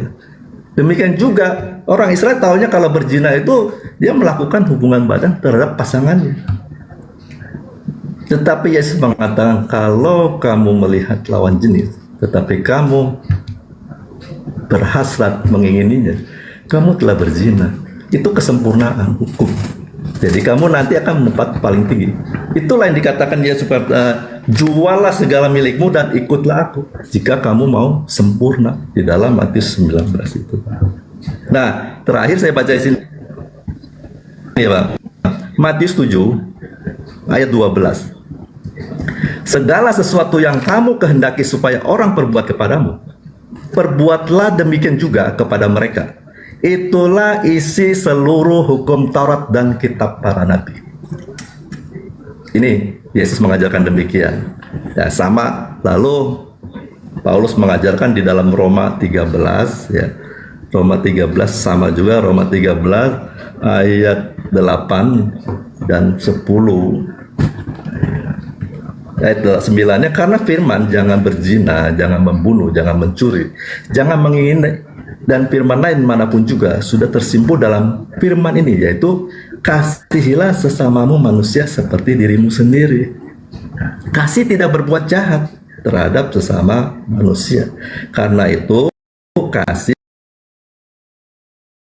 adalah kegenapan hukum Taurat. Jadi Yesus memerintah kasih yang tertinggi daripada hukum itu sendiri, Bang. Guru, lanjut. itu Bang. guru udah tidur gantian Bang. Jadi kasih adalah menghapuskan firman Tuhan. Lalu saling memuji, saling menyanjung, saling mencintai, saling memberi, saling rangkulan, saling pelukan. Itulah kasih di Kristen. Padahal kasih di dalam hukum Tuhan itu adalah mentaati perintah-perintah Tuhan. Lalu kemudian mengajarkan orang lain juga melakukan perintah-perintah Tuhan. Itu baru kasih. Kalau orang berbuat jahat kepadamu, tetaplah ajarkan mereka untuk melakukan kebaikan, melakukan perintah Tuhan. Gitu. Bukan menghapus perintah Tuhan, habis itu mengatakan kami adalah implementasi kasih ada di kami. Itu nggak ada itu. Bagaimana mau kasih kalau perintah Tuhan itu tidak dilakukan? Sekarang begini, Saudara Suki. Tanpa kematian Paulus Yesus di atas salib, apakah dosa bisa dihapuskan oleh Tuhan ketika kita bertobat?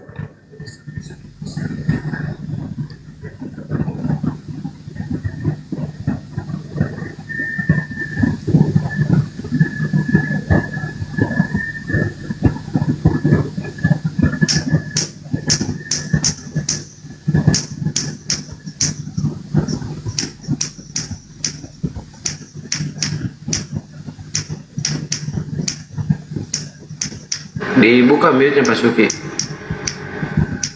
Iya, saya lagi cari nih. Saya simpan di mana nih? Satu.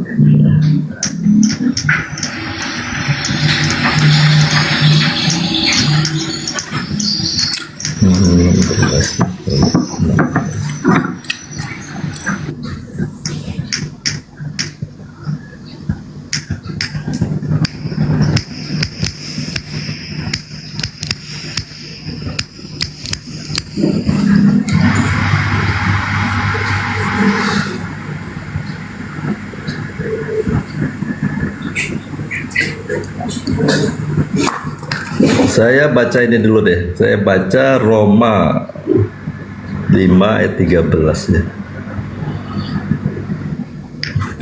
Roma 5 ayat 13 begini mengatakan, sebab sebelum hukum Taurat ada, telah ada dosa di dunia.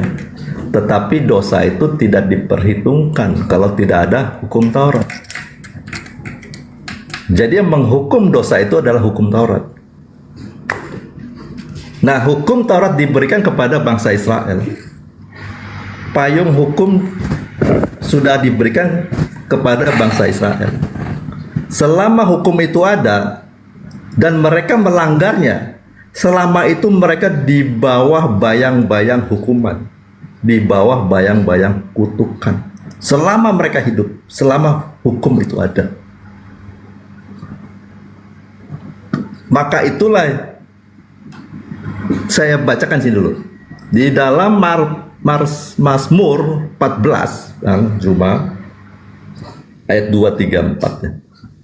Ayat 1, 2, 3. Orang bebal berkata dalam hatinya, tidak ada Elohim. Busuk dan jijik perbuatan mereka. Tidak ada yang berbuat baik.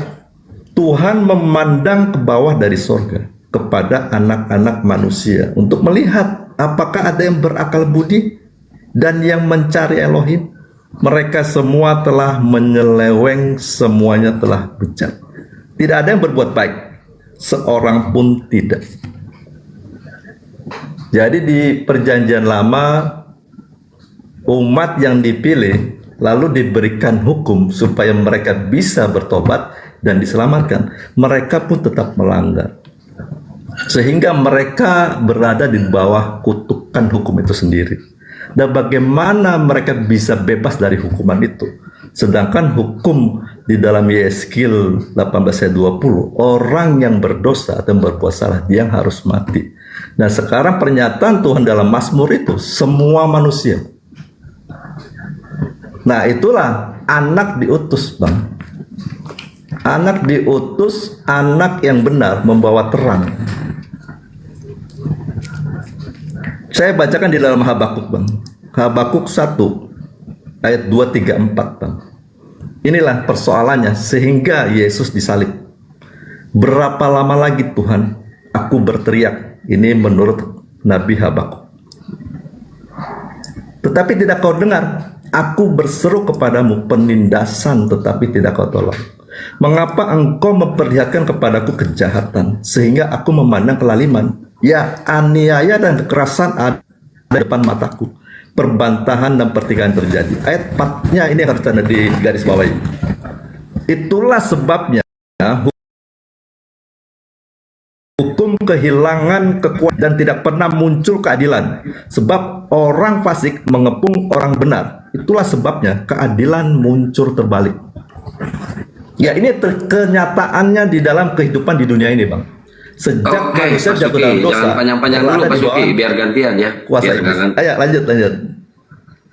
Baik. Kalau kami di Islam,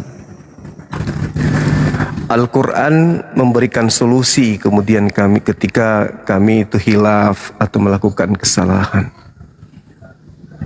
Faman taba min ba'di zulmih wa aslaha fa innallaha yatubu alaihi. Innallaha ghafurur rahim. Jadi Allah itu Maha Pengampun. Ketika kami kemudian berdosa, lalu kemudian kembali dari dosa kami itu memperbaiki diri, bertaubat, maka sungguh Allah akan menerima tobat kami dan menghapuskan dosa-dosa kami. Itu dalam Islam. Dan saya menemukan juga data di dalam kitabnya orang Yahudi, semisal 2 Tawarik 7:14, ketika hamba-hambaku kembali dari dosa-dosanya lalu mencari wajahku, maka aku akan mengampuni dosa mereka dari surga. Nah pertanyaan saya, karena kalau kami dengan Yahudi kan clear tuh. Sekarang pertanyaan saya kepada Kristen, kebetulan saudara adalah wakilnya di sini. Apakah dosa manusia tidak bisa dihapuskan oleh Tuhan tanpa penyaliban Yesus? Coba Anda jawab.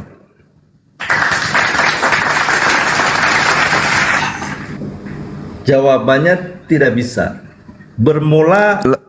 Lalu bagaimana dengan dosa-dosa mereka yang dihapuskan seperti yang saya bacakan tadi di dalam kitabnya 2 Tawarik 7:14? Ya, jadi di dalam perjanjian lama, Bang, kan di sana ada hukum Taurat yang mengatur. Ya, iya maksud saya, jantan, apakah dosa manusia bisa bisa kemudian dihapuskan Tuhan tanpa harus ada penebusan dosa oleh darah Yesus? Tidak bisa. Lah itu tadi 2 Tawarik 7 nomor 14.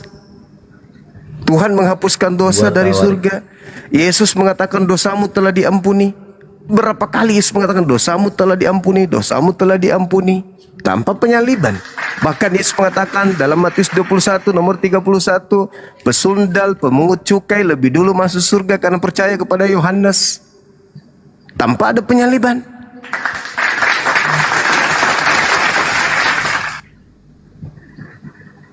Ya, yang harus diperhatikan ini, Bang, bahwa seluruh manusia itu nanti akan dihakimi menurut perbuatan. Persoalannya, siapa yang menghakiminya itu? Di dalam Yohanes 5 ayat 22-23 sana, bahwa Bapa menyerahkan penghakiman itu kepada anak. Nah, bagaimana anak ini bisa menghakimi? Dia harus mengalahkan iblis, mengalahkan dosa, dan mengalahkan maut. Dosa dia telah kalahkan, iblis telah kalahkan waktu dia diuji, dicobai oleh iblis di Matius 4 atau Lukas 4, sampai pada akhirnya iblis itu mundur dan menunggu waktu yang tepat. Dan apa yang dikatakan di dalam 1 Korintus 15 ayat 26, musuh yang terakhir yang dibinasakan ialah maut. Nah, bagaimana orang bisa dihakimi jika dia masih berada di bawah kuasa iblis? Maka mereka itu manusia harus ditebus, diambil. Dan yang bisa mengambil adalah manusia yang bisa mengalahkannya. Dan siapa dia anaknya? Siapa itu orangnya? Yaitu Yesus. Nah, di dalam Yeremia, Yesaya 53, di sini ada kesepakatan, Bang, antara Tuhan dan Yesus.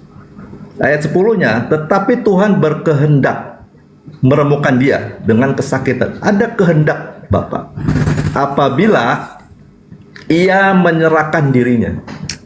Jadi kalau Yesus tidak menyerahkan dirinya untuk diremukkan oleh kehendak Bapa sehingga masuk ke dalam maut. Oke, gantian berarti kontradiksi Bibelmu, Bang. Silakan Gurunda, jangan terlalu panjang, Bang. Ngantuk ini penonton di bawah. Berarti kontradiksi. Silakan Gurunda. Lanjut. Oke, sorry. Jadi gini, Bang, Tuhan pencipta langit dan bumi kita ini menghapuskan dosa manusia ketika manusia itu kemudian mengaku bersalah dan kembali kepada Tuhan. Anda tadi mengatakan tak bisa. Saya memberikan dalil. Artinya Anda hanya ingin menjual Yesus sebagai penebus.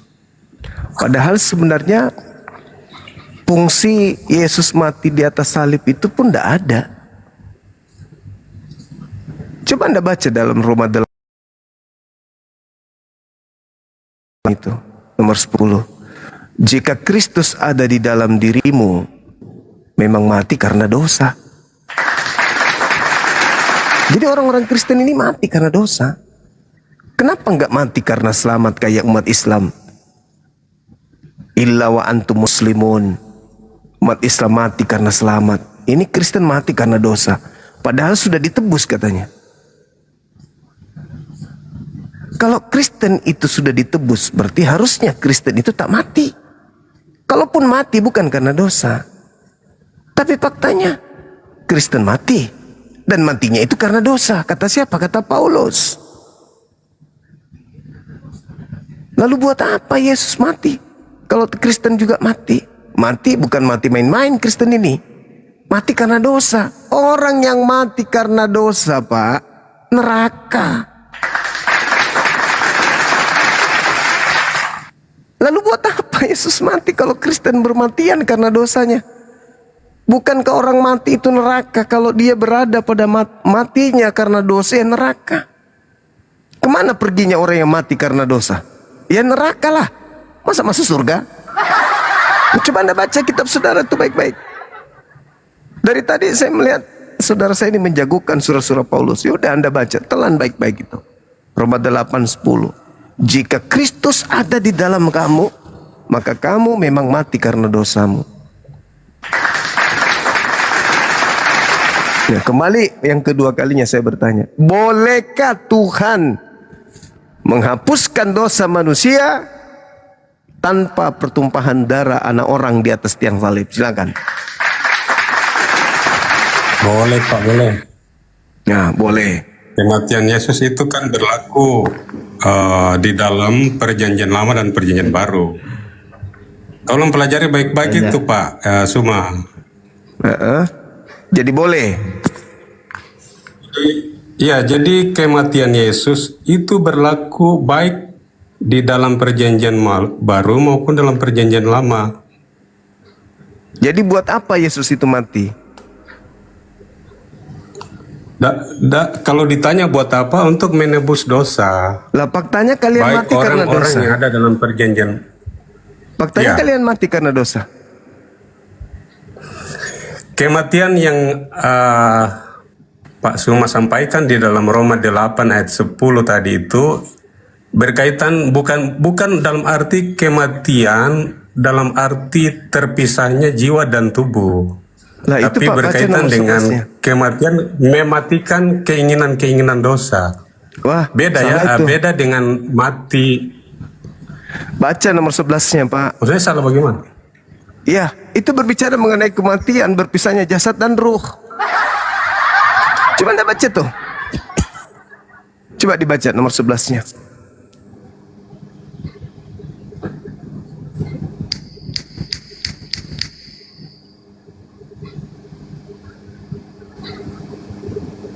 Udah dibaca. Pedis, Bang. Kasih kecap. Saya baca ya. Nah, dia baca cuma satu perangkat itu Gurunda. Jadi nyelem.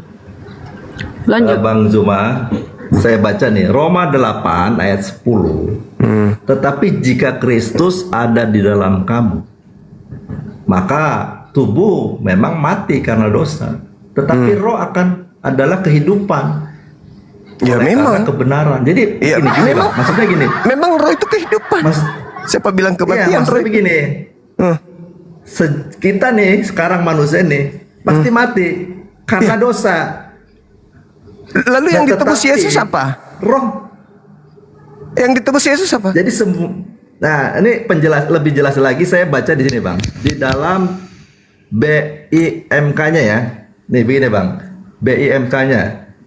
Tetapi kalau Kristus hidup di dalam dirimu, maka meskipun badanmu akan mati karena dosa, namun roh Elohim memberikan hidup kepadamu.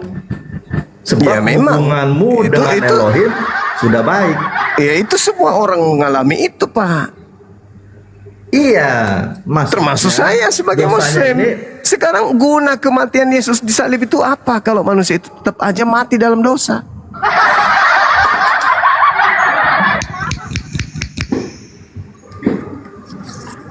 Izin menjawab Pak Suma, gini. Lanjut. Bang Ferdinand.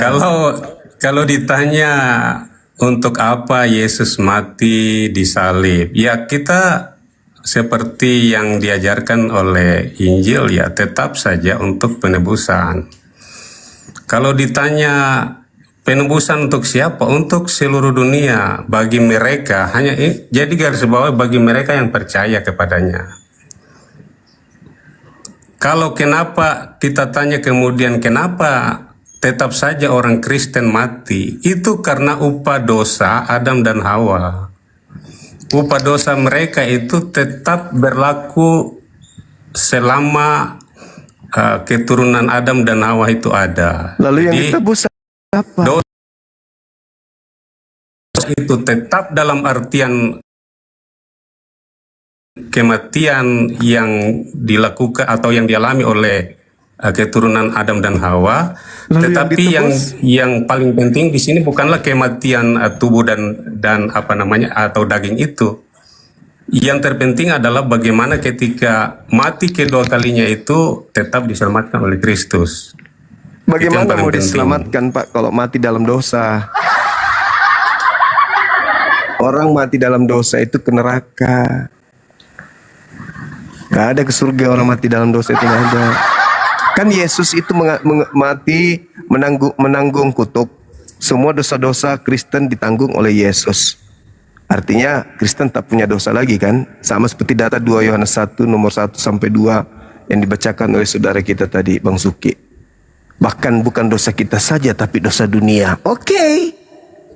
Tapi faktanya kita mati karena dosa. Lalu apa gunanya Yesus mati di salib?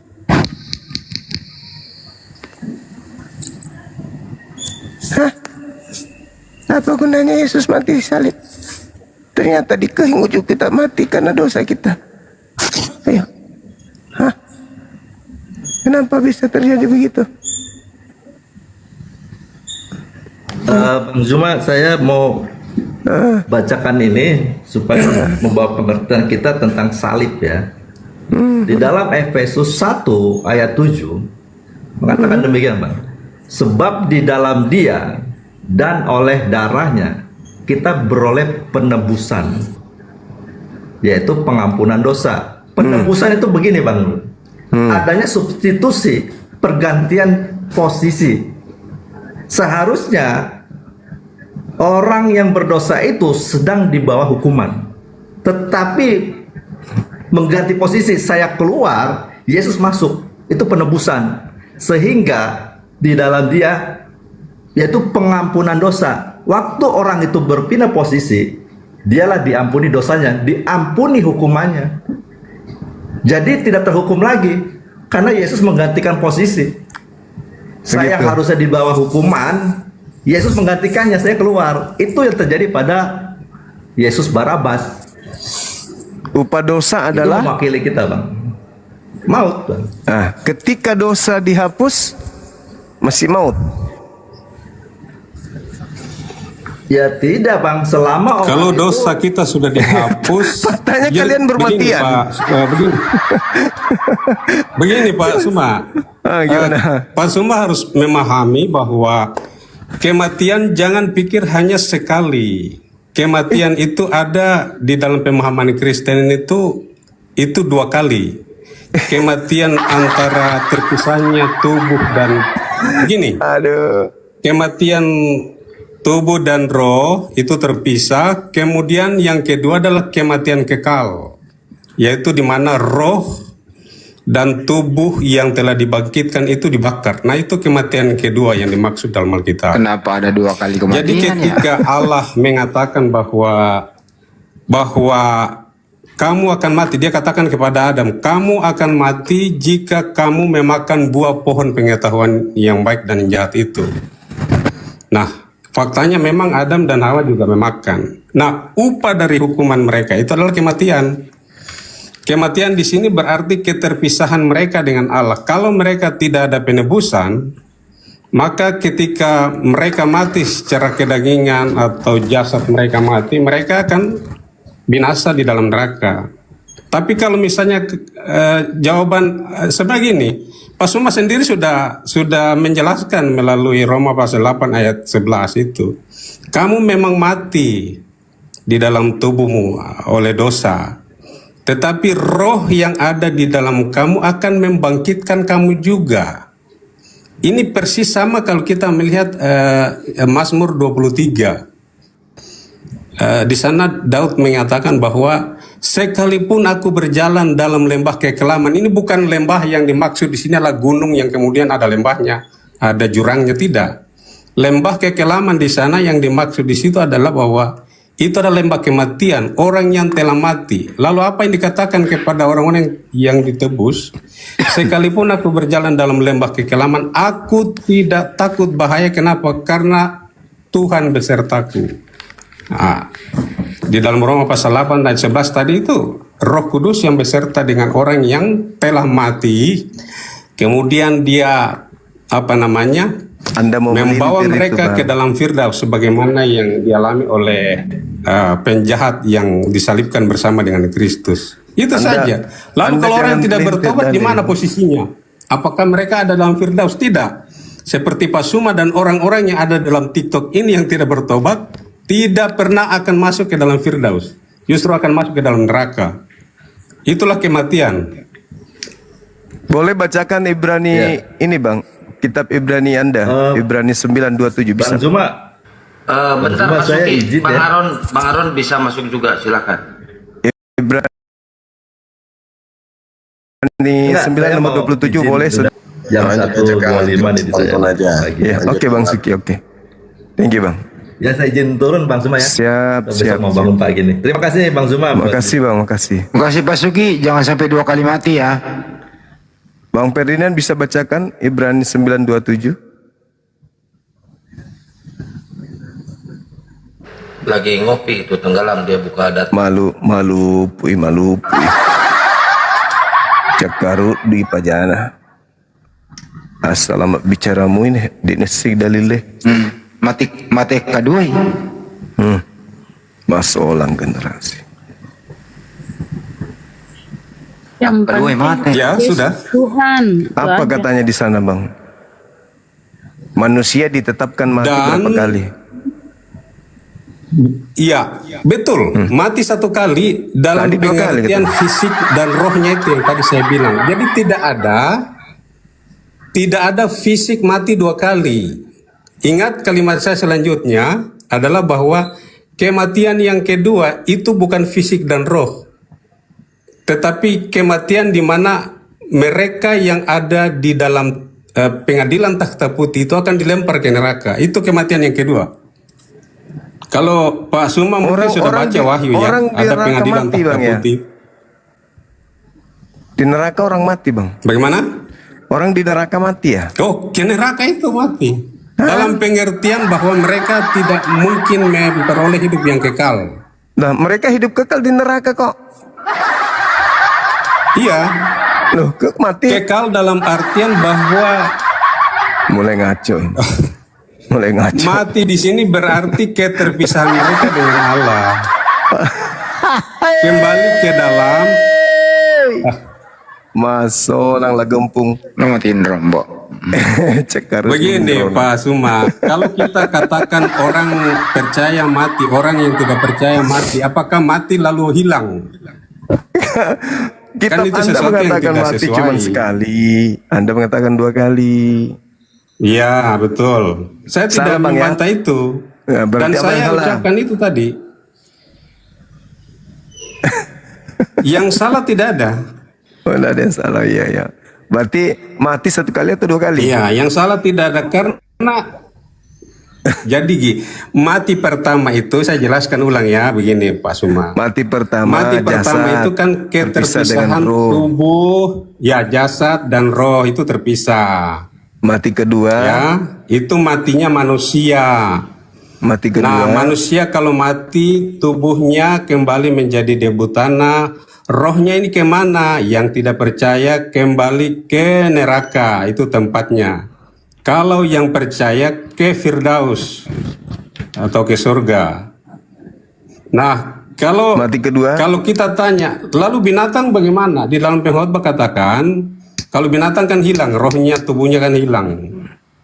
Nah, disinilah letak perbedaan ketika kita menjelaskan pengadilan takhta putih, baru bisa kita pahami ada keterkaitan di situ. Jadi jangan langsung ketika kita bilang mati lalu hilang seperti binatang tadi, oh tidak bisa, manusia tidak seperti itu.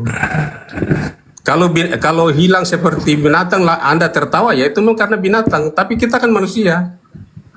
Apakah mati itu lalu hilang seperti binatang? Tidak. Orang percaya tetap hidup, orang yang tidak percaya tetap hidup. Tapi itulah yang disebut juga kematian.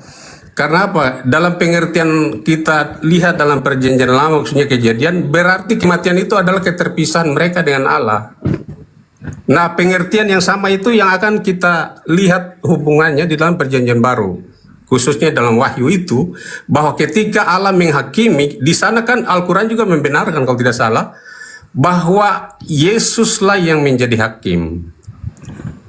Yesus yang menjadi hakim, dan dia ketika mendapati orang yang tidak ada namanya, orang yang tidak percaya itu kan dilempar semua ke neraka. Kematian yang saya mungkin kalau belum jelas, saya jelaskan kembali, itulah yang disebut kematian, ada keterpisahan mereka dengan Allah selama-lamanya. Tidak ada yang namanya itu kesempatan untuk bertobat atau dimurnikan atau dibakar sementara lalu, tidak ada. Karena itu sudah selesai. Dan tidak ada manusia yang mati raganya itu sampai 2 kali. Tidak ada, hanya yang saya katakan rohnya tadi itu terpisah dengan Allah selama-lamanya. Itu yang disebut kematian kedua. Izin jawab dong. Izin jawab. Iya. Silakan. Izin jawab ya. Ya, maksudnya di sini ya, semua manusia itu pasti akan mati. Ya, karena tubuh kita itu udah memiliki dosa. Nah, tapi dosanya udah dihapus, sudah diampuni sama sebersih-bersihnya. Tetap tidak bisa, karena sudah pernah berbuat dosa. Jadi tubuh kita ini akan mati. Ya. Nah, nanti tapi untuk yang tidak berdosa, yang dosa udah baru, tubuh yang tidak memiliki dosa lagi,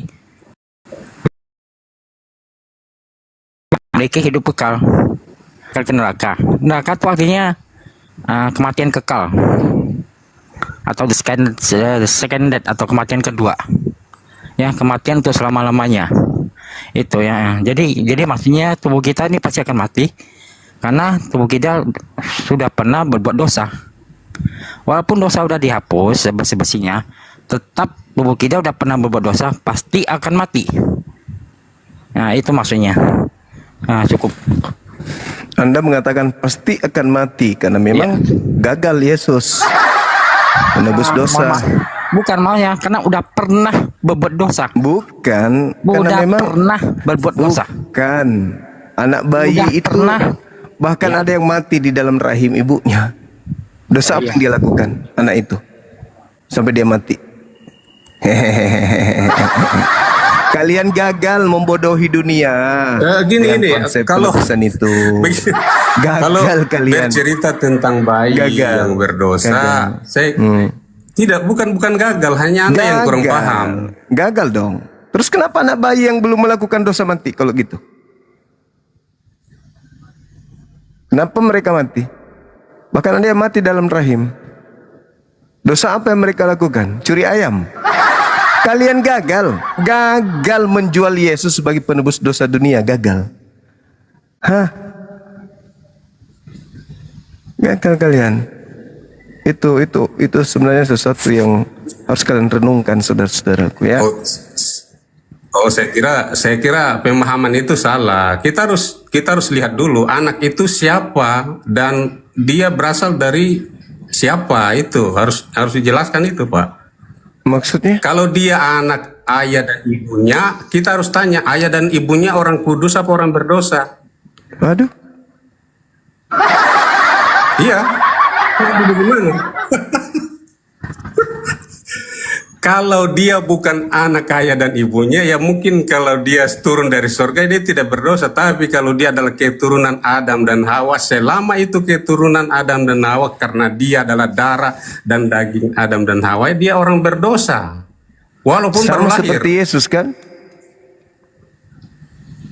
Oh, Yesus beda lagi.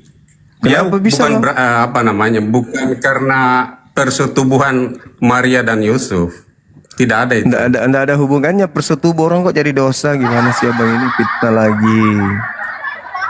Bukan bersetubuh karena dosa, tapi karena perbuatan yang melanggar perintah Allah untuk memakan buah, sehingga menodai keseluruhan tubuh. Tapi Anda tahu nggak kalau seluruh manusia yang pernah lahir di atas muka bumi ini, yang paling banyak dosanya itu Yesus. Anda tahu nggak? Di dalam Alkitab kami tidak pernah dikatakan bahwa Yesus pernah berbuat dosa. Jadi kalau Anda mengatakan Yesus paling berbuat dosa besar, ya enggak, itu bukan saya katakan paling terserah berbuat. klaim Anda seperti itu. Bukan berbuat. Yesus adalah manusia yang paling banyak dosanya di antara seluruh manusia yang pernah lahir di atas muka bumi. Iya, kalau dalam pengertian menanggung dosa ya bisa saja. Tetapi kalau dia berbuat dosa, saya kira tidak ada itu di dalam Alkitab.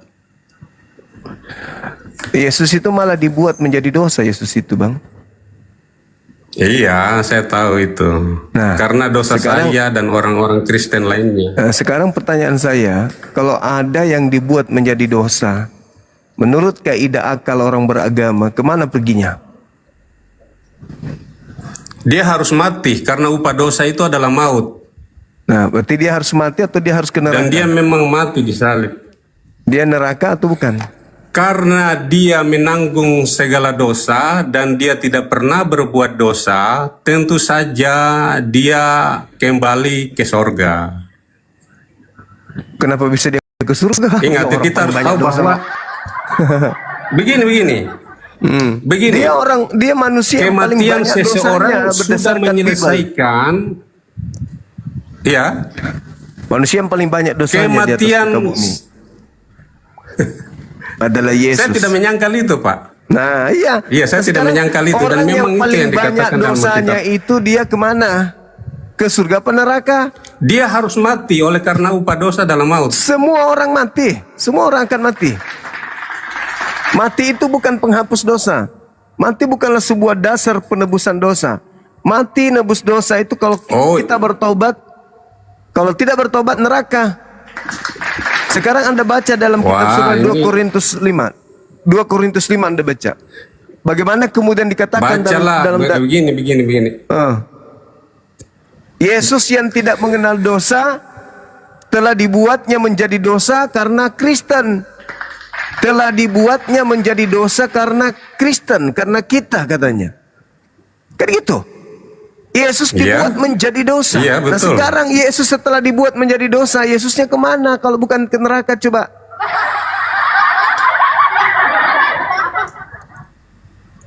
Kemana bang? Begini Pak, dalam pengertian itu saya setuju dengan Anda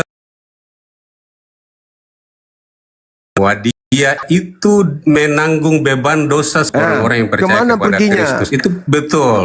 Kemana pergi? Nah, kalau anda tanya perginya kemana, Yesus itu sendiri itu hanya menanggung, bukan pembuat ya. Iya, kemana Hanya pergi? menanggung. Dia nanggung kemana dosa itu, ke surga atau ke neraka? Kan dia, Iya. Pak. Kemana dia pergi? Membawa dosa Anda. Ya tentu harus matilah karena upahnya kan adalah dosa. Ya kalau cuman mati kan Anda juga mati. Upah dosa itu adalah maut. Dia harus mengalami yang namanya kematian. Kan Anda juga mengalami kematian. Betul, saya mengalami juga kematian. Ya, artinya Anda nanggung dosa Anda sendiri dong. Karena Anda mati sendiri. Andai saja cuma Tidak, Yesus yang mati tidak. sendiri, Anda tidak mati, ya itu baru top. Berbeda. Saya Kok tidak berbeda? layak menjadi penebus. Dosa Berbeda karena saya buktinya tidak Anda layak. mati. Buktinya Anda mati Iya, untuk betul, Anda saya- sendiri lah. Oh, tidak bisa begitu. Kenapa? Saya itu manusia berdosa oleh karena perbuatan-perbuatan saya sendiri dan saya tidak layak menjadi penebus diri saya sendiri. Nah, emang ada ajaran Sebab kemudian apa yang saya lakukan? manusia menebus manusia?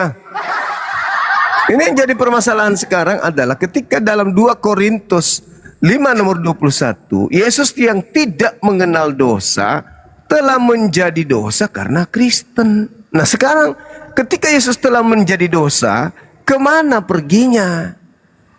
Membawa dosa-dosa kalian itu kemana perginya? Iya. Kemana dia? Yang dibawa Dia bukan harus dosa. menanggung dosa itu dengan mengalami kematian. Itu saja sampai di situ. Habis itu hidup. Setelah kematian, ketika Habis Iya, itu hidup. dia hidup. Lah Anda juga akan Habis mati dan kematiannya hidup. itu, Apa bedanya? iya, saya Ya, juga akan kenapa mati bukan- dan hidup. Tapi kehidupan saya bukan karena saya sendiri, tapi oleh karena penebusan Yesus. Gimana ceritanya Bang ini? Yesus menanggung dosa Anda sehingga dia mati. Nah Anda Iya, menanggung betul. dosa siapa sehingga Anda mati? Saya tidak menanggung dosa-dosa siapa karena saya Terus tidak kenapa layak Anda menjadi mati? penebus, penanggung Terus dosa. kenapa Anda mati kalau gitu? Mati oleh Karena sudah pernah berbuat dosa. Iya, kembali Nah, ke yang tadi. Kalau begitu kembali apa ke bedanya? Adam dan Hawa. Sekarang apa bedanya dengan Yesus? Mereka Iya. Yesus mati itu Menanggung dosa. karena hanya menanggung, bukan pembuat dosa. Makanya dia layak menjadi penebus. Kok jadi Salah penebus? satu syarat penebus mati. Dia tidak pernah berbuat dosa. Iya, mati dia. Gini. Mati kan? Konsep pengorbanan gini ya. Ya, Anda Pak. mati juga. Semua dengar dulu Pak. Kan Ini. begitu. Terus apa gunanya dia mati kalau Anda juga Iya. ikut mati? Oh jelas. Upah dosa Kalau adalah kita maut. mati oleh Iya. Nah, upah dosa adalah maut. setelah sengatnya diambil, sengatnya nih, upah dosa adalah maut. Sengat dosa diambil, berarti masih ada nggak maut? Bagi Yesus yang telah bangkit, tidak ada lagi maut. Bagi saya enak di juga Yesus. tidak ada maut setelah Tapi kematian. faktanya Anda mati karena dosa. Iya. Iya, karena Tetap saja karena Lalu yang tubuh ditebus saya Yesus itu apa? Yang ditebus Yesus apa? hidup manusianya, kita yang ditebus. roh saya Apa yang dan ditebus tubuh manusianya? kebangkitannya Gimana? manusia yang akan saya terima. Apanya yang ditebus? Manusianya yang ditebus. Apanya manusia ditebus gimana? Emang Anda digadaikan di mana? Iya. Pegadaian mana? Iya, menebus manusia dari dosa. Gini, Pak Kita yang Suna. ditebus, bukan ke dosanya yang ditebus. Menebus manusia dari dosa. Dosa Iya. upahnya maut. Kalau sudah Betul. ditebus dari maut, masih mengalami maut gak? Ah, iya, karena Tidak mengalami Iya. maut karena roh Tidak saya akan mengalami maut. Manusia yang diselamatkan dikubur. pada Yang dikubur orang Kristen, Yang dikubur itu adalah siapa? tubuh saya menurut Iya, Bang lalu yang Diki. ditebus Itu. apa? Yang ditebus Manusianya. apa? Saya yang mati lah manusia. apanya? Tubuh Yang mati manusianya apanya? berdosa. Manusianya Tubuhnya, yang tapi ditebus roh apa? saya diselamatkan. Tubuh, Gimana ceritanya? Semua manusia rohnya juga tidak mati. Tak ada kematian bagi roh. Iya, bagi yang berdosa. Iya, itu kan menurut Anda. Lah, Tidak memang ada ada orang kematian mati bagi rohnya? roh. Enggak ada roh itu mati. Jasad yang mati. Dalam pengertian ini saya sudah jelaskan dari tadi, Pak. Mati itu bukan kayak binatang hilang. Paham Ya ke tidak itu? emang. Sekarang permasalahannya adalah upah dosa adalah maut. Kalian punya dosa, makanya kalian mengalami maut. Yesus menebus betul. dosa kalian, berarti Menebus kalian sudah tidak manusia mengalami dari dosa, kematian. bukan menebus dosa. Menebus Ya. manusia dari Menebus dosa. manusia dari dosa. Iya. Nah, sekarang Dengar ketika gini ya, dosa saya Anda jelaskan sudah lagi. ditebus, berarti Anda Bukan tidak lagi menebus mengalami dosa, maut. menebus manusia. Manusia ditebus dari dosa. Sama dibalik. aja itu. Nggak bisa, nggak beda. Nah, dong. coba kau jelaskan. Iya, Nah, coba. menebus, menebus artinya apa? Menebus kan artinya mengambil kembali. Nah, menebus manusia dari dosa, artinya manusia diambil kembali dari dosa. Kalau menebus dosa, pasti dosanya diambil dong. Ngerti? Ya, Menebus manusia. dari dosa. Jadi dia diambil Menebus- kembali itu manusia. Menebus manusia dari dosa. Nah, Nah. berarti setelah di manusia sudah berpisah. Iya. Terus Manusia kenapa diambil kau masih mati? Kenapa kau masih mati? Karena tubuh Kenapa kita kau masih memiliki, karena tubuh kita memiliki Tadi katanya kau sudah ditebus.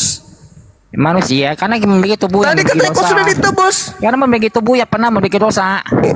Tadi katanya sudah ditebus. Enggak, karena memiliki tubuh yang memiliki dosa. Ngerti Ya, nggak? tadi katanya sudah ditebus. Iya, kan tubuh kita tuh bekas dosanya kan harus mati, gitu nggak? Gimana sih cerita ini? Ngerti nggak? Enggak ngerti. Iya. Enggak bisa, enggak masuk akal. Nah, jadi sekali kamu berdosa, tubuh ini akan mati. Ya, terus untuk apa Yesus menebusnya, koclok? Iya, nanti di akhirat dikasih tubuh yang baru yang tidak memiliki dosa lagi. Aduh, Ngerti nggak? banyak cencong. Baca Yehezkiel 37. Yesus belum kemudian menebus orang-orang Israel sudah diajarkan seperti itu. Ada aja ini orang-orang ini. Upah dosa adalah maut. Ketika maut itu sudah ditebus, berarti tak ada lagi maut. Manusianya, iya, karena udah pernah memiliki dosa, tubuh ini akan mati. Lalu Nanti di buat akhirat apa kasih tubuh Yesus yang baru. menebus? Nanti Buat di apa? akhirat kasih tubuh yang baru yang tidak memiliki Buat dosa apa lagi. kalau begitu? Buat apa Yesus datang mati untuk apa? Ya, untuk membawa manusia ke hidup kekal. Memang kita ini kalau tidak ada Yesus hidup kekal? Enggak. Jadi hilang kita, hilang. Iya. Hilang. Kalau kita, Jadi apa? Iya, ya mati, Hilang. mati karena dosanya. Jadi hilang. Nggak Iya. ada lagi. Iya. Lebih bagus begitu. Ya, bagus lah. Nah, boleh cocok. Ya gila ini. Nanti. Sekarang permasalahannya adalah apakah Tuhan pencipta langit dan bumi tidak sanggup menghapuskan dosa tanpa nebus dosa pakai darah Yesus? Tidak. Ya. Dosa harus dihapus dengan menumpahkan darah. Terus Yesus mengatakan dosamu telah diampuni, itu apa? Iya, Yesus menumpahkan darah demi pengampunan dosa. Tidak ada Yesus menumpahkan darah. Demi Yesus pengampunan. mengatakan ketika ada seorang buta diobatinya, orang lumpuh kemudian berjalan, dibuatnya apa katanya? Dosamu telah diampuni. Oh iya. Mana penebusan dengan dia mati di salib? Mana? Mana ada penebusan? Hah? Penebusan apa? Lah, katamu nggak bisa menebus dosa tanpa penyaliban. Pengampunan dosa tanpa Nah, menumpahkan Yesus darah. mengatakan dosamu telah diampuni. Iya, benar. Ya. Nah. Berarti ada nggak di situ penyaliban, penumpahan darah? Ada nggak? Ya, Yesus harus menumpahkan darah baru ada berkat pengampunan. Belum penyaliban, Yesus sudah mengatakan kepada orang-orang yang diobatinya, dosamu telah diampuni. Ya, Yesus Yesus jadi kuasa untuk mengampuni dosa juga. Ada aja. Ngarang bebas. Sekarang begini, kamu dapat dalil dari mana? Tuhan menghapus dosa dengan mempersembahkan darah manusia. Itu ilmu dari mana? Nggak ada persembahan darah manusia. Mana ada Lah, persembahan Yesus darah? bukan Nggak boleh. manusia. Iya. Bukan manusia Yesus itu. Yesus manusia. Nah, terus darahnya dipakai untuk nebus dosa. Ya, menumpahkan darah. Ya, Demi sekarang pengampunan dosa. Ya, pertanyaan saya, di mana Tuhan minta persembahan manusia untuk nebus dosa manusia? Mana ada persembahan? Nggak ada persembahan. Lalu Yesus?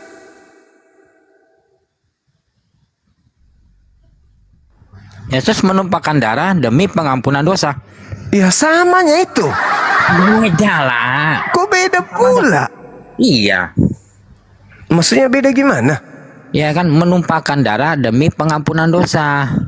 Iya. Orang kalau kalau menghapus dosa menggunakan domba, tidak menumpahkan darah. Iya, menumpahkan darah juga. Iya, Harus terus menumpahkan darah. yang kutanya, di mana dalilnya Tuhan nebus dosa dengan korban manusia? Di mana dalilnya? Waduh, nggak ada tebus dosa dan korban manusia, nggak ada. Berarti Yesus nggak jadi nebus dosa. Yesus menebus manusia dari dosa. Yesus menebus manusia dari dosa. Sama seperti domba menebus dosa manusia dengan darah. Iya, kalau domba menebus dosa. Nah, terus kenapa orang-orang Yahudi tidak menyembah domba yang menebus dosa mereka? Iya. Ya, sewaktu menumpahkan darah hewan ternak, ya itu baru ada berkah pengampunan, penghapusan dosa. Ngerti? Kau baca Keluaran 29 nomor 14, tai sapi bisa menghapus dosa. Kenapa orang Yahudi tidak nyembah tai sapi? Aduh, kampungan banget nih. Ya lu yang harus waras. Kenapa orang-orang Yahudi tidak menyalib domba? Tidak menyalib sapi? Nah, salib sapi. Menumpahkan darah harus di Bait Allah Yerusalem. Ya, terus kenapa kalian menggunakan salib sebagai alat untuk nebus dosa? Aduh, tebus dosa. Yesus menumpahkan darah demi pengampunan dosa. Enggak. Yesus menumpahkan darah. Yesus ditumpahkan darahnya, ditombak. Menumpahkan. Bukan, kalau Yesus nombak dirinya ketepak, nah, baru menumpahkan darah. Yesus ditumpahkan darahnya, ditombak sama tentara Romawi. Kamu itu ngarang bebas. Iya, sama aja. Iya, makanya. Jadi orang Kristen ini membuat aturan sendiri menghapus dosa pakai darah manusia. Itu ajaran Dewa Molok. Itu enggak ada. Imamat 1 nomor 2. Katakanlah kepada orang Israel, ketika mereka hendak menghapus dosa, hendaklah mereka mempersembahkan kambing, domba, sapi, lembu. Mana coba? Katakanlah kepala dunia, kalau dia ingin menghapus dosa dunia, maka hendaklah dia mempersembahkan darah manusia. Mana dalilnya? Marang bebas. Imamat 18, janganlah kau persembahkan anak manusia kepada Dewa Molok. Nggak boleh. Nah, jadi itu anaknya dikasih ke Dewa Molok gitu. Iya, sama anak Maria aku kasih kepada dewa siapa? Kalau Tuhan Elohim tidak mau dia makan darah, tidak mau minum darah. Mana ada Elohim minum darah? Darah tumpahkan bukan diminum. Nah, sekarang kalau begitu di mana Elohim minta penumpahan darah manusia? Ayo. Jangan. Nah, di Ibrani deh. Di berani. Di kitab mana di pasal berapa saya nggak ingat itu. Garang cerita. Ya, di Keluaran 23 nomor 7. Jangan kau membunuh orang yang benar, jangan kau membunuh orang yang tidak bersalah. Itu dalilnya. Itu kan itu perintahnya ke Bani Israel kan? Ya. Bukan ke Romawi kan? Oh, berarti Romawi yang memerintahkan. Ya udah. Pintar. Orang-orang Roma mempersembahkan darah kepada dewa mereka untuk dosa-dosa orang Kristen. Darahnya bukan dipersembahkan. Darah nggak boleh. Setuju kita ya? Dewa-dewa Romawi yang minta darah manusia. Oke, setuju? Enggak, ada ditumpahkan darahnya. Terserah mau ditumpahkan, mau dicurahkan, mau dipersembahkan. Nggak bisa ditumpahkan. Berarti Anda sudah mengakui kan? Dewa-dewa Romawi yang kemudian menebus dosa, berdamai untuk kemudian menggunakan darah manusia. Ya, ditumpahkan darahnya yang demi pengampunan dosa. Ya, nggak ada persembahan darah tuh nggak ada. Iya, terserahmu. Pokoknya orang-orang Yahudi menumpahkan darah hewan. Orang-orang Romawi menumpahkan darah manusia. Setuju? Setuju? Demi demi dosa Kristen. Kalau demi pengampunan dosa. Berarti orang-orang Roma menumpahkan darah manusia demi persembahan dosa manusia, menghapus dosa Kristen. Demi pengampunan dosa orang-orang Kristen, orang-orang Roma menumpahkan darah manusia, betul? Ya kan, demi pengampunan manusia. Ya, pengampunan dosa manusia. Oke. Demi pengampunan dosa Kristen, Romawi mempersembahkan darah manusia. Oke? Bukan mempersembahkan, menumpahkan darah. Demi menghapuskan dosa, menebus dosa manusia Kristen, maka Roma menumpahkan darah manusia. Betul? Menumpahkan darah demi pengampunan dosa. Demi pengampunan dosa orang-orang Kristen, Roma menumpahkan darah manusia. Betul? Ya, betul. Ya. Demi selesai. Dah, finish. Ya, oke. Saya turun. Terima kasih bagi Mas. Terima kasih. Jujur Aku dia. bikin kopi dulu. Jujur. Masalah generasi. Ternyata selama ini yang ditutup-tutupi. Orang Roma menumpahkan darah Yesus untuk menebus, untuk menghapus dosa-dosa orang Kristen. Maka tentara Romawi bekerja sama dengan iblis. Bukankah itu adalah pahlawannya orang Kristen? Karena dengan mereka menumpahkan darah Yesus, dosa-dosa orang Kristen ditebus. Maka mulai hari ini, saudaraku Ferdinand dan yang lain, ucapkanlah terima kasih kepada pahlawanmu, tentara Romawi dan Sibilis ISIS yang merasuki Yudas Iskariot. Bikin kopi dulu Bang Handi. Akhi, Dinda Nora udah pada tidur, Bunda Rahma tidur semua kayaknya. Bagus ini ya, jujur dia tadi itu tentang jujur Bung. Gini, saya kurang setuju itu apa yang disampaikan oleh bertengkar dia. maki pale sama teman. Bukan bertengkar, Pak. Masih hancur loh. Mana ini mukanya ini? Apa sudah mau istirahat atau bagaimana ini? Belum Pak, belum. itu di samping. Bikin kopi dulu. Saya mual. Tadi darah dipersembahkan untuk dosa. Mual saya. Iya. Jadi kalau Bang Suma atau saya yang mau dipersembahkan itu tidak layak. Kenapa? Karena berdosa itu, Pak. Kita selama ada di dunia ini kan setiap hari kadang melakukan dosa. Jadi memang tidak dilayakkan oleh sendiri. Justru Lalu Tuhan siapa mengatakan, abangku dengar dulu Bang. Tuhan mengatakan Amsal 6 nomor 16. 6 kekejian di dalam hati Tuhan, bahkan 7 perkara yang dibenci, yaitu menumpahkan darah orang yang tidak bersalah. Keluaran 23 nomor 78. Jangan kau persembahkan, jangan kau membunuh orang yang benar, jangan kau membunuh orang yang tidak bersalah. Berarti orang bersalah lah yang harus dibunuh. Kenapa pula orang benar yang dibunuh, Pak? Terbalik Bapak ini. Iya. Orang yang benar itu tidak boleh dibunuh. Yang dibunuh itu orang yang bersalah. Yang eksekusi mati itu Sekarang orang begini, berdosa. pertanyaannya orang gini. bersalah. Kok orang benar pula yang Pertanyaannya dibunuh? gini, Bagaimana ya, ceritanya orang benar yang dibunuh, orang bersalah tidak dibunuh? Saya- Gimana ceritanya? Anda yang melakukan kesalahan sebentar. yang tetangga membunuh yang Yesus melakukan kesalahan siapa? yang dibunuh. Kenapa bisa begitu? Yang Pak, membunuh Yesus pemikirannya? siapa? Nggak ada urusan.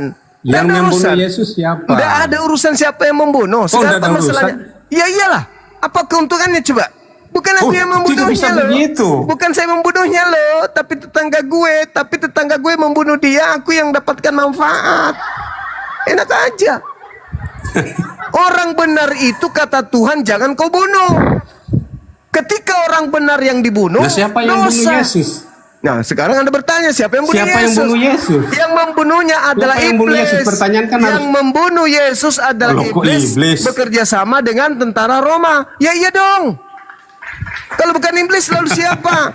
Yesus mengatakan dalam Yohanes Anda tahu? 8. Yesus mengatakan, Baca Yohanes.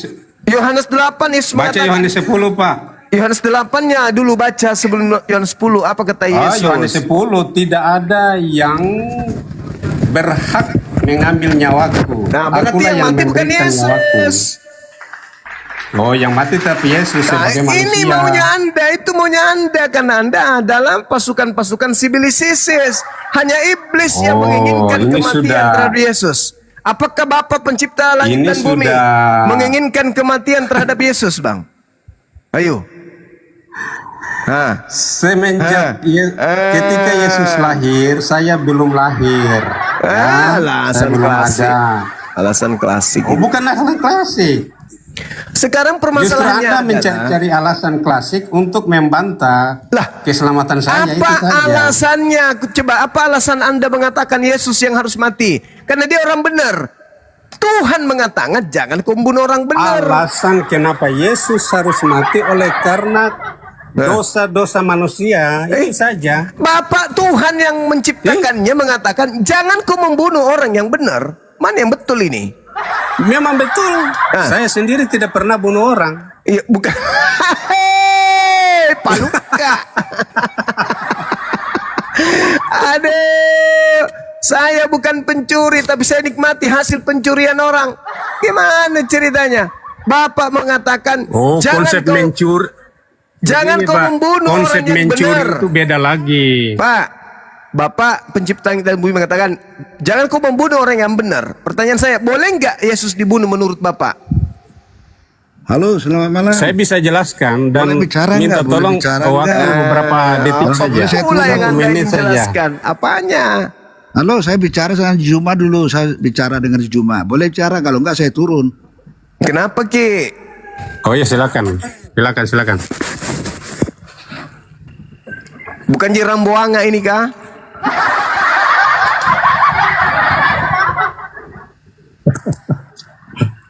Gak pakai kepala talan jadi. Panasan. Bapak Elohim mengatakan jangan kau membunuh orang yang benar. Ayo, boleh nggak dibunuh Yesus menurut Bapak? Bukan aku yang Sesuai membunuhnya. dengan hukum itu, dengar dulu. Sesuai dengan perintah Tuhan memang kan tidak boleh. Anda boleh, berarti Itu jelas sekali. berarti membunuh Yesus, Dan Yesus- adalah Dengar dulu, menghasilkan saya dosa. belum selesai. Membunuh Yesus Dan mendatangkan Yesus dosa. juga berdoa. Ya, dengar dulu lah. Kan tidak bagus kalau saya lagi jelaskan lalu dipotong-potong. Namanya tidak menghargai, Pak. Tanggapi, kau seberanggapan. Tanggapi firman Tuhan. Jangan kau saya tidak membunuh beranggapan. Yesus. Keluaran 23 nomor 7. Nah, terus Yesus dibunuh.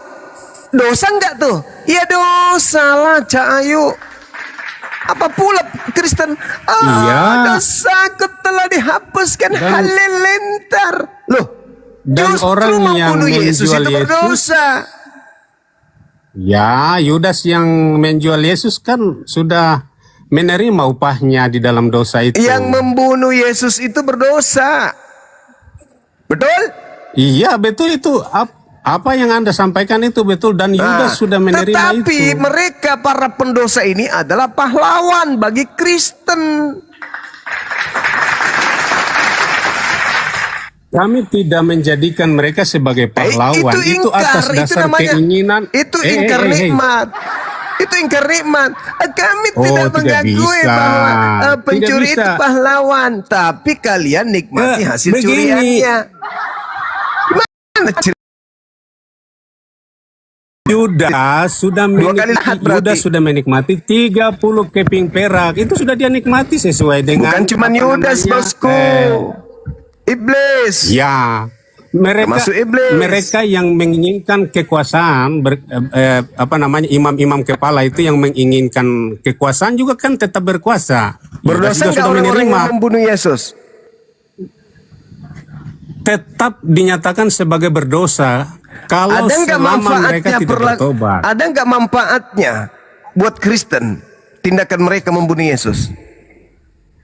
Kematian Kristus ini kematian ya, bukan kematian Yudas, bukan Iya, kematian maksud saya, imam-imam kepala ada atau nggak imam besar. kejahatan yang dilakukan oleh orang-orang tersebut sampai membunuh Yesus, ada nggak manfaatnya untuk Anda sebagai Kristen?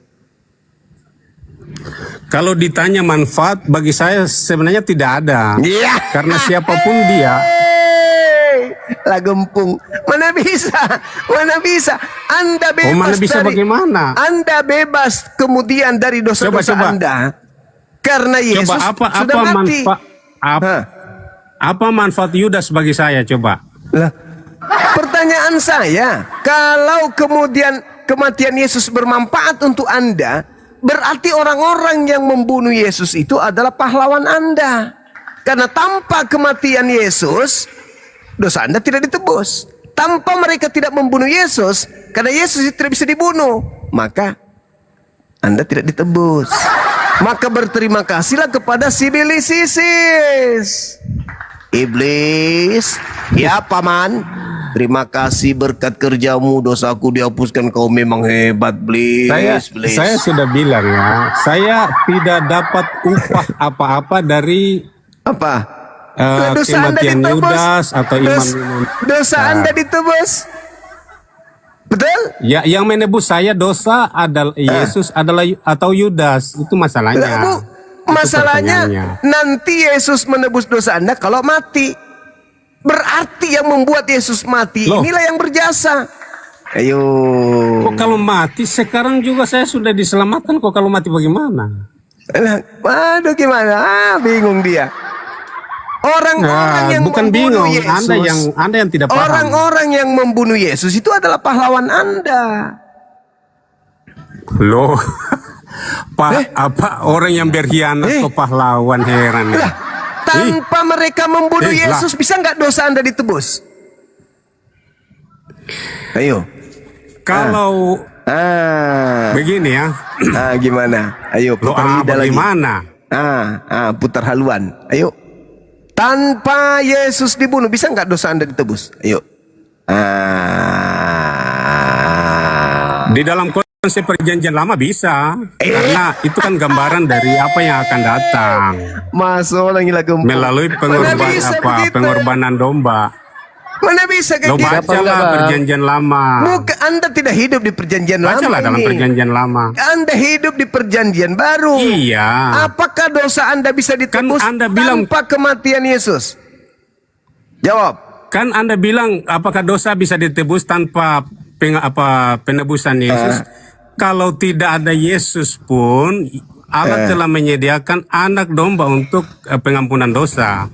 Nah, iya, cuma itu kan tidak sempurna, itu hanyalah gambaran dari apa yang akan datang. Domba itu kan tidak Iblis sangat sempurna. berjasa dalam hal ini. Kalau Anda bilang berjasa, justru sangat tidak berjasa. Lah kalau Yudas tanpa pun mereka sangat tidak Yesus bisa berjasa. mati nggak? Saya mau tanya, apakah seorang pengkhianat itu berjasa? Ya justru karena itu kenapa Anda menerima upah dari perbuatan para pengkhianat? Kan lucu ente ini. Kok tanya ke Kan saya? mereka sudah menerima upahnya, jadi saya tidak loh, kapan Yudas kasih saya uang perak? Jadi sekarang begini, coba ada Pak seorang Suma. pencuri. Saudara, jawab dulu. Ada orang mencuri. Ada orang mencuri. penjual Orang Yesus mencuri dengan ini- jangan kita andai Orang mencuri ini di penjara, tetapi yang menikmati hasil curian Anda. Konyol itu namanya, konyol. Itu namanya konyol. Itu akal-akalan dalam beragama. Anda mengatakan saya tidak menerima hadiah kok dari Yudas. Pret. Siapa yang mengaku dosanya sudah ditebus? Anda atau Yudas? Anda. Dari hasil apa? Dari Yesus mati. Siapa pelakunya? Yudas. Berarti Yudas adalah pahlawan buat Anda, kawan. Dan juga iblis yang merasuki Yudas. Jangan lupakan aku, Berdina. Diam dia. Akulah yang merasuki Yudas. Ya, sampai Yudas mempersembahkan kemudian Yesus. Tanpa aku, jangan kau bermimpi. Ya Doti. Di filmnya Doti. Poinnya.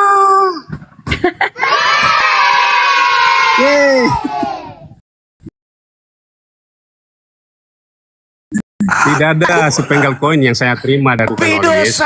Itu saja. Cucuku. Oh iya, bukan karena kematian Yudas. Tapi Bukan karena kematian Yesus. Tapi kematian Yesus. Kematian Yesus. Yesus Iya, betul. mati karena ulahku anak Halo, muda. Yuda, selamat pagi. Matinya Yesus karena aku. Akulah yang merasuki Yudas sang murid. Oh, sama Yudas. Kau nggak cocok Lambena, nggak cocok kau pemeran begitu.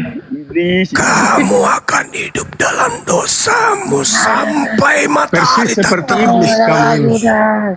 Pasal 1 ayat. Olehnya itu, Ferdinand, mulai sekarang Kamu kau harus seperti sadar. iblis, Suma. Akulah yang berjasa dalam hidupmu.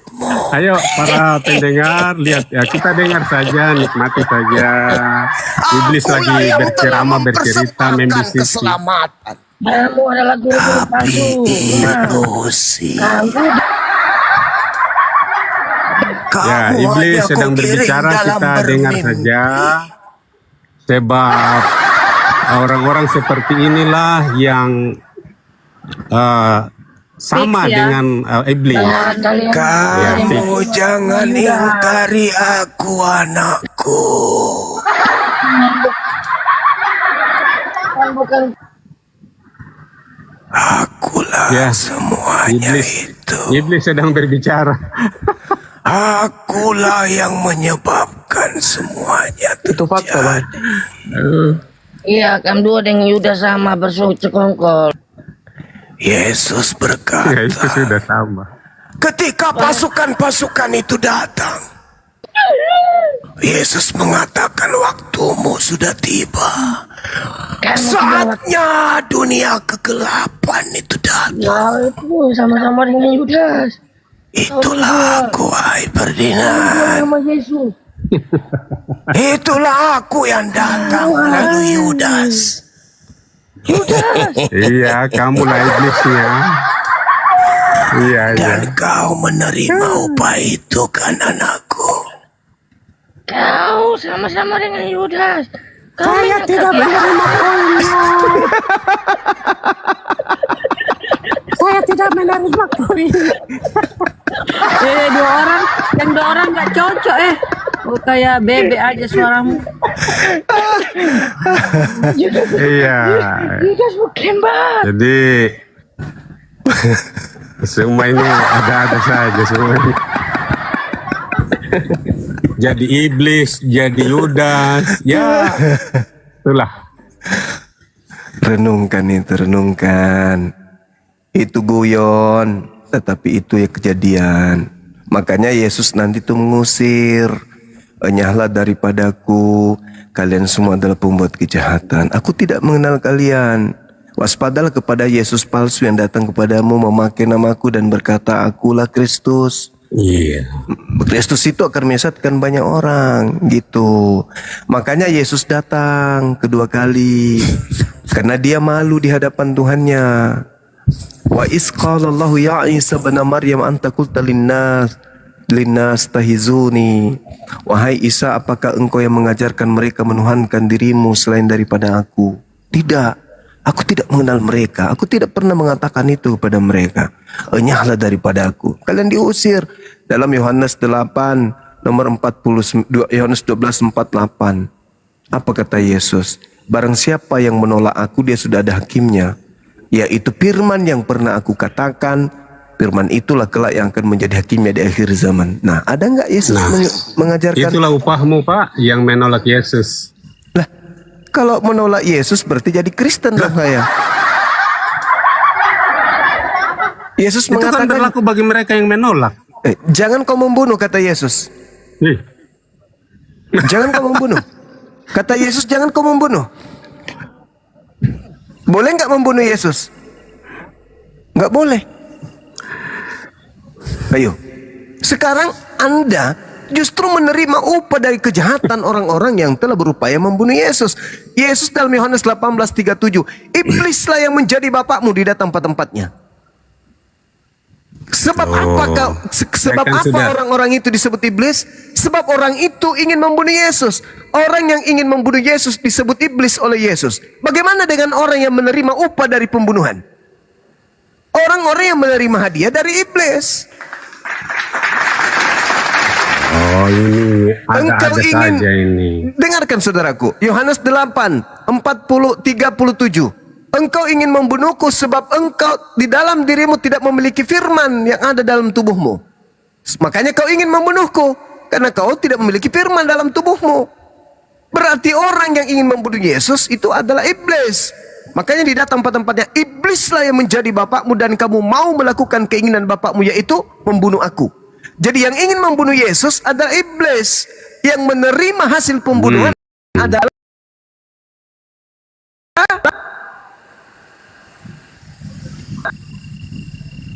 ayo. Ya Anda. Umat Kristen dong. Loh, umat Kristen dong. Lalu siapa? Siapa yang menerima pembunuhan? Siapa yang menerima Upah pembunuhan? yang mana? Yang 30 keping perak atau upah apa? Oh, itu upah pengkhianatan. Yang dimaksud di sini adalah upah kematian Yesus. Siapa yang menerima upah dari pembunuhan itu? Kita harus membedakan upah keselamatan dan upah uang koin tadi. Ini alasan Anda, saudara. Ini alasan Anda. Ini hanya buah-buah akal-akalan. Kenapa demikian? Anda mengatakan bahwa yang mendapatkan neraka adalah mereka yang membunuh. Gini. Motivasi Yudas menjual Yesus untuk mendapat keselamatan atau koin? Koin. Nah, berarti kalau misalnya saya menerima upah Yudas, saya juga harus menerima koin. Oh, nggak bisa. Anda menerima hasil kejahatannya. What? Kutanya dulu, saudara. Tidak bisa begitu. Apa hasil kejahatan daripada Yudas terhadap Yesus? Sekarang saya tanya, yang membunuh Yesus siapa? Kenapa jadi larinya ke bertanya? Apa hasil? Yang membunuh Yesus siapa? Apa hasil dari kejahatan Yudas? Itu dulu. Hasil dari kejahatan Yudas adalah kematiannya sendiri. Terhadap Yesus apa? Yesus mengalami yaitu penangkapan, penyaliban sampai disalib di kayu salib. Itu yang dialami oleh Kristus. Itu buah hasil kejahatan Yudas kan? Kalau dikatakan buah hasil kejahatan betul. Sekarang tunggu. Sekarang apa yang Anda dapatkan dari buah hasil kejahatan Yudas? Tidak ada koin yang saya terima. Saya sudah Kenapa katakan ini berulang kali. Orang munafik. Bukankah dosamu ditebus dengan kematian Yesus? Gini ya, Yudas ketika menjual Yesus, dia mendapat upah. Masalahnya sudah selesai sampai di situ. Bukankah Anda mendapatkan keselamatan dari kematian Yesus? Keselamatan bukan karena penebusan Yudas, tidak ada itu. Lah. Jangan Anda Yudas telah Anda sendiri. Gini, dengar dulu. Kematian Yesus Yudas itu tidak lepas dari pengkhianatan Yudas, betul? Pengkhianatan Yudas sudah dibayar dengan upahnya sendiri, dengan koin, menyesala dia dengan kematiannya. Itu yang dialami. Orang munafik. Anda mengingkari jasa besar Yudas. Anda mengingkari saya tidak jasa pernah besar mengatakan iblis. Anda munafik. Tapi dari tadi Anda sudah sering mengatakan saya munafik. Sama seperti Anda menghina seorang pencuri. Seorang pencuri emas 1 kilogram, Anda katakan kau telah menerima upahmu, yaitu di penjara, sambil Anda menyembunyikan emas itu di belakang baju Anda. No, itu kan emas, sama artinya dengan koin tadi. Artinya upahnya dia mencuri atau hasil pencuriannya itu adalah koin. Nah, koin itu kalau nikmati berarti itu hasilnya. Yudas kan tidak membagikan ke saya koinnya. Terus Logika Anda bagaimana ini, Terus Pak? kematian Aduh. Yesus itu apakah bermanfaat untuk Anda? Oh jelas. Siapa pelakunya? Bukan kematian Yudas ya. Siapa pelakunya? Bukan kematian. Siapa pelakunya sampai Yesus mati? Yang menyelenggarakan Siapa pembunuhan atau pelakunya? penyaliban Siapa itu adalah pelaku? tentara Roma. Siapa yang berkhianat? Siapa yang melakukan kesaksian Tentara dusta? Roma. Siapa yang melakukan tipu muslihat? Siapa? Yang menyelenggarakan penyaliban itu kan tentara Roma atas desakan imam-imam besar. Berarti siapa Dan yang berjasa imam-imam di besar situ? juga sudah mendapat Siapa upah yang mereka. berjasa sehingga kematian Yesus itu ada? Siapa yang berjasa? Jasanya kan begini, kalau kita bicara jasa itu tentunya kita bisa kategorikan itu sebagai pahlawan dan itu sudah Anda katakan tadi. Dan Berarti kepahlawanan mereka Yudas adalah itu sudah pahlawan dibayar Anda. dengan 30 keping perak Oke, tadi. terlepas Yudas, Ya. tapi penyelenggara daripada penyaliban jadi gini. terhadap Yesus itu adalah pahlawan Anda, bukan? Yang Anda maksud apakah tentara Roma? Tentara Romawi itu pahlawan Anda kan? Ya. Bagus, sudah selesai. Bukan selesai. Sudah dong. Mantap. Pahlawan Anda Oh, itu tidak tentara bisa. Romawi, bukan Yesus. Anda harus mengetahui apa yang dikatakan oleh Yesus kepada mereka. Bukan Yesus pahlawan Anda, tentara Romawi. Gini. Yesus katakan kepada mereka melalui doanya, ampunilah mereka karena Sudah. mereka tidak tahu apa yang mereka perbuat. Berarti pahlawan-pahlawan Anda ini pun sudah diampuni dosanya, betul? Itu kan merupakan permohonan. Kalau ada respon dari tentara, itu mereka dapat diselamatkan. Udahlah saudaraku. Tapi kalau tidak ada respon, walaupun buktinya? Yesus sudah berdoa, tetap saja binasa. Apa buktinya Anda kemudian menjadikan iblis dan juga Yudas serta tentara-tentara Romawi ini sebagai pahlawan? Di leher Anda tergantung Saya tidak salib. pernah menjadikan Di rumah mereka sebagai di rumah pahlawan. Itu Anda yang menjadikannya, ada Pak. gambar salib, ada patung salib. Di gereja Anda ada patung salib. Itulah bukti bahwa Anda menjadikan para pelaku penyaliban itu sebagai pahlawan. Salib itu adalah tanda kehinaan, ya, tanda kehinaan bagi Saudara orang-orang sudah non-Romawi pada waktu itu. Saudara sudah mengakui tentara saya Romawi tidak adalah pernah mengakui, pahlawan. Pak. Jangan Itu Anda yang mengakui lupakan sendiri, saya tidak pernah jasaku, mengakui. anak muda. Jadi iblis lagi. Oke. Jadi gini ya, saya tidak pernah mengakui Dinda Arif, karena silakan, upah Dinda mereka Arif. sudah mereka terima. Saya ini rehat dulu sejenak. Silakan. Lanjut Ustadz, tapi memang Taruh. ya Taruh dulu, mereka Bunda. nggak bisa jujur ya, mereka nggak bisa Bentar dulu jujur. Bunda, Padahal izin dulu sebentar. jelas sudah Sama terarah dia. tadi. Lanjut. Ferdinand, Iya. Yesus mati itu untuk apa sih buat Anda? Bagi saya kematian Yesus itu adalah untuk menyelamatkan saya dari kematian kekal. Baik. Itu saja. Jadi Yesus mati sebagai penyelamat Anda kan? Iya, betul. Baik. Yang membunuh Yesus itu siapa? Di dalam penyelenggaraan penyaliban itu adalah tentara Roma yang dijual oleh Yudas yang diminta atau diperintahkan oleh para imam kepala pada waktu itu. Oke. Kalau saya balik logikanya, kalau Yesus tidak mati, apakah Anda selamat? Kalau Yesus tidak mati dan ketika saya tidak pernah percaya kepada Yesus, tentu saja saya tidak akan diselamatkan. Berarti Yesus memang harus mati, betul? Iya, Yesus harus mati. Baik. Pertanyaannya adalah, pelaku pembunuhan Yesus ini pahlawan atau penjahat? Kalau kita kategorikan itu sebagai pahlawan atau penjahat, mereka lebih kepada penjahat, Pak. Baik. Berarti jasa atau ulah penjahat mematikan Yesus, Anda selamat, betul? Mereka tidak berperan apa-apa di dalam keselamatan saya. Saya ulang kembali. Karena apa? Saya mau Ya, nanya ya. kalau begitu. Pak, dengarkan baik-baik. Tadi Anda mengatakan Yesus mati sebagai penyelamat Anda, betul? Betul.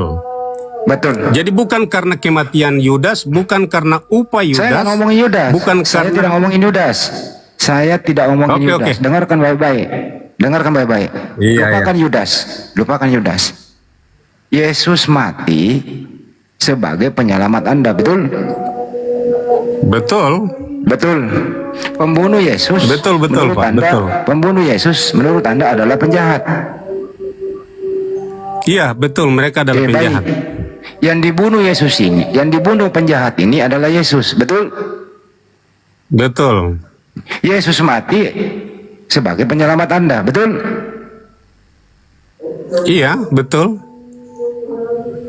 Coba Anda simpulkan apa Betul, yang ingin Anda apa yang ingin Anda ucapkan kepada pembunuh Yesus?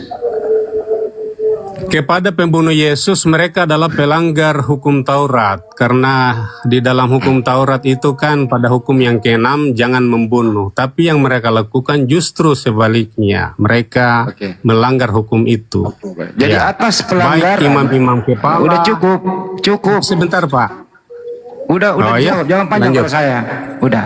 Jadi atas pelanggaran perintah Tuhan, pembunuh Yesus ini adalah melanggar perintah Tuhan.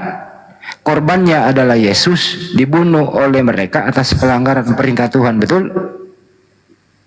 Betul. Betul. Korbannya adalah Yesus, Betul, betul? Korbannya Yesus, betul? Betul, iya.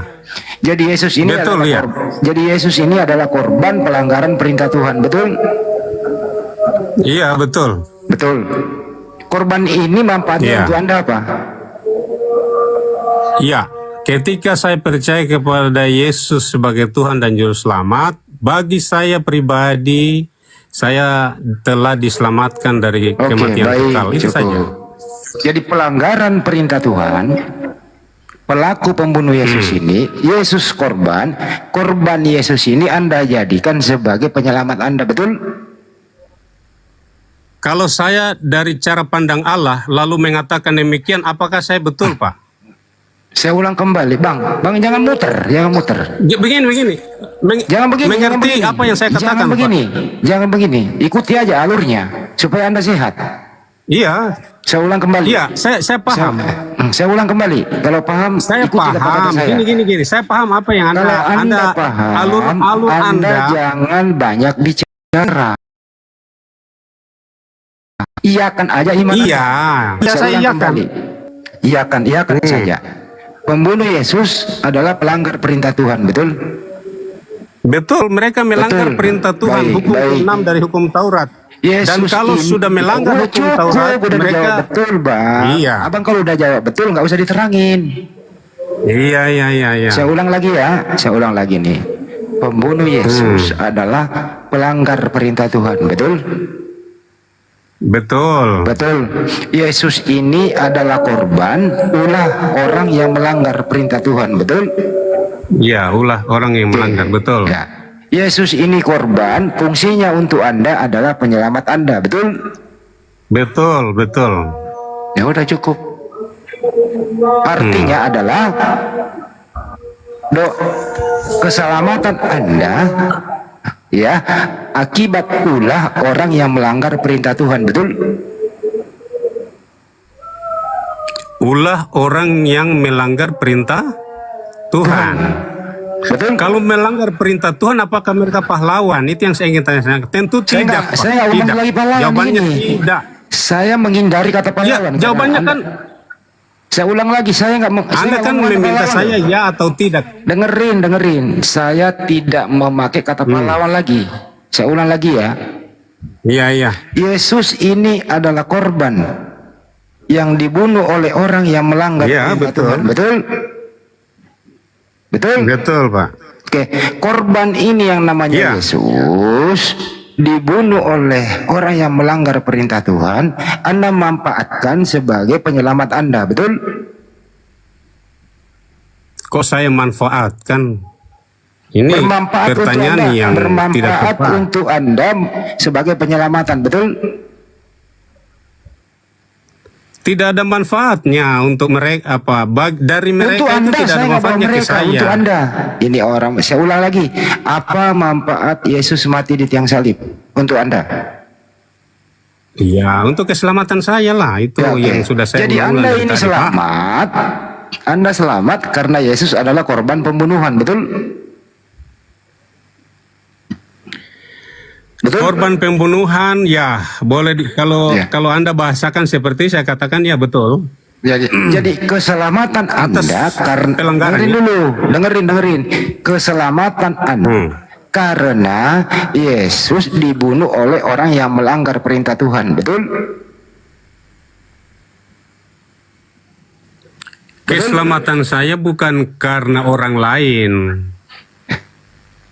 Keselamatan Tapi Anda karena karena penebusan Yesus. Yesus. Dengerin, keselamatan Anda adalah karena Yesus sebagai korban pembunuhan orang yang melanggar perintah Tuhan, betul?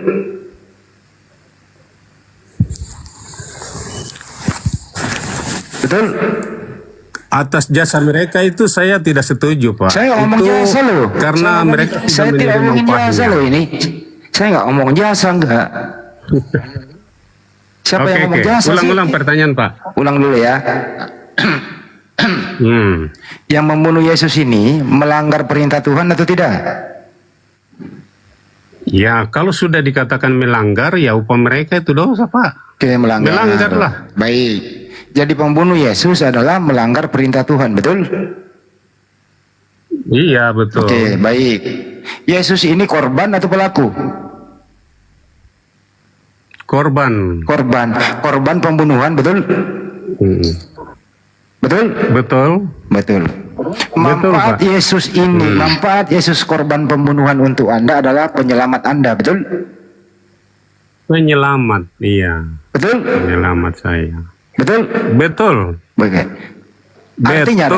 Artinya pelanggar perintah Tuhan yang membunuh Yesus korban, Anda diselamatkan oleh korban yang namanya Yesus, betul?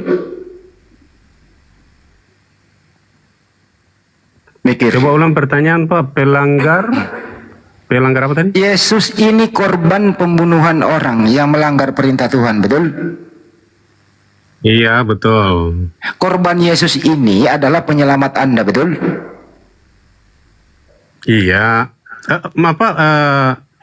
Yesus ini. Ya. Kenapa jadi bingung? Bukan bingung, Pak. Nah terus? Ulangi Kalau nggak saja, bingung? tidak apa-apa. Tidak ada masalah. Tidak ada masalah, ya? Tidak bingung, Pak. Ya, tidak ada masalah, tidak bingung. Jadi kesimpulannya, boleh Anda salahkan, boleh iyakan. Penyelamat Anda karena Anda terselamatkan oleh kematian Yesus karena ada pelaku pembunuh yang melanggar perintah Tuhan. Betul apa betul? Kalau dikatakan pelaku itu salah, ya. Karena pelaku kejahatan itu salah, Pak. Saya ulang lagi, Bang, ya. Iya. Dengerin. Jelas. Menjawab itu. Keselamatan karena Yesus mati, pelakunya adalah orang yang melanggar perintah Tuhan, betul? Itu dua hal yang berbeda. Keselamatan dan pelaku itu pribadi yang berbeda, Pak. Jadi kita tidak bisa Ini orang samakan ini kok antara mempersulit iman. Kok kamu yang Anda mempersulit korban iman? dan pelaku. Bro, saya tidak kenapa mempersulit, kok- justru paling kenapa simpel kok iman persulit Kristen iman, ini. bro? Saya tidak persulit iman saya. Dan saya tidak pernah mengakui bahwa pelanggar firman adalah pahlawan atau saya yang si ngomong tukang pahlawan siapa jasa sih? atau apa. Saya nggak bicara pahlawan, saya nggak berbicara jasa loh. Saya hindari bahasa ini. Anda Iya. otaknya yang ke sana. Saya nggak giring otaknya Anda ke pahlawan sama jasa. Saya nggak ngomongin itu. Anda yang trauma di sini. Anda yang trauma. Saya hindari bahasa Gini, itu. bukan trauma. Saya hindari kalimat itu. Bang. Saya hindari. Seolah-olah Anda Di sini jangan ada. Di sini seolah-olah jangan gini. ada kata seolah-olah. ya. Jangan ada kata seolah-olah. Iya, oke. Saya pakai Oke, bahasa tidak ada kata sederhana. seolah, tapi Dengerin. Anda menyamakan antara korban atau Kristus itu yang menjadi korban dan pelaku kejahatan. Saya Ini nggak menyamakan. Saya nggak menyamakan. Saya ikuti Loh, pola tadi- Anda kok. Saya ulang nih. Saya ulang sekali lagi nih Bang ya. Saya yang Dengerin. ikuti pertanyaan Saya Anda, ulang berarti lagi saya nih. ikuti pola Anda. Cuma di dalam pertanyaan terakhir itu saya bantah itu karena menyamakan antara korban dan pelaku kejahatan ini Saya tidak siapa bisa, yang Pak. menyamakan? Itu dua pribadi yang berbeda. Bang, bisa kita to the point sejenak, ini waktu ya, dengerin baik-baik. Saya ulang sekali lagi, bahasa Iya, Indonesia, bahasa Indonesia. Pelaku pembunuhan Yesus itu melanggar perintah Tuhan atau tidak? Mereka jelas melanggar hukum Taurat Melanggar, ke-6 cukup, itu. cukup melanggar, Ya. Baik. Yesus ini dibunuh oleh orang yang melanggar perintah Tuhan, betul? Betul. Mereka yang melanggar, mereka itu yang membunuh. Baik. Jadi Yesus ini adalah korban pembunuhan oleh orang yang melanggar perintah Tuhan, betul? Betul. Korban dan Baik, pelaku cukup, ya. udah kita betul, udah dijawab betul, cukup. Ya. Oke, manfaat Yesus mati di tiang salib untuk Anda itu apa? Ya diselamatkan. Itu Yesus yang menyelamatkan. Jadi manfaat Yesus mati di tiang salib adalah untuk Anda apa? Hanya Yesus yang menyelamatkan saya. Menyelamatkan. Baik. Jadi Ya. Anda selamat karena Yesus dibunuh, betul? Betul. Atas kematian dia, kebangkitan dia. Saya ulang lagi disitulah nih, saya dengerin nih. Anda Lalu selamat karena dengerin. Anda selamat karena Yesus dibunuh, betul? Kalau hanya dibunuh dan tidak bangkit, saya tidak selamat. Tapi karena dia Jangan kebangkit dulu. itulah Saya jangan kebangkit saya dulu. diselamatkan. Saya ulang ya. Anda selamat karena Yesus dibunuh, betul? Kalau Yesus tidak bangkit, tidak diselamatkan. Kalau Kok dia lari bangkit, kebangkit saya lagi? diselamatkan, Ini Pak. tanpa persoalan. Kenapa lari Saya kebangkit? tidak lari. Itu runtutannya Saya ulang lagi nih. begitu. Saya ulang lagi nih, Dan Bang. Anda menanyakan apakah saya selamat. Kalau Yesus mati, ya saya tidak selamat. Karena Yesus bangkit itu saya selamat di situ. Bisa nggak Kalau Yesus Yesus bangkit? mati lalu tidak bangkit, dengerin. di situ saya Bisa bagaimana? nggak Yesus bangkit sebelum mati? Lah dia bagaimana bisa bangkit kalau dia belum mati, Pak? Ya makanya saya tanya matinya dulu. Saya nggak nanya bangkitnya. Iya. Kalau Nah, dia sekarang saya mati tanya lalu nih. tidak bangkit-bangkit, saya juga mati, Yesus, Pak. dengerin. Yesus itu mati untuk apa? Mati oleh karena menanggung dosa orang yang berdosa, khususnya mereka yang percaya kepada Kristus. Itu saja. Pindah lagi ya datanya. Jadi Yesus mati untuk menanggung dosa Anda, betul? Betul. Betul. Pelaku pembunuh Yesus siapa? Menanggung dosa saya, tetapi sekaligus Anda ngaco nih orang menyelamatkan ini. saya.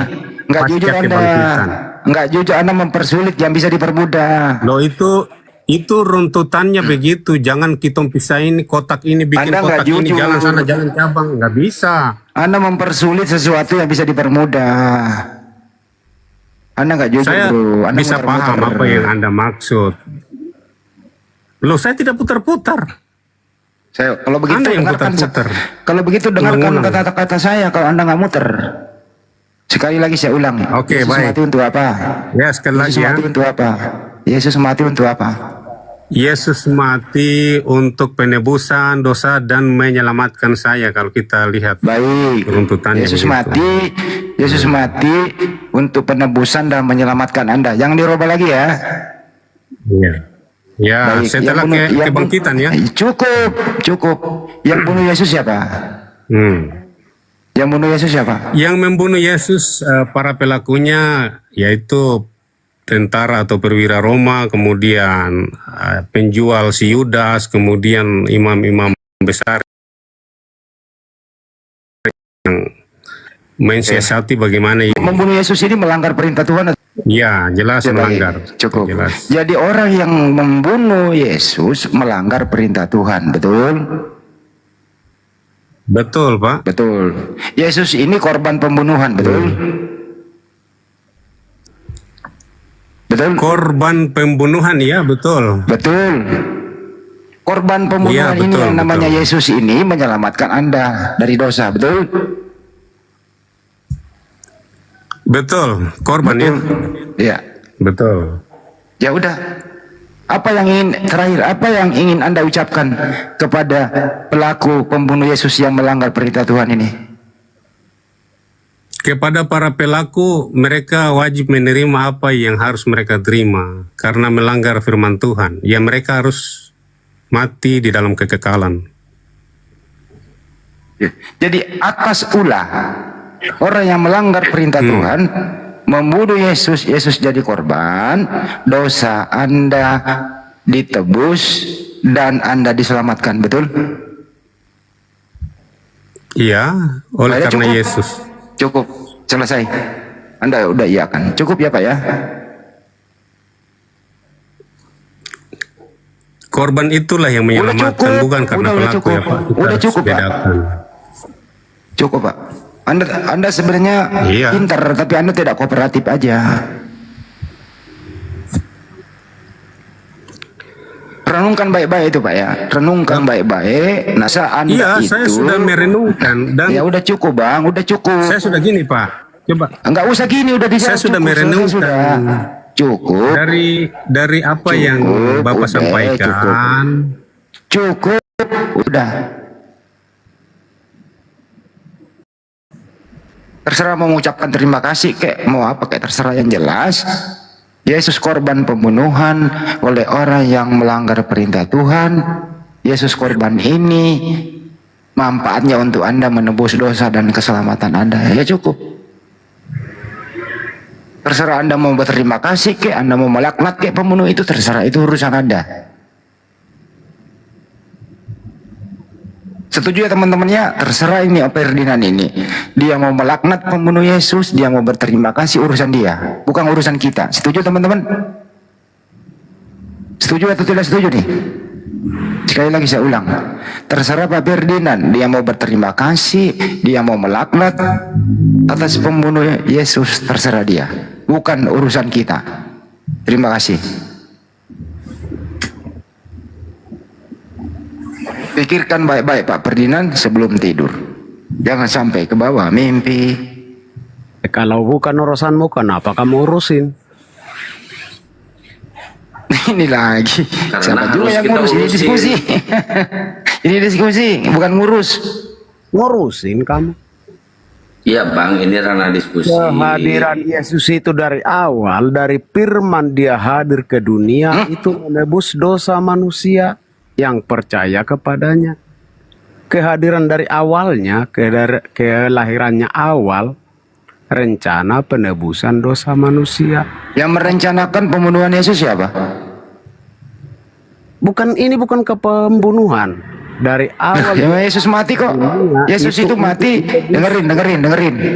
Yesus itu mati sendiri atau dibunuh? Dibunuh. Siapa yang bunuh? Ya penjahat itu, tentara Romawi. Penjahat. Nah, Penjahat. Yes. Ya, Yesus korban apa tidak? Korban. Manfaat Yesus mati untuk Anda apa? Bukan dia harus mati. Mati. Saya nggak nanya harus. Manfaat Yesus mati untuk Anda itu Awal dia ada apa? rencana penebusan. Saya ulang Kehadiran lagi. dia di dunia Yesus sebagai mati itu, dengerin. Dari awal dia Dengerin. lahir di dunia sebagai penebus. Dengerin, manfaat Yesus mati untuk Anda apa?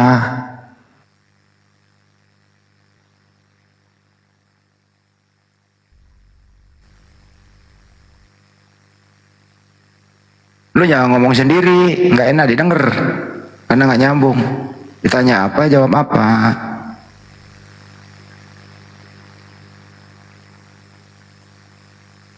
Luruskan saja imanmu di sini. Kami nggak ini kok, kami nggak menghakimi Anda gitu loh. Ngomong aja terus terang bahwa Yesus mati itu menebus dosa kamu, udah cukup. Yang membunuh Yesus orang berdosa, melanggar perintah Tuhan, ya cukup. Kesimpulannya terserah Anda. Mau mengucapkan terima kasih atau mau melaknat dia, terserah Anda gitu loh. Di sini nggak maksa kok. Cuma butuh jujur-jujur aja gitu. Betul, Ya, betul. kalau teman-teman kita di bawah. jujur, Udah cukup Pak, kau Begini, Ferdinand, Pak. cukup. Cukup Pak, cukup udah. Cukup Pak, istirahat kan dulu Pak Anda Ferdinand. bilang mau Cukup, cukup siapa? Roma. Roma, cukup Roma. Yang melaknat itu ya Tuhan sendiri. Saya tidak punya kewenangan.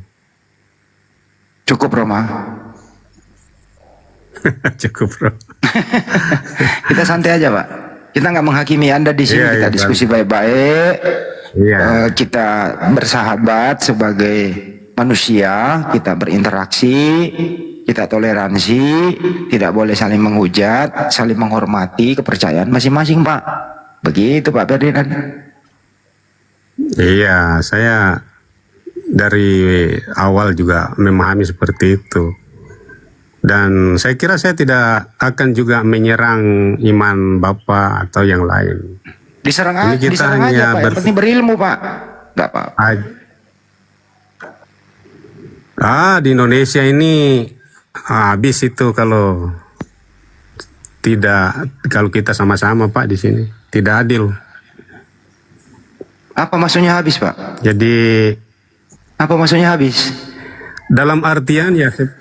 Dalam artian bahwa kebanyakan apologet Kristen kan didiskriminasi. Ya gitu. Siapa, itu Pak? saja. Siapa yang diskriminasi Pak? Justru mereka ini kabur ke luar negeri menghujat Pak. Iya, kan banyak sudah orang-orang Kristen, para apologet yang ya ketika berbicara tentang agama lain, nah mereka kan Iya, jadi siapa yang membunuh Yesus, Pak? Dipolisikan. Iya. Jadi siapa yang membunuh Yesus, Pak? Mestinya yang membunuh Yesus Pak di penjara Pak. Pembunuhan loh itu Pak. Yang membunuh Yesus ya, saya kira sudah berulang-ulang kita sampaikan di sini. Para mereka yang melakukan pelanggaran itu tadi. Agamanya itu apa saja. itu? Agamanya apa, Pak? Nah, kembali kepada sejarah, kalau kita lihat kalau tentara Roma, ini kan Roma ini macam-macam di dalamnya itu. Ada mistik, ada kepercayaan kepada kaisar sebagai dewa. Iya, Pak. Yesus kan Yahudi. Pak, Yesus kan Yahudi. Yang membunuh Yesus itu agamanya Yahudi. apa? Yang membunuh Yesus agamanya apa? Nah, itu yang tadi pelaku penyaliban itu kan para tentara. Iya, yang agamanya menjual Yesus adalah Yudas. Iya, agamanya apa? Agamanya Nah itu, kalau Roma itu tadi saya katakan penyembah mistik atau penyembah kaisar Roma. Oke, penyembah mistik. Kalau tentara. Yesus, iya Pak, Yesus Ya, Yahudi. atau- Pak, dengerin. Ya. Yesus kan Yahudi, Yesus Yahudi. Yang membunuh Yesus ajaran sesat. Penyembah apa tadi? Penyembah mistik. Penyembah Terus kaisar Roma. Oke, ya, penyembah kaisar mistik, Roma. macam-macam itu. Banyak Ya, agama ya. di. Iya. Oke, Yesus Yahudi terus dibunuh oleh penyembah kaisar Roma. Terus apa hubungannya dengan Kristen? Di sini Kristennya nggak ada ini. Di kejadian ini nggak ada Kristennya. Apa hubungannya dengan Kristen? Loh. Arti Kristen itu apa, Bapak? Loh. Tidak gini. Loh. Ini Kristennya nggak ada Kristen loh di itu sini artinya loh. apa, Bapak? Nggak peduli. Artinya apa? Artinya apa? Nggak peduli. Di sini nggak ada Kristennya. Nah, kalau tidak peduli, ini suatu hal yang sebenarnya mundur sekali bagi Anda Kristennya itu. nggak ada di sini, Pak. Nggak ada hubungannya dengan Kristen. Yesus Yahudi dibunuh oleh penyembah mistik. Kristennya nggak ada ini. Nah, Yesus nama lengkapnya adalah Yesus Kristus. Loh, kok ngaku-ngaku? Loh. Siapa yang mengaku? Anda mengaku-ngaku. Memang itu namanya Yesus Kristus. Siapa yang mengaku? Nggak ada hubungannya dengan Kristen, Pak, di sini. Ya hubungannya. Nah, makanya baca Alkitab, Pak, supaya paham. Alkitab itu apa? Alkitab adalah firman Allah yang terdiri dari perjanjian lama dan perjanjian baru. Itu Alkitab. Oke, tunjukkan original tag-nya. Alkitab itu, tunjukkan original tag-nya. Ya, baca saja. Bisa di-download di Play Store atau beli bukunya. Alkitab itu ada di abad keberapa? Abad keberapa ya? Abad sebelum Pada agama saat gitu. Abad ya sebelum Musa Adam ada. menul. Ngarang nanti. Oh tidak. Ini katanya abad sebelum Adam ada. Udah ada Alkitab.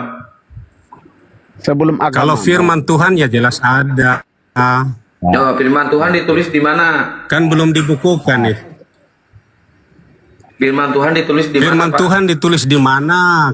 Ya, kalau firman Tuhan ditulis di mana? Misalnya kalau kita selidiki dalam sejarah ketika bangsa Israel keluar dari tanah Mesir, di situ kan Musa sudah mulai menulis. Nah, apa nama kitabnya?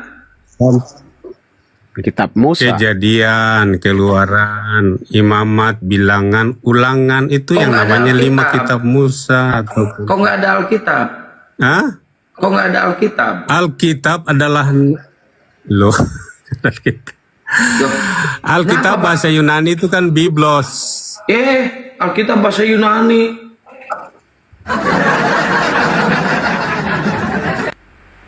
Alkitab di dalam setiap bahasa itu kan berbeda. Alkitab itu bahasa Kan apa, itu Pak? kembali kepada bahasa Ya, masing-masing. udah Alkitab itu bahasa Kalau apa? misalnya bahasa Arab, Pak. Yang emang- kemudian diindonesiakan menjadi Alkitab. Loh, emang Yesus berfirman dalam bahasa Indonesia? Loh. Berfirman di dalam bahasa, kalau kita lihat dalam konteks perjanjian baru itu kan bahasa yang digunakan itu bahasa Aram, bahasa Yunani, bahasa Ibrani. Terus kenapa jadi ada Alkitab? Bahasa Indonesia. Lah kan diterjemahkan ke dalam bahasa Indonesia. Makanya Biblos itu Alkitab itu bahasa apa? Alkitab atau bahasa Pentateuch apa? itu Iya. Alkitab bahasa apa? iya bahasa Indonesia. bahasa Arab yang diindonesiakan. Kok bahasa Arab yang di Indonesia kan? Artinya apa Alkitab? Iya. Ya artinya apa Alkitab? Alkitab artinya kitab segala kitab. Tidur Pak, Ngarang ngerti ya. bagaimana? Udah Pak, tidur Pak. Alkitab yang di kitab apa sih?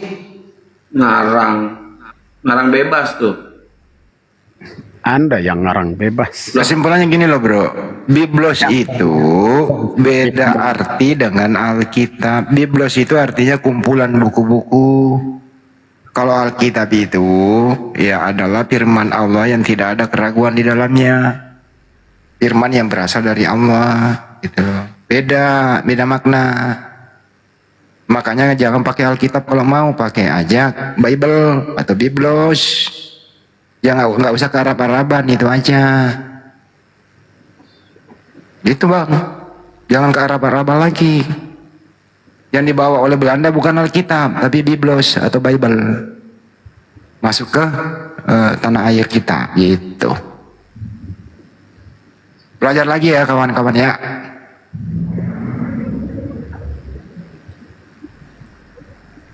Terlalu memaksakan, pengen sok ke Islam-Islaman.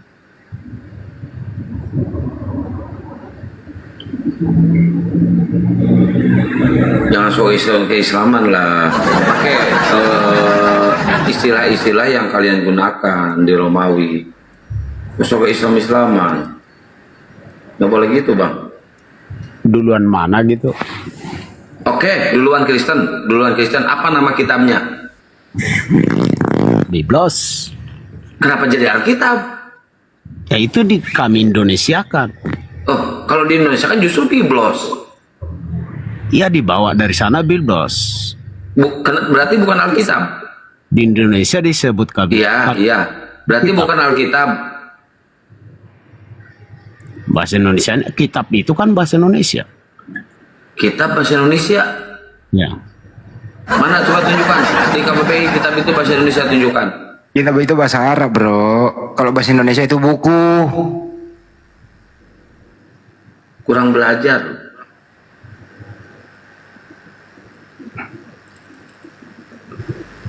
Kembalilah ke original kalian, ke bahasa, ke istilah agama kalian yang berbahasa Yunani. Kenapa harus sok ke Arab-Araban? Harus bahasa Yunani, kami nggak harus bahasa Arab.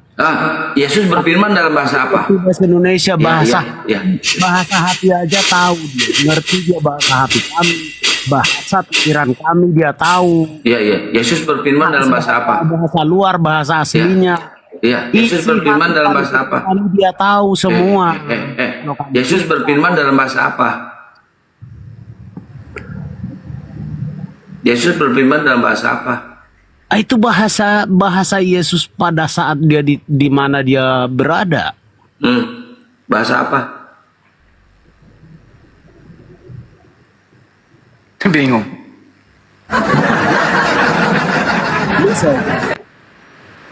Malah kamu belajar. Lu belum layak diskusi, bro. Lu belum layak mending tidur. Nggak harus satu bahasa di Yesus itu, nggak semua bahasa dia tahu.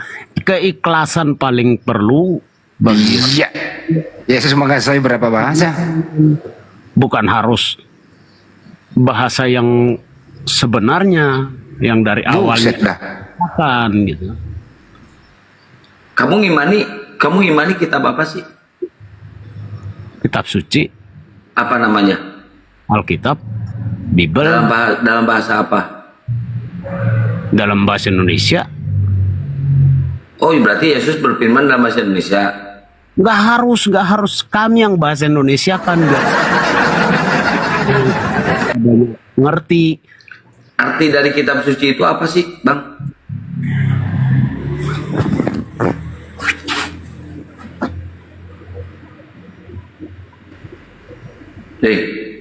Arti dari kitab suci itu apa?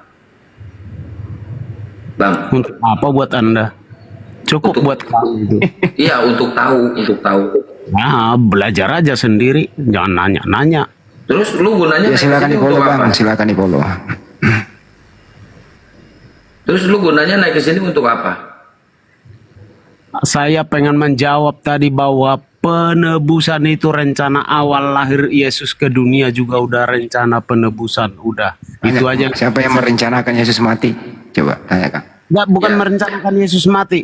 Rencana Allah mengirim Yesus, mengutus Yesus ke dunia itu penebusan. Cukup itu yang pengen saya jawab. Apa yang ditebus oleh Yesus?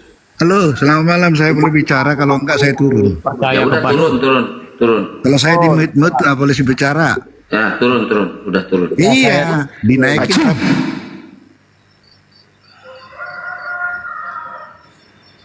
Apa yang Yesus tebus? Siapa yang barusan bersin?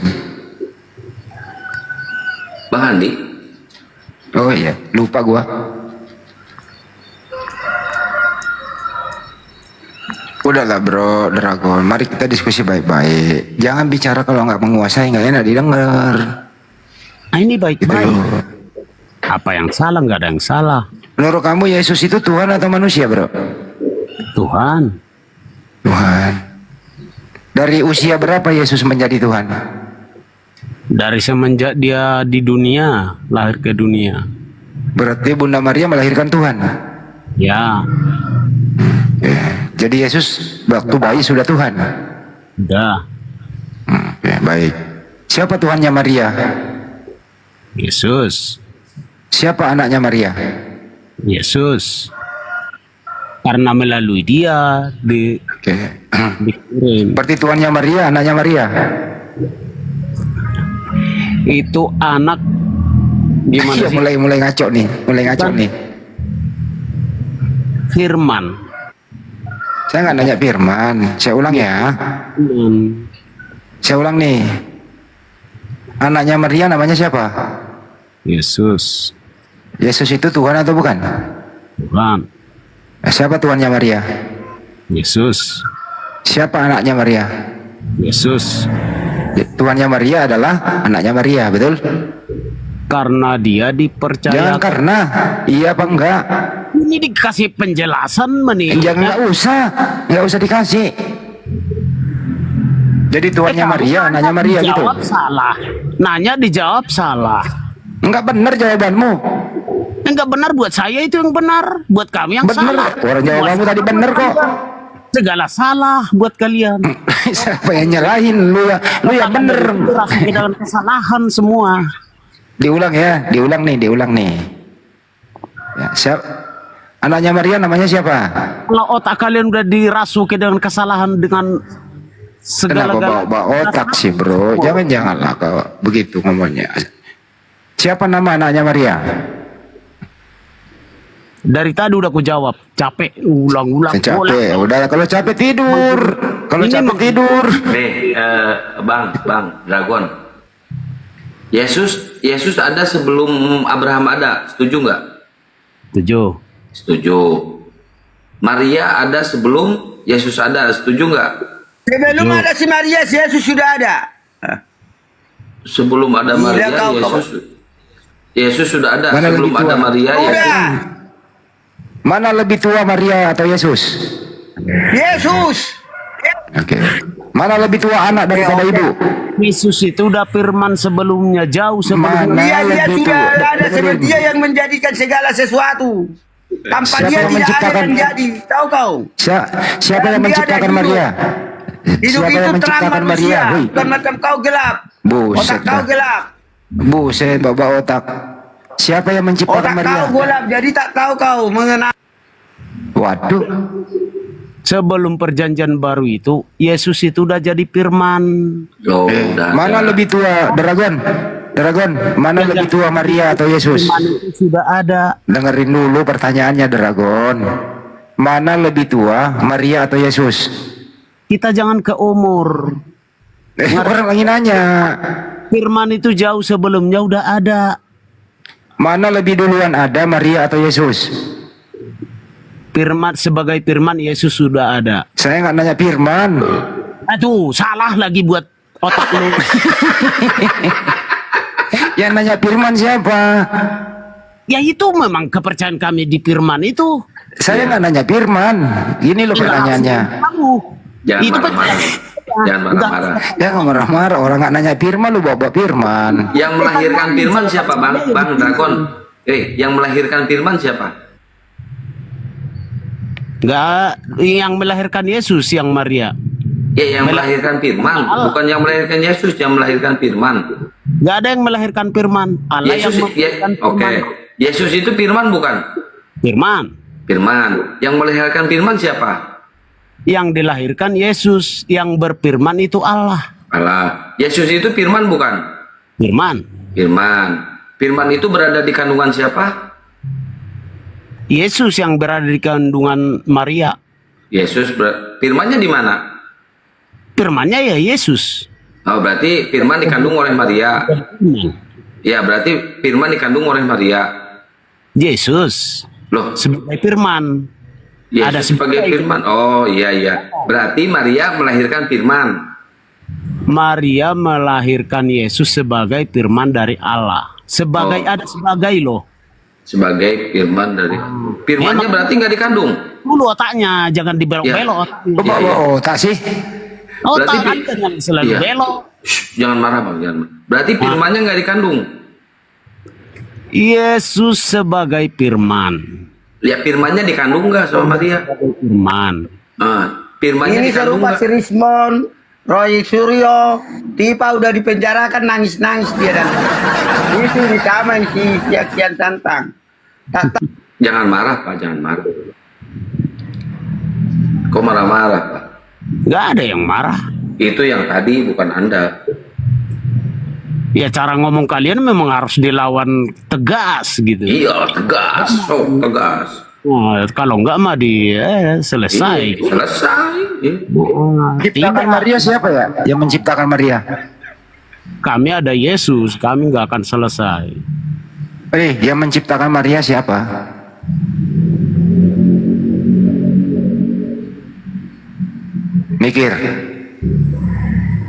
Mikir dia. Ini yang nanya siapa? Nanyanya ke siapa? Nanyanya kepada teman saya. Oh ya udah, saya diam. Ya udah, kau diam dulu ya. Sudah diam. Diam dulu. Dragon, diam dulu, jangan ngomong melulu. Dragon, diam. Ya udah diam ya.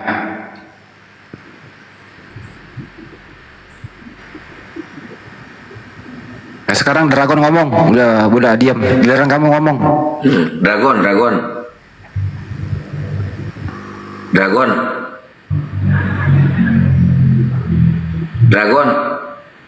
Ngambek dia. Katanya aku diam ya, aku diam. Enggak kan sekarang dipanggil. Sama kamu ngomongnya sama kamu. Manut sama saya suruh diam beneran. Memang iya, disuruh diam ya diam saya. Buat apa ngomong? Nah, Pintar. Sekarang ngomong. Ada ibu-ibu yang mau diam dulu. Ada ibu-ibu yang mau ngomong. Diam dulu.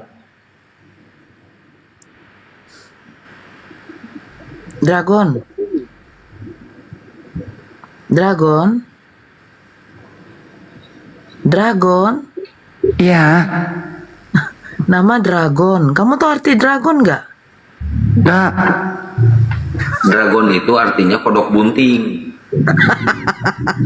itu otak kotor. Mana dia? Jangan marah. Oke. Ada lagunya lu juga. Oh, ada lagunya. Virus apa yang merasukimu?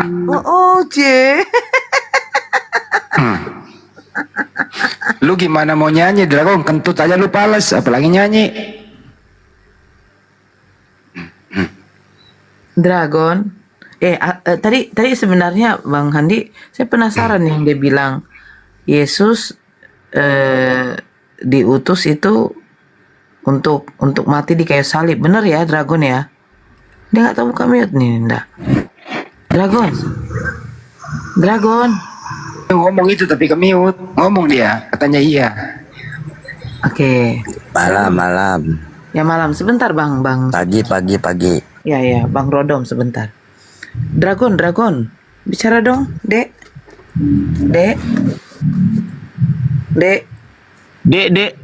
Umur berapa kamu nanggung adik ke? Nggak mau. Panggil kakak. Sebutan pasti itu. Umur berapa kamu? Adik di bawah umurmu. 21 tahun. Anjir. Kau umur berapa deh emangnya? 45 tahun itu nih bro. Tahun 80. Oh ya udah. Bang. Udah malas. Oke, udahlah, oke. Sekarang Udah Dragon udah mending turun malu. Sebentar, nggak apa-apa. Dragon, dibukalah mute-nya. Kita diskusi bagus yuk. Aku penasaran tadi. Ngomong teh yang nasional, Dek, manggil Dek, belum tahu aslinya umur berapa, Dek. Perasaan di atas loh. Jadi lo, oke. Udah Dragon mah. Oke, Abang.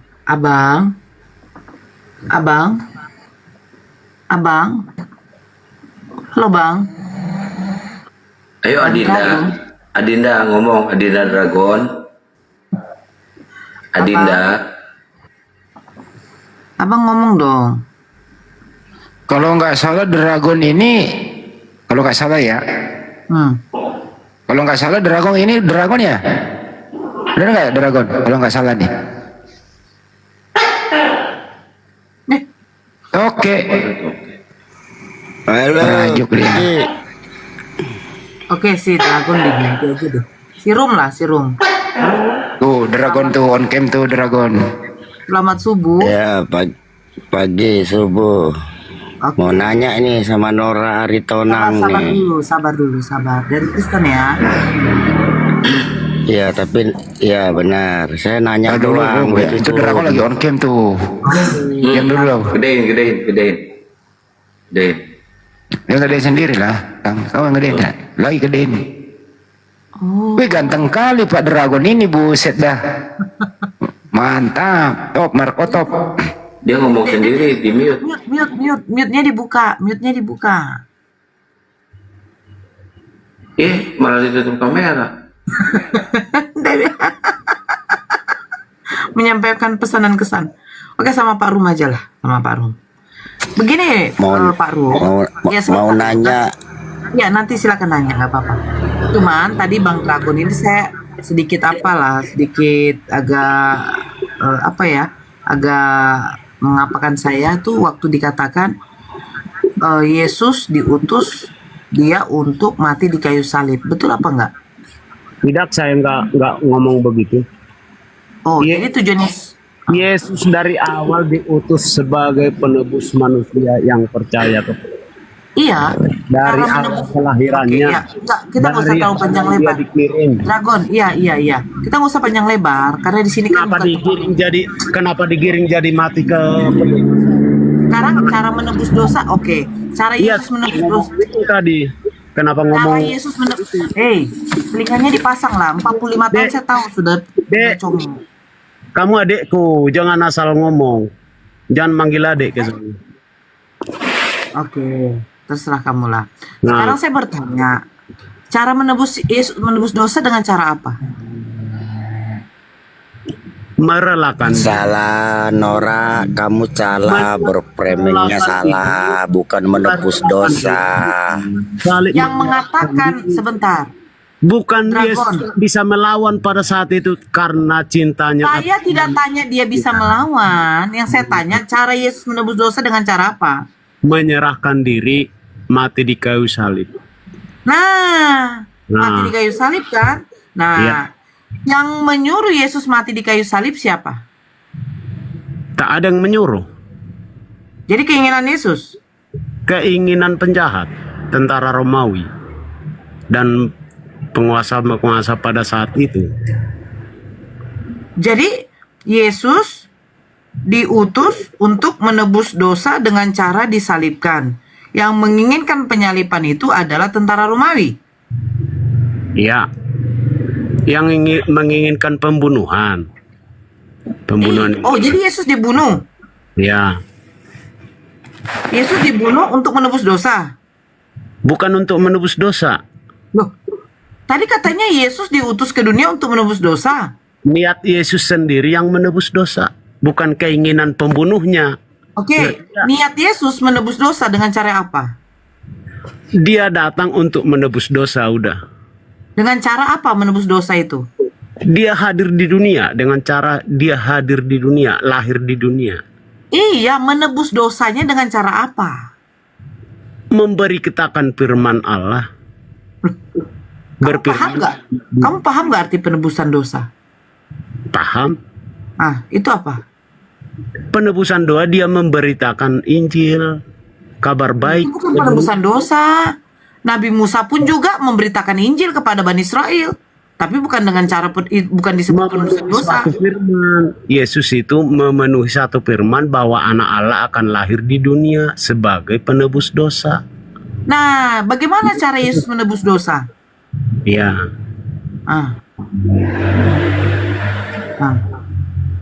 Bagaimana? Apa tadi? Bagaimana cara Yesus menebus? Makanya umur 45 nih dikorek dulu telinganya. Bagaimana cara Yesus menebus dosa? Dragon, makanya lu jangan pakai helm, buka helmnya. Jadi nggak bodak gitu loh. Buka helmnya dulu. Tak ada yang pakai helm. Tenang kan? Oh enggak ya? Sorry. Saya jawab juga. Ya, bagaimana cara Yesus menebus dosa? Paham nggak sih? Dengan cara dia berfirman di dunia. Memberitakan Injil. Nabi Musa pun memberitakan Injil kepada Bani Israel. Tapi tidak dikatakan dia datang untuk menebus dosa. Karena memang Nabi Musa bukan utusan Allah dari awal. Loh. Jadi yang mengutus Nabi Musa ke Bani Israel siapa? Kelahiran Musa bukan diutus sebagai penebus. Khusus Yesus sebagai penebus. Nah, kalau begitu bagaimana caranya Yesus menebus dosa? Memberitakan kabar baik. Dompet. Udah terjawab. Apa lagi? Saya buat satu contoh. Saya berutang sama kamu. Malah, ya. Bagaimana cara saya membayar utangku sama kamu? Kan ada pilihan. Ya udah, gak usah pakai uang. Kamu kerja di rumah saya saja selama 1 bulan. Bisa. Atau tidak kamu bayar. Kamu kan bertani, pakai padi. Bayar aja pakai padi. Nah, bagaimana caranya Yesus menebus dosa? Dengan memberitakan kabar baik. Allahu Akbar. Yang memberitakan kabar baik dari Tuhan disebut nabi, disebut rasul. bukan penebus dosa. Itu menurut Anda kan? Loh, coba cari. Kamu cari dulu. Kamu belajar nggak sih? Menurut Anda, menurut kami beda. Oke, sekarang Nggak harus untuk gitu. apa dosa ditebus? Untuk apa dosa ditebus? Ya, selamat. Selamat dari mana? Selamat dari api neraka. Selamat dari api neraka dengan cara Yesus datang memberitakan firman. Dengan cara Yesus lahir ke dunia dan mati di kayu salib, bangkit ke surga. Mati di kayu salib lagi kata kamu. Tapi katanya cara menebus dosa dengan cara memberitakan firman. Gimana sih? Karena akhir dia di dunia itu mati di kayu salib dan bangkit ke Nah, surga, untuk apa dia mati di kayu salib? menebus dosa manusia. Tidurlah kau.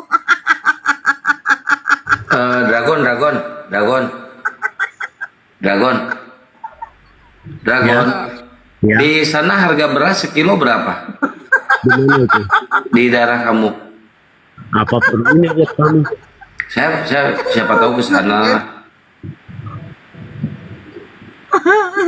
Sekilo berapa harga minyak di sana? Nggak nyambung gitu. Nyambung lah. Nggak. Kau yang nggak nyambung. Yang nggak nyambung harga beras ke harga minyak. Ya harga beras sekilo berapa? Nggak tahu, saya bukan orang pasar. Oh, terus kamu orang mana? Nah, orang Medan, saya orang Batak. Oh, orang Batak. Kok ada orang Batak bodoh kayak gini ya?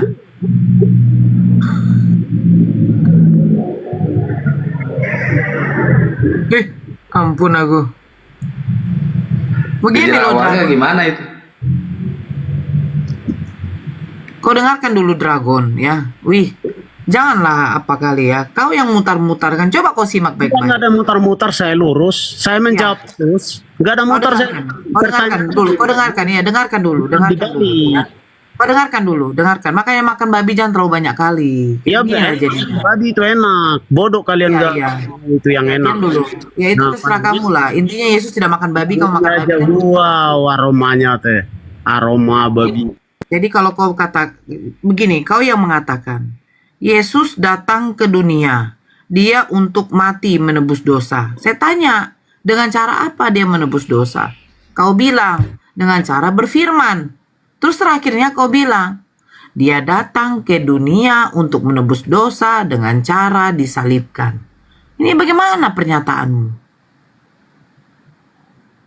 Kayak mabuk kau nih. Kau pulang dari Lopo Tua, masuk ke room ini, ngomong asal-asal ngomong gitu loh. Apalah sedikit, apa namanya, freshkan dulu otak kau, biar kau tahu yang kau katakan itu betul atau tidak. Kau yang tadi katakan dengan cara memberitakan firman, terakhirnya dengan cara dia mati di kayu salib. Awur kamu, sama si Rum aja lah. Halo Rum. Halo Nora. Nah iya, kalau kamu nggak mau tanggapin yang ini, tetap nanti saya turunkan. Kau silakan bertanya, tapi tanggapin aja dulu yang itu. Saya butuh clear aja dulu. Gimana? Apa pertanyaannya? Ya, siapa yang menginginkan Yesus mati di kayu salib?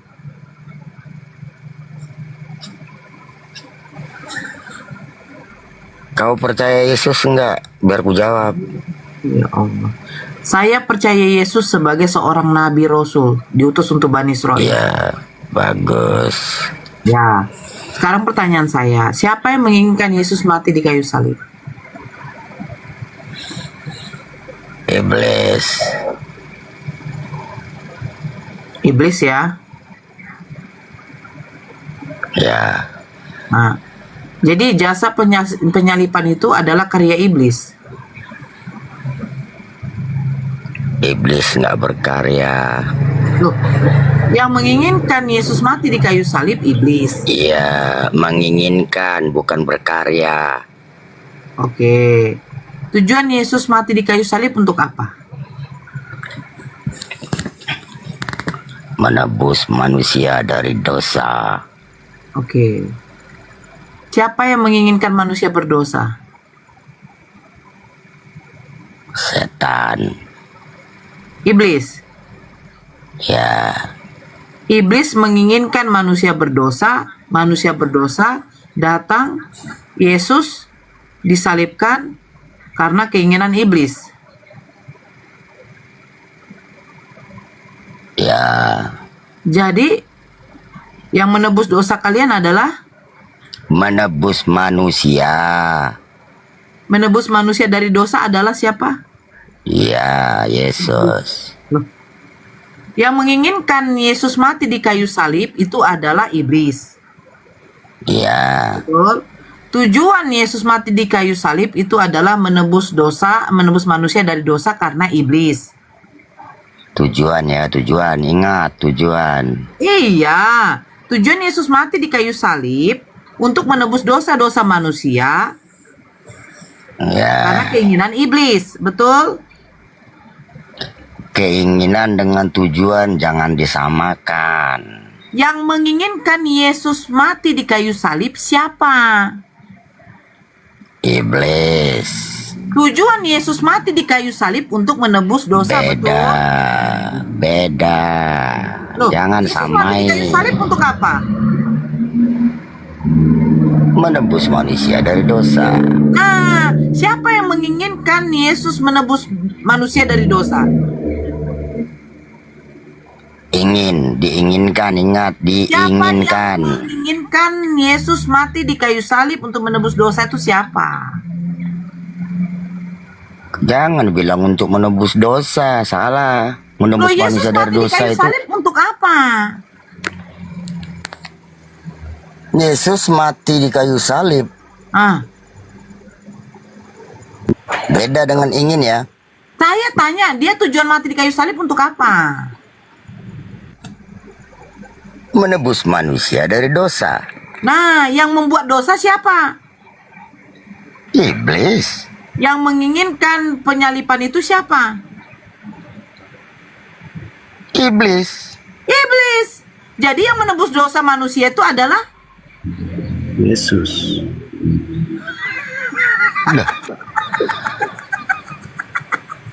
Kamu narasinya salah.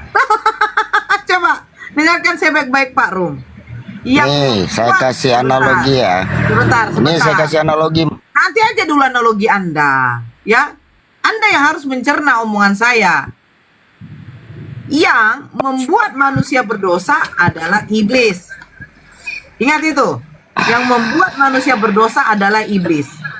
Yesus mati di kayu salib untuk menebus manusia dari dosa, yang dimana dosa itu dibuat oleh iblis. Betul? Iya kan? Nah, yang menginginkan Yesus mati atau yang menginginkan penyalipan itu adalah iblis. Betul? Ya. Nah, Iblis menginginkan penyalipan, oke? Jadi yang menebus dosa manusia akibat perbuatan iblis adalah, Kau kira iblis tahu Yesus itu mati di kayu salib? Lah, iya, aku bertanya dulu. Kamu nanya. tahu iblis cuma itu nanya. Yesus mati di kayu salib? Sabar, Di mana dalilnya? sabar.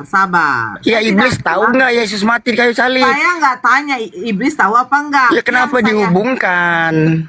Loh, sebentar, sabar. Ya, Pak Rum, iblis itu hanya ingin. Pak Rum, sabar dulu. Tadi begini, yang menginginkan Yesus, yang menginginkan penyalipan iblis.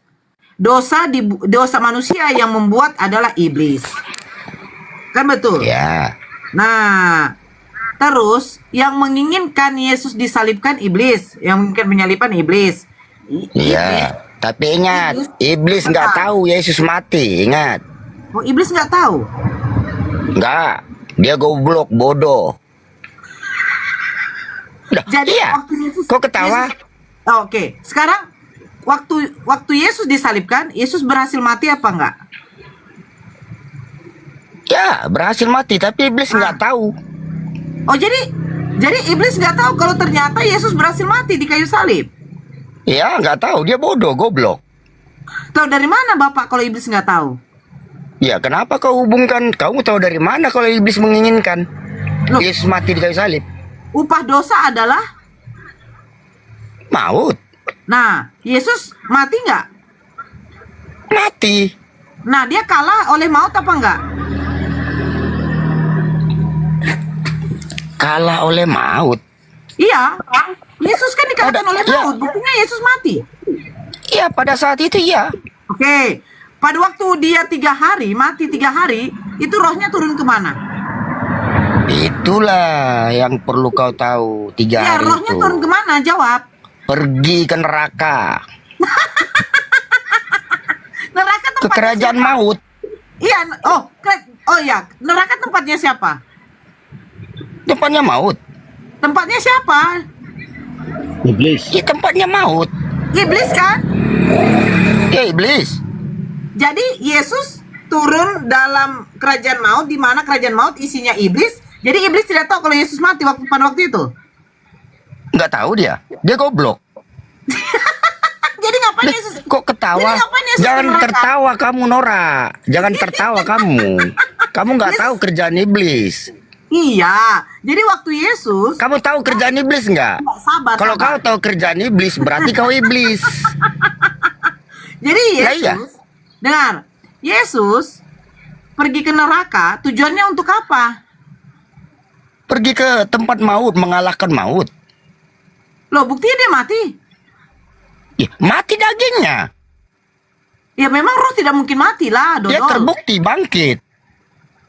Dan menunjukkan dirinya lagi 40 hari. Selama 3 hari. Apalagi selama yang 3 kurang? hari. Sabar. Selama 3 hari ngapain dia di neraka?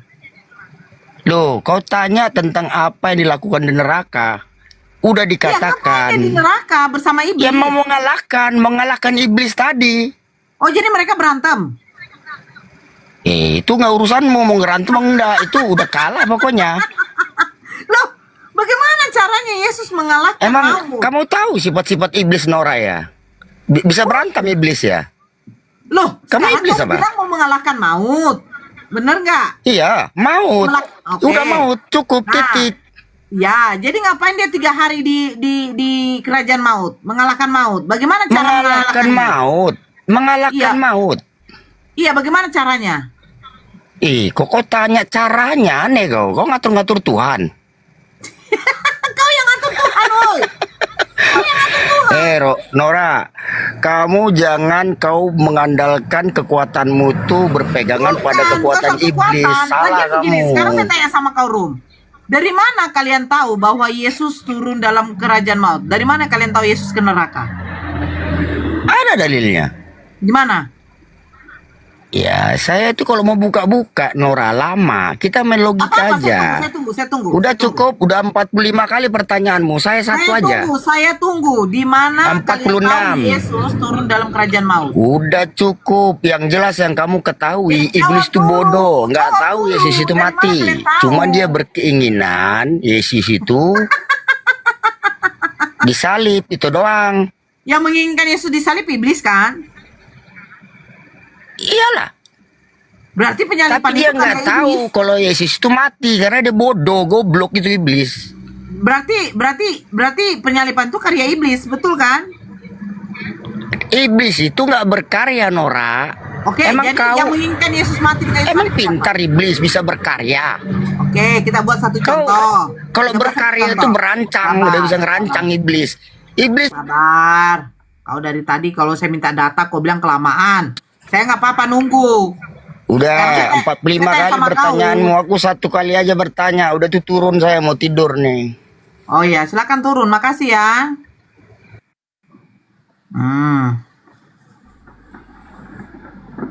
Jangan kau ancam-ancam. Kau mau turun-turun aja. Kau yang mengatakan Yesus mati di kayu salib keinginan iblis untuk menebus dosa manusia. Yang membuat manusia jadi berdosa adalah iblis. Kan begitu? Jadi, penyalipan ini karya siapa sebenarnya? Kau harus akui memang karya iblis. Karena yang menginginkan Yesus mati kayu salib adalah iblis, kata kamu. Ya, Ibu Nora. Ya, Ferdinand. Dari mana? Katolik, Protestan? Protestan. Coba ditanggapin yang tadi. Ya, terkait dengan kematian Yesus itu adalah merupakan keinginan iblis supaya Yesus tidak lagi untuk memberitakan dan menyelamatkan banyak jiwa. Oke. Jadi ada keinginan di sana, makanya merasuki Yudas, lalu Yudas menjual Yesus. Sebentar. Kalau Yesus mati di kayu salib karena keinginan iblis, betul kan? Lebih besar kuasa Betul. mana? Kuasa Yesus apa kuasa iblis?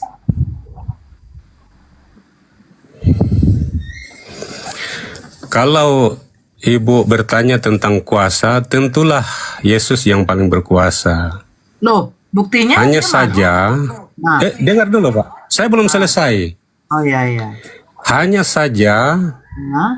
Yesus membatasi kuasa di dalam kemanusiaan dia.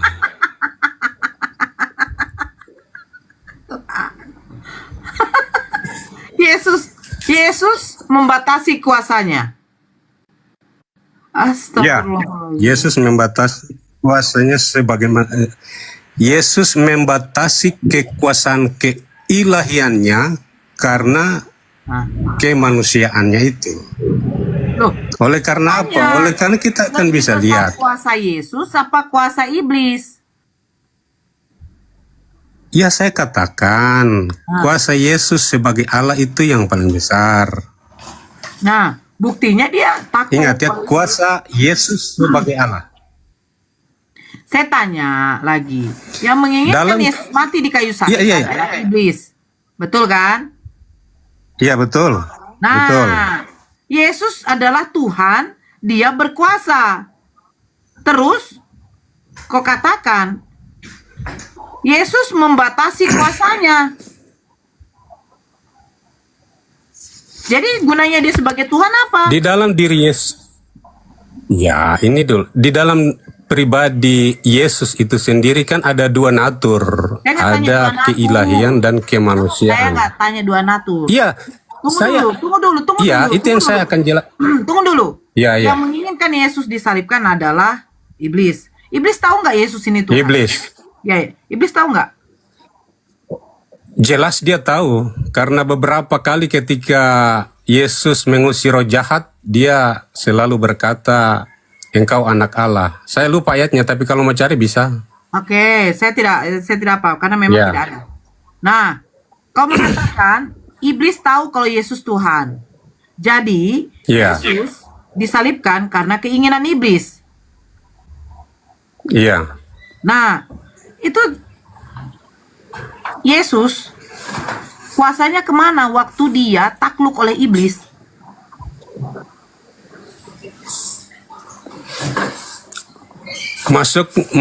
Maksudnya saya tidak lihat di dalam Alkitab bahwa dia takluk sama iblis karena tidak ada catatan di Alkitab Yesus takluk sama Yesus iblis. ditersalibkan nggak?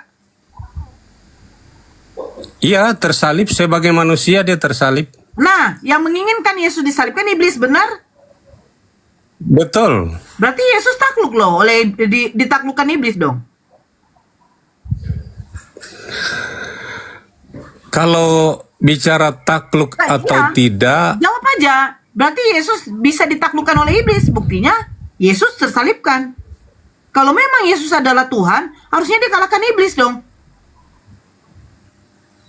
justru kebangkitan Yesus itu mengalahkan iblis, kuasa Sebelum dia iblis bangkit, itu. dia mati dulu kan?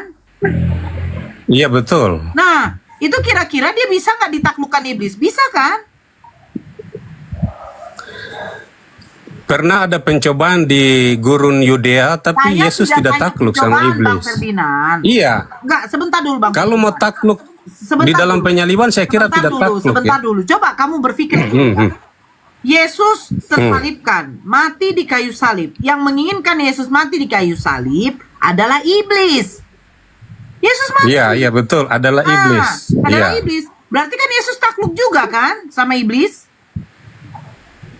Atas siasat jahatnya untuk kematian itu, Takluk. kita lihat bahwa memang iya betul. Dia takluk. Yesus Oke, saya terima dia takluk kan? Oke. disalib. Iya. Ya, dia takluk. Berarti lebih besar kuasa iblis apa kuasa Tuhan? Ya, itu yang saya katakan tadi.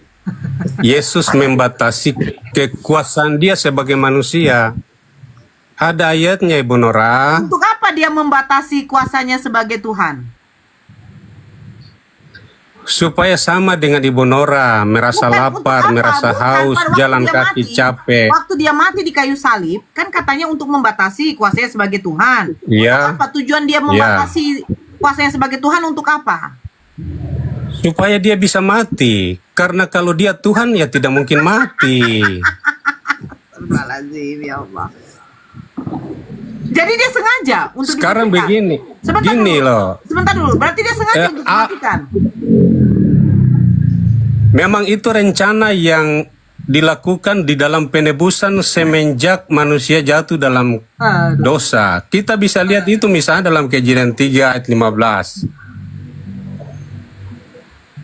Di dalam Kejadian 3 ayat 15 itu kan jelas bahwa akan ada anak manusia yang menjadi penebus di sana. Nah, Kristuslah kegenapannya itu. Coba baca dulu Kejadian 3:16 ya, silakan baca. 15. Aduh. Jeda pula dia.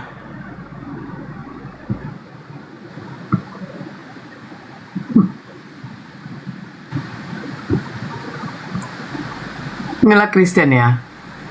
Salah pun narasinya, pasti Kristen di bawah itu mengatakan kita yang botol.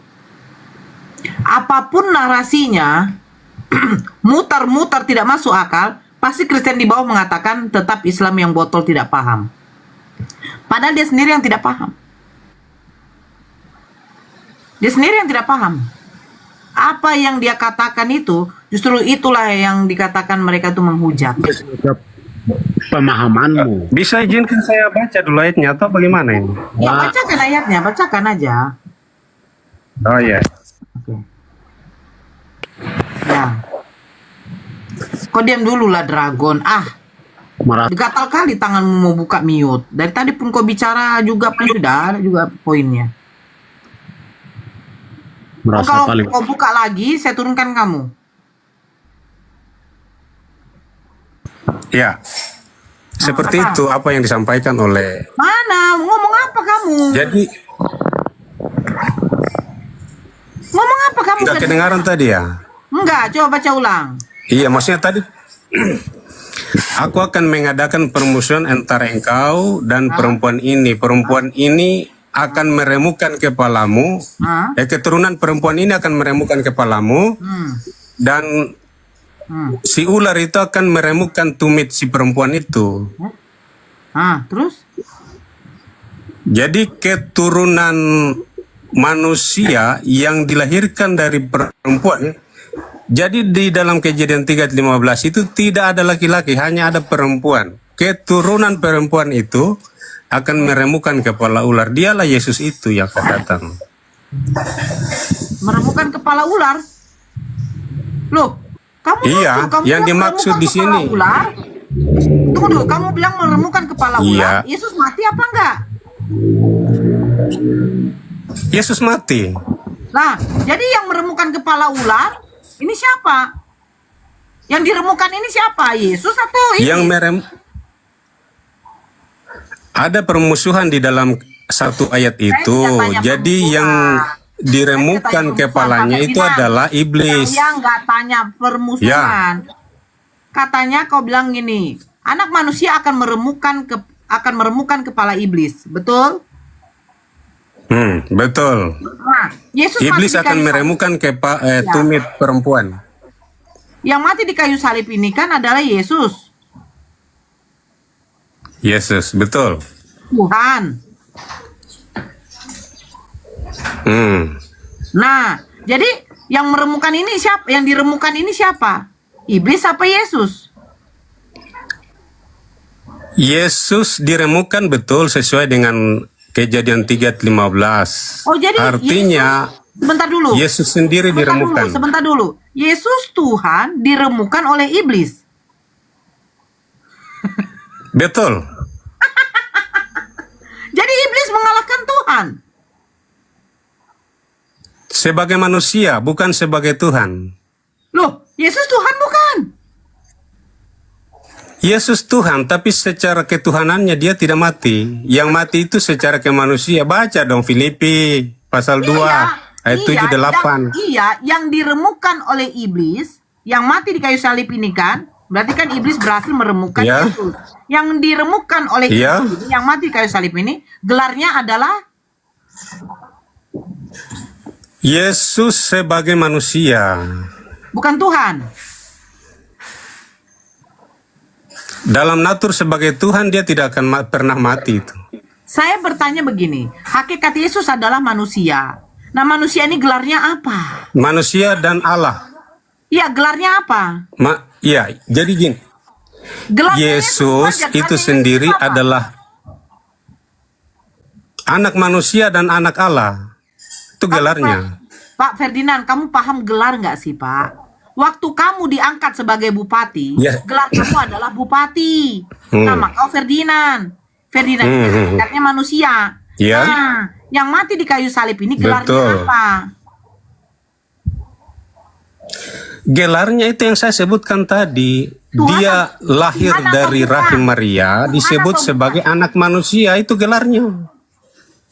Itu hakikatnya, paham nggak sih gelar, Pak? Gelar itu bapak, ibu, bupati, RT, itu gelar, Pak. Nah, itu juga gelar. Anak manusia itu juga gelar bagi Kristus. Loh, gini. Dia itu adalah Allah. Allah itu Tuhan. Dia tidak akan pernah menjadi manusia kalau dia tidak lahir sebagai manusia. Ketika dia lahir sebagai manusia, dia mendapat gelar sebagai anak manusia. Yang dilahirkan Maria ini gelarnya Tuhan bukan? Betul, saya tidak mengingkari itu adalah anak Allah. Yang mati di kayu salib ini gelarnya Tuhan bukan? Gelarnya iya, tapi yang mati itu bukan Tuhan. Yang mati itu Yesus sebagai manusia, bukan sebagai Allah. Manusia ini gelarnya Tuhan bukan? Gelarnya tetap Tuhan, tapi jangan lupa bahwa dia juga adalah anak manusia. Jadi iblis berhasil meremukkan Tuhan. Meremukkan Yesus sebagai manusia, sebagaimana janji di dalam Kejadian 3 ayat 15. Wow, saya tidak katakan itu, Anda yang mengatakan itu. Loh, sekarang begini, gelar manusia ini apa? Gelar yang diberikan kepada Yesus sebagai manusia karena dia adalah Tuhan. Ya, gelarnya Tuhan. Ya, anak Allah dan anak manusia. Oke. Iya, anak Allah dan anak manusia. Udahlah, buat satu contoh. Ya. Nah, kita buat contohnya dragon adalah seorang guru. Betul? Kita buat ya, dengan betul. Nah, ketika dragon dia membersihkan kamar mandi umum, apakah gelar dia bukan guru? Dia tetap guru. Ya udah, apapun yang dilakukan oleh dragon, tetap gelar dia adalah seorang guru. Nah, Yesus katanya kau mengatakan Yesus itu dilahirkan Bunda Maria, hakikatnya manusia, yang dimana Yesus memiliki gelar Tuhan. Jadi ketika Yesus mati di kayu salib, gelarnya tetap Tuhan apa enggak? Tuhan kan? Gelarnya tetap sama, tetap Ya Tuhan. udah Tuhan. Nah, jadi iblis berhasil meremukkan manusia yang bernama Yesus, yang dimana Yesus gelarnya Tuhan. Betul tidak? Iya, betul. Ya udah, berarti iblis berhasil meremukkan Tuhan. Ya udah. Ya udah kan? Yesus berhasil. Kalau iblis dalam berhasil. Sebentar dulu. Iblis berhasil meremukkan Tuhan, benar kan? Justru iblis dikalahkan di dalam penyaliban itu. Jadi yang diremukkan adalah kemanusiaan Kristus. Loh, Ingat ya, kemanusiannya ini, Ibu harus paham. Gini. Kemanusiaan Yesus ini gelarnya Tuhan apa enggak? Kan hanya sebuah gelar. Gelar Kan gini. Enggak. Hanya sebuah gelar yang gini, dengar saya dulu. Yesus memiliki dua natur tadi. Makanya saya bilang dua natur. Anda menolak. Saya nggak tanya natur, Ferdinand. Nah, itulah kesalahan dan kebodohan Anda di situ. Silakan. Kau jelaskan aja di bawah. Coba dijelaskan. Kau typing di bawah. Jangan gini loh. Kau sebenarnya sudah clear bahwa iblis berhasil meremukkan Tuhan. Tuhan kalah oleh iblis. Tuhan dikalahkan oleh maut. Buktinya Tuhan kamu mati selama 3 hari. Sebenarnya fix itu.